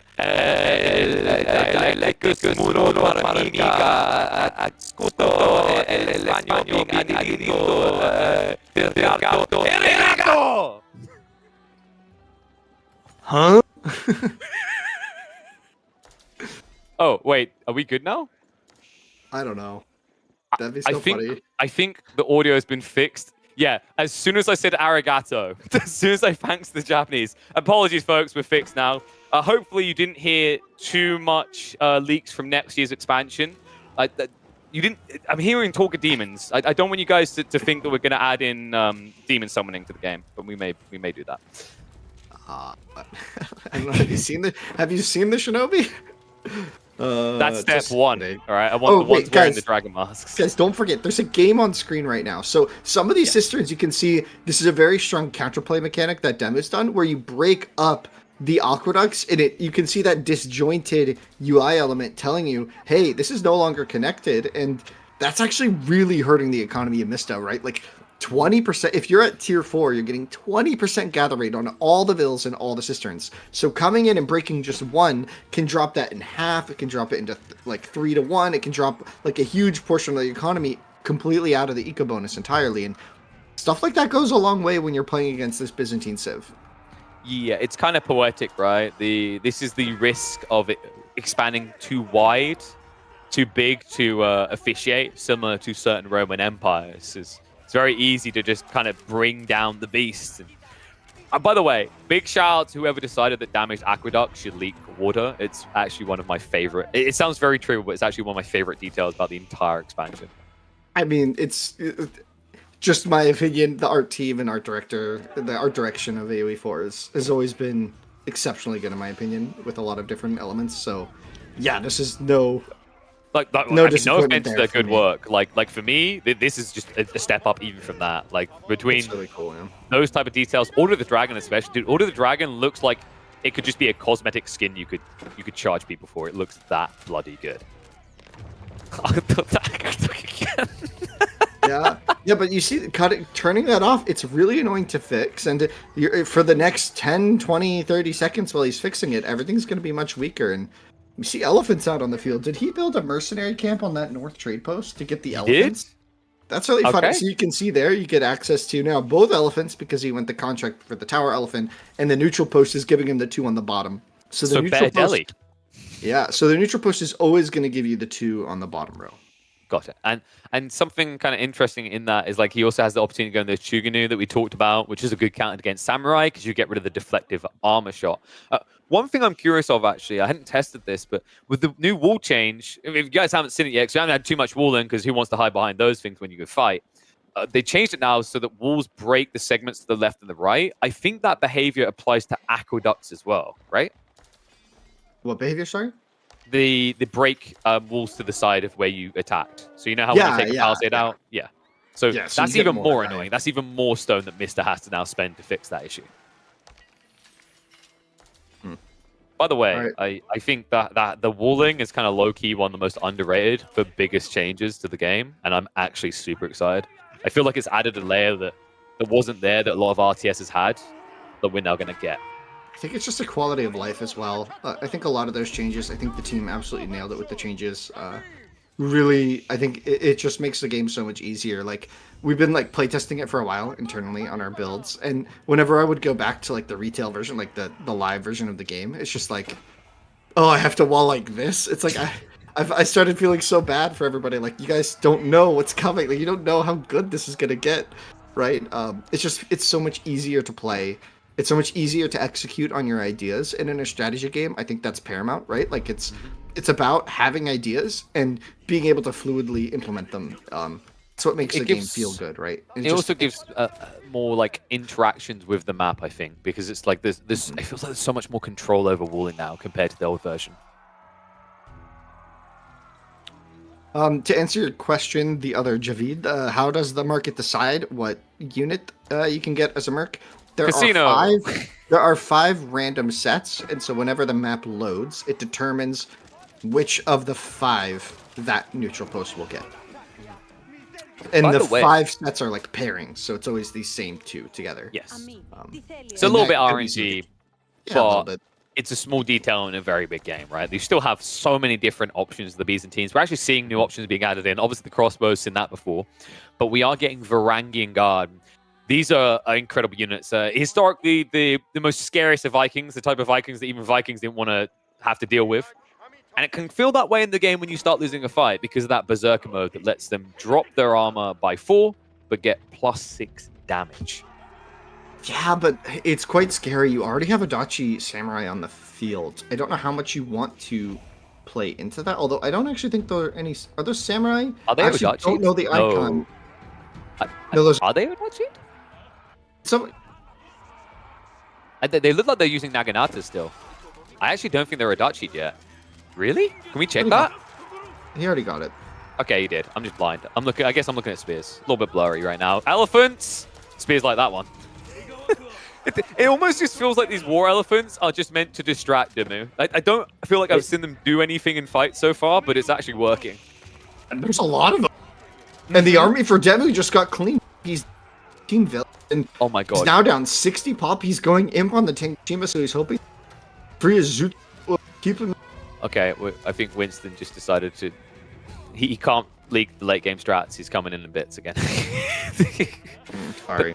I'll take over for a second. I'm sure it'll clean up in a second. Apologies, folks. It's just one of those things that happens occasionally. But the interesting part to me is going Tanagashima Gunsmith here after you lost the fight. The alternative would have been Castle the Crow, which is a keep, but also has a lot of eco benefits because you're able to get trade caravans drop off from the neutral post. And those trade caravans with like half the map distance can drop off 1,600 resources, 400 of each. So kind of there is multiple reasons why you should go for the defensive one, but I wonder what DeMu's thought is here. Has he got the upgrade coming through on that TC? I think it's just villages. He has got enough stone if he wants to make it a max level daimyo, which would make a lot of sense here. That would give him the rockets that do get the bonus damage against cavalry and infantry. Am I back? You are back with a vengeance. I'm here. You are. It's good to have you. Now, do Ozutsu beat everything? Because I have a rule, Winston. I always say gun beats elephant. This is a very big gun. Yeah, but I'm not sure that these are great against elephants on their own. I mean, they're better against like grouped units. Is that gonna... I don't think...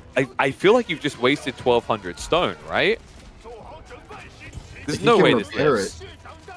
He's gonna He need needs to. to bring his army to save it and pull Vils to repair, because it is a huge investment. Is that the Village is capital? on the way. That's not the capital. It's just gone. If this is gone, this is a Oh my huge God. pickup. He gets it just in time. I think the fire armor actually saved. He has a wood. Oh no! He ran out of wood. That right there is in total. If correct me if I'm wrong, is that not a 2,450 stone resource investment? That was My maths is equivalent correct to, there. that was Oh my equivalent God. to 3 keeps. Yes. Oh my God! What a 1,200. loss for DeMu.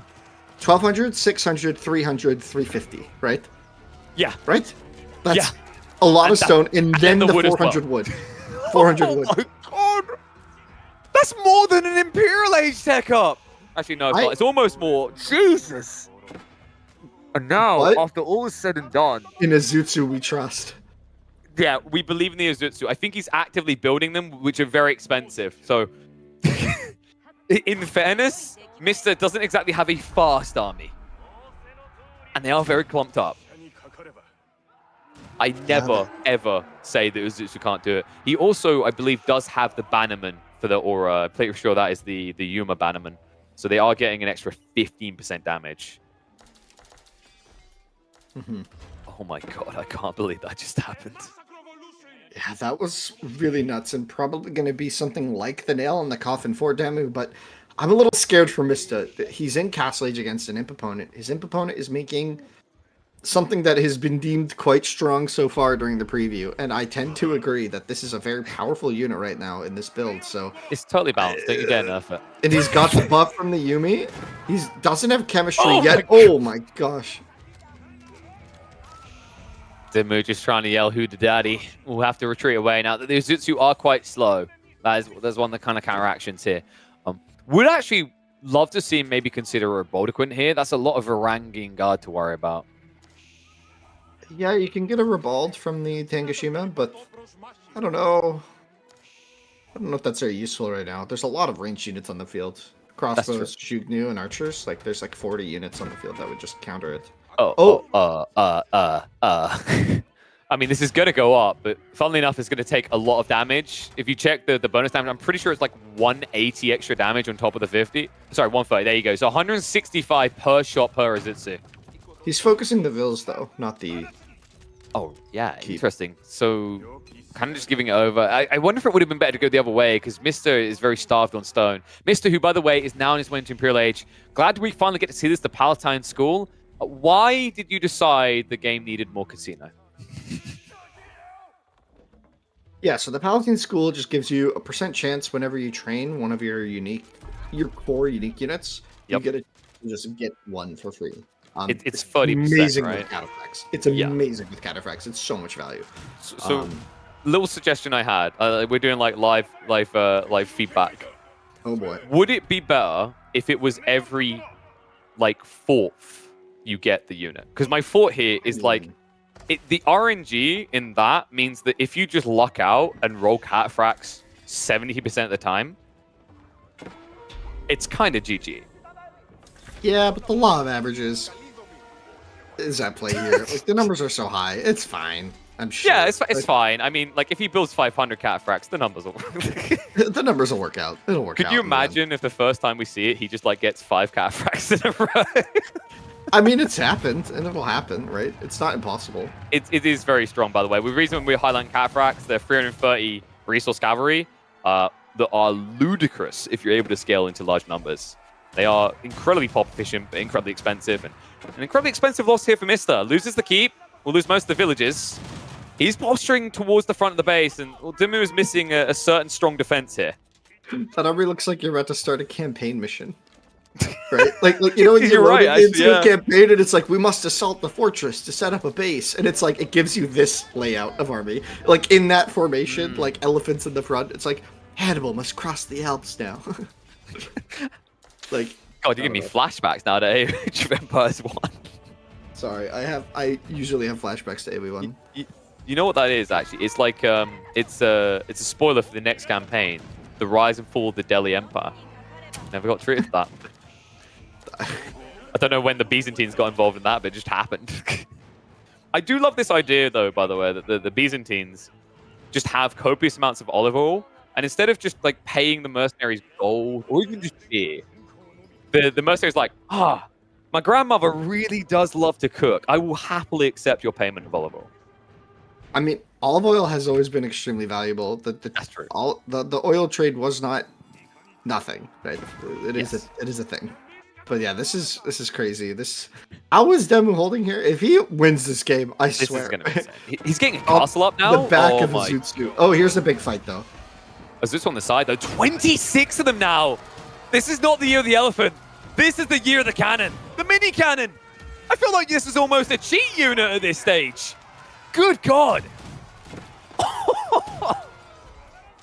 Well, aim fast, but it is furious. That's going to be an army wipe. Mr. Look, he killed what? One Azutsu in all that time? I don't think he's realized that they're heavy. He has crossbows on the field. If the crossbows can just they can just one-shot the Azutsu if you have a group of crossbows. They can get one shot by them. It feels They could like also right get now. one shot. Yeah, it's not an exactly great relationship, but it is an answer that you have is crossbow. Or horseman, right? Like that. I think horseman could be a super sick one for him because, like, you know, they do have a lot of melee armor, but they're categorized as ranged, and he has got hippodrome. Like, is it me? Or I don't feel like we've seen any opportunity to use hippodrome for the last 15 minutes. Oh man. And here goes the key. God. Down it goes. I mean, this is a lot. This is an expensive army, but a lot of it was Yes. free from the Tengashima, so this If you look at landmark the is army value- really good right now. Yeah. Yeah, that's the thing. This looks broken, but you know, he's generating those stockpile tickets every 30 seconds. He's actually been actively queuing them up. So while it may seem like a very strong unit, that's literally the only building you can get out of. And it's kind of like, it's similar to if someone had 20 bombards. Like, why did you let them get 20 bombards? Admittedly, these are mini bombards, and they bloody are worth every penny. Yeah, it's kind of like the Great Bombards right now, right? Very strong, but it's more mobile, right? It doesn't have the same drawbacks. It has more relevant fire speed, and the melee units are a little bit weaker against them. So yeah, it's a good unit. I think orb walking is like can work quite well with them, right? Where you take your shot and then immediately start moving to kind of gap close and stay on top of targets. We're getting the unique Japanese ship. I actually haven't had a chance to see these in action yet, because everyone wants their land maps. Could the Atakabuni actually do something here? Could it take out... It's going to die to Izatsu, isn't it? Raider on the back. March in here with the Varangian guards, but it's into a choke point. So the Izutsu may be able to just shuffle away from this. They have entered the Berserk mode, so a heavy increase in damage, but now we do see the Japanese fleet has arrived. It's Firework Central. They do enough, though. Izutsu, he's lost about 7 of them so far, and the Varangian count is climbing. DeMu lacking a front line. I can't believe this, but just in the blink of the eyes, I think he found the answer. Yeah, it's just having an economy, I think, is what it's called. And you can actually just afford to reinforce your army. And he's spamming these Varangian guards. And if you go take a look at the Palatine School at this stage, if we just go watch that landmark for... Oh, yeah. I forgot about that. I apologize. So I think what you were saying is this is ridiculous economy, right? Because what you were getting to is that was meant to be 30% more Varangian guards than we saw. That's what I was going to say. Yeah, whoops. You know, but DeMu actually just held again. Well, he's going to lose the Atakabuni. I have never seen a melee elephant kill an Atakabuna. That is buddy, you should see my replays. I've got one of Carrick's being killed by a tower elephant. And it wasn't because of its ranged attack. I'm going to tusk you down. Mm-hmm. Oh, man. Horns hurt, man. Just get straight through that wood. And now we're going to see a keep drop in the center. So DeMu, last time he got pushed back because it was open ground. This is now a strong stake. Because you have to remember that those castles, the balance is that the Japanese pay 300 wood extra. They have to wait until Imperial. But they, by default, have the rockets in them that will one-hit these Varangian Guard. Can we actually quickly check the economy buildings of DeMu and see what upgrades he's gotten? Because they don't have... Has he gotten any of the wheelbarrow? So he's gotten 2 wheelbarrow upgrades. Okay, but not the third. He's gotten 1 of the mining upgrades. He's gotten 2 of the wood upgrades. And let's check where are all of his farms? Are they mostly with that main TC? Yeah. Mm-hmm. So he also has his food upgrades, which is the Shogunate Palace is the final tier food upgrade for the he's Japanese. remaining efficient, because if you look at that town center, there's an aura around it, like there's an AoE on the highlight that shows the attack range. But the aura range for the farm gathering rate is actually 3 tiles out from it, I've noticed. So it's like you have to go a little bit inward from what the circle that you click on the TC shows to be efficient. That's going to be one hitting the cavalry. I love these rockets. You do pay a premium to have the rocket, right? This keep is $15, and it's worth it. It's 400 more res, which is. Oh, I thought you were talking about the expansion. Oh yeah, that too. Actually, yeah. Wait, no, because 300 wood and 900 stones. So you're actually paying. It's Yeah, it's only only 300, which is kind of insane. I think about it. That was before the keep change, actually. Yes. This was costed, so it was 400 res a while ago. But yeah, oops, forgot about that detail. Now, DeMu, he was out for a stroll, dealing with the flank attacks coming in towards him and the villagers trying to gather in the area. He's going to chase him down. Mista, by the way, has a ludicrous amount of stone. We might see some keeps come from the Byzantines, and you can already see the things that they want to build with that stone. That's right, folks. Byzantines have their own unique perk in their defensive buildings. They're going to get the mangonels instead of springolds. I think all of Demu's pop outside of his farmers is on screen on the right there. Like, that's like 40 bills. Like, look at it. What is this? Gotta get that gold. Wait, can you select everything blue? Like, how many things is that? Oh, never mind. He's got like a few. I meant on screen. Whatever, it's fine. Never mind. You're right, though. It's probably like 30 gold workers out of a total of 70 eco. Like, yeah. It's kind of crazy that DeMu's still making this work, despite the fact that it feels like he's been kind of economically smashed for a lot of the game. But yeah, that's right, cool. That Azutsu count is getting high enough to give us all nightmares. Yeah, at this point, you kind of have to find a solution, right? So keep in mind, they deal a lot of damage to siege right now. So like the mangonel isn't a great option. This is it's sick, really, by the way. It's really crossbows, and you have to focus fire, right? Or get enough mangonels and surprise him. But like it's also an opportunity to lose your whole army. Is these Utsu will just and what's going to make it harder is like they have high health, so you have to insta kill them. Because the sick detail I noticed is DeMu's adding in Shinto priests to heal them.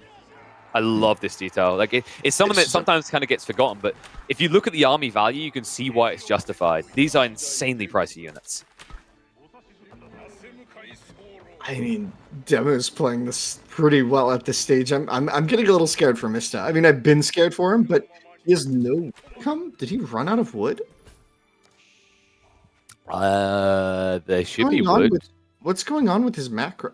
Can we check south side? You want to check south side? You have got the traders going, by the way, which will give him the olive oil. I guess he just added but if we check south side of Mista's map, I'd like, for example, near his board. Yeah, there's still wood here. He's just not. But that's what I mean. Why doesn't he have any vills on? Whatever. I don't need to think about that right now. I mean, his army doesn't really need them. This army is scary. huge. He's gone cataphracts as well. So this is a Gambit player, I think, coming out from Mista. He's got 19 cataphracts. The whole idea is going to be to trample through the front line and get on top of the Zutsu. I think that's very difficult, though. It doesn't work. Japanese. Oh, no. Goodbye again. How many? I think he's built like 3 units out of that Palatine School the whole game. But here we go. Wrap around. From the back, the cataphract getting ready. Charging in. There's the trample through, but a sidestep comes in from DeMu. The reposition. Heavy damage, actually. That sidestep cost him more health. But it's just not enough by the looks of it. A few Spearmen and Samurai are going to react to this. The Cataphract are going to get cleaned up fast. And these are not quick to rebuild. He didn't enable Triumph. He forgot about it. He forgot about it for 40 minutes. 30 minutes. Maybe it would have been good enough. I don't think it would have been a big enough difference here, though, right? Like this against Azutsu specifically. You need everything, right? Mm-hmm. But it would have at least made it look a bit closer. I think that's going to be GG. No time to process it. Mista realizes late game Japanese is no joke. Yeah, the Azutsu on the back of the Azutsu, DeMu gets another win, 5-2 in a play L7. Impressive stuff from him, especially after that 2-0 opening from Mista. It really looked like Mista was just going to be really dominant, and then DeMu just kind of came back and really showed us what's up. That was awesome. No, that was less Azutsu and more Azutsmu, because that was DeMu putting his own little special touch on it. I think that was fantastically played. Definitely a strong unit, but as we highlighted, a very strong price. And I think, something to keep in mind is this does look busted. And you know what? Good. Go buy the expansion so you can try it yourself. But the deeper reality is obviously it's early day, and as Winston was crying throughout all that, the crossbows are meant to be the counter. It's just players. I've had that experience. We all had that experience. When you see something that seems OP for the first time, it has a logical counter, but realizing it in the moment, in the heat of battle, is a whole other challenge. I mean, these hits are also very strong. No, no, no, no, no, no, can say no, we're no. You're not looking at allowed. it. No, no, no. You're not allowed to say that. No, no, no. Okay, well, I did. Yeah, they're really good. Yeah, They're reasonable, very balanced. Yeah, I'm happy that perfectly Cataphracts balanced, for lose. sure. What's important to me is that Cataphracts lose their fights there, but bloody hell, what a series. What a fun one. We had some amazing games. I mean, I would just like to say, Byzantines, I'm impressed. Actually, two of the most notable games include, I actually think the best games we saw here include the entirely new CIVS. Not to discount what the variants brought in, but it's fair to say, with two entirely new CIVs, all the extra things there are to explore, we got some wild games here. And if you only just tuned in, you will be able to catch them throughout the week across on the YouTube channel for EGCTV, which you'll be able to find the links. But there's also another show match tomorrow between Beastie and Marine Lord, so you don't want to miss that one. But Winston, let me know how you feel. Let me know what you're thinking after what you just saw 7 games of. I mean, it was spectacular. I think these two players put on a crazy show for us. We got. I keep thinking about that nail biter on, what do you call it? Budget Baltic? Budget On Baltic. Thickets. On Thickets, that was an insanely cool game with the base race at the end. That was Oyubids versus Byzantines, right? And now here we just had, I think, a really cool late game as well. Demonstrating the late games of these civs, I think, is awesome, because a lot of the other games were pretty short, right? The Jeanne d'Arc games were quite short. Same with the Order of the Dragon, but those were the same. So those are two games that were pretty quick and decisive. But yeah, I loved it. I loved every second of it. I'm so glad that the community is finally able to play these civs soon in 3 days. I hope that this preview build is getting you all excited for it, and I hope that over here at EGCTV you've enjoyed it as well. I mean, a huge shout out to Core. Great job observing today. Fantastic stuff. He gave us a nice mix. He was like, "There's too much info being deposited here. Every once in a while, we need to go roboto." I appreciate that. I think the chat actually came to love that over time. No, a big shout out to him on the observing. I think it's been a while since we've had him in the seat, so good to see him back there. But honestly, really big shout out to the players for turning up for the show match and delivering a hell of a lot of fun. I think it's fair to say, Winston, we're at the beginning of potentially AoE 4's golden age. There's no denying off the front. Off the beginning, there were issues to be fixed, but we got a healthy point with the base game, and the classic thing happened where the moment we're at a healthy meta where most things are balanced, let's break everything again, but we're breaking it for the right reason. Hopefully, I think it's really cool. And yeah, tomorrow, guys, 17 GMT, we will have Beastie and Marine Lord playing in this house, in this seat. Same situation. I think exactly the same settings. Probably different civ matchups. Maybe different maps. I don't exactly know how they were selected. It was probably a draft, right? So yeah, really, really exciting stuff. Be sure to tune in tomorrow. Don't be one of the people who forgets or doesn't see it, because it will be awesome. Exactly. I mean, honestly, I'm hyped for that. Like BC versus Marine Lord, two of the absolute top players going to be contesting each other in play all 7. So there's no worry of Marine Lord doing what he done in the Empire Wars finals. But spoilers, dude, I'm gonna be flying, by the way. So I realize I'm gonna have to get one of those very expensive in-net accesses on the airplane, because I don't want to miss that one. But you guys can have very easy access. It's gonna be free for you sitting at home, or if you want the ad-free viewing experience, it's only gonna cost you $5 to do that. So if you haven't had your wallet ready to get that subscribe in to make sure you're able to witness that 7-game series without a single interruption, be sure to do it tonight. And be sure to be in your seats at 5 p.m. tomorrow, GMT, UK time, the real time zone, as Winston pointed out. But Winston, dude, absolute pleasure to get on the mic for you. Thank you for helping us deep dive into the civs a bit. I've been nerding out. You've been nerding out. I think we've all been enjoying the nerd out. And yes, I'm sure we will be back on the mic again very soon. Yeah, great time, guys. I had a blast, and I hope you all enjoyed it. And I hope you enjoy the game. Please buy the DLC. Dude, like $15. I can't emphasize this enough. $15. That's like the price of, in this economy, 2 drinks at Starbucks. Like, come on. And you definitely, with the amount of stuff we're screaming about and losing our mind about, get a bigger energy injection from watching this than you would from those Starbucks. So be sure to pick it up. You'll have access to it on the 14th of November. But what we need to give you access to now is more show matches. I know. Say what? You said we're gonna have to wait until tomorrow. No. EGC tomorrow, 5 p.m. GMT. But we're now gonna send you across to Fitz Pro, who's gonna be hosting his own show match. So go check that out. Wonderful Fitz, who's gonna be joined by Crackety. We're now gonna send you across to his channel. But I want to see you all back here, 5 p.m. GMT tomorrow. Until then, have a good time with Fitz. We'll see you all again soon.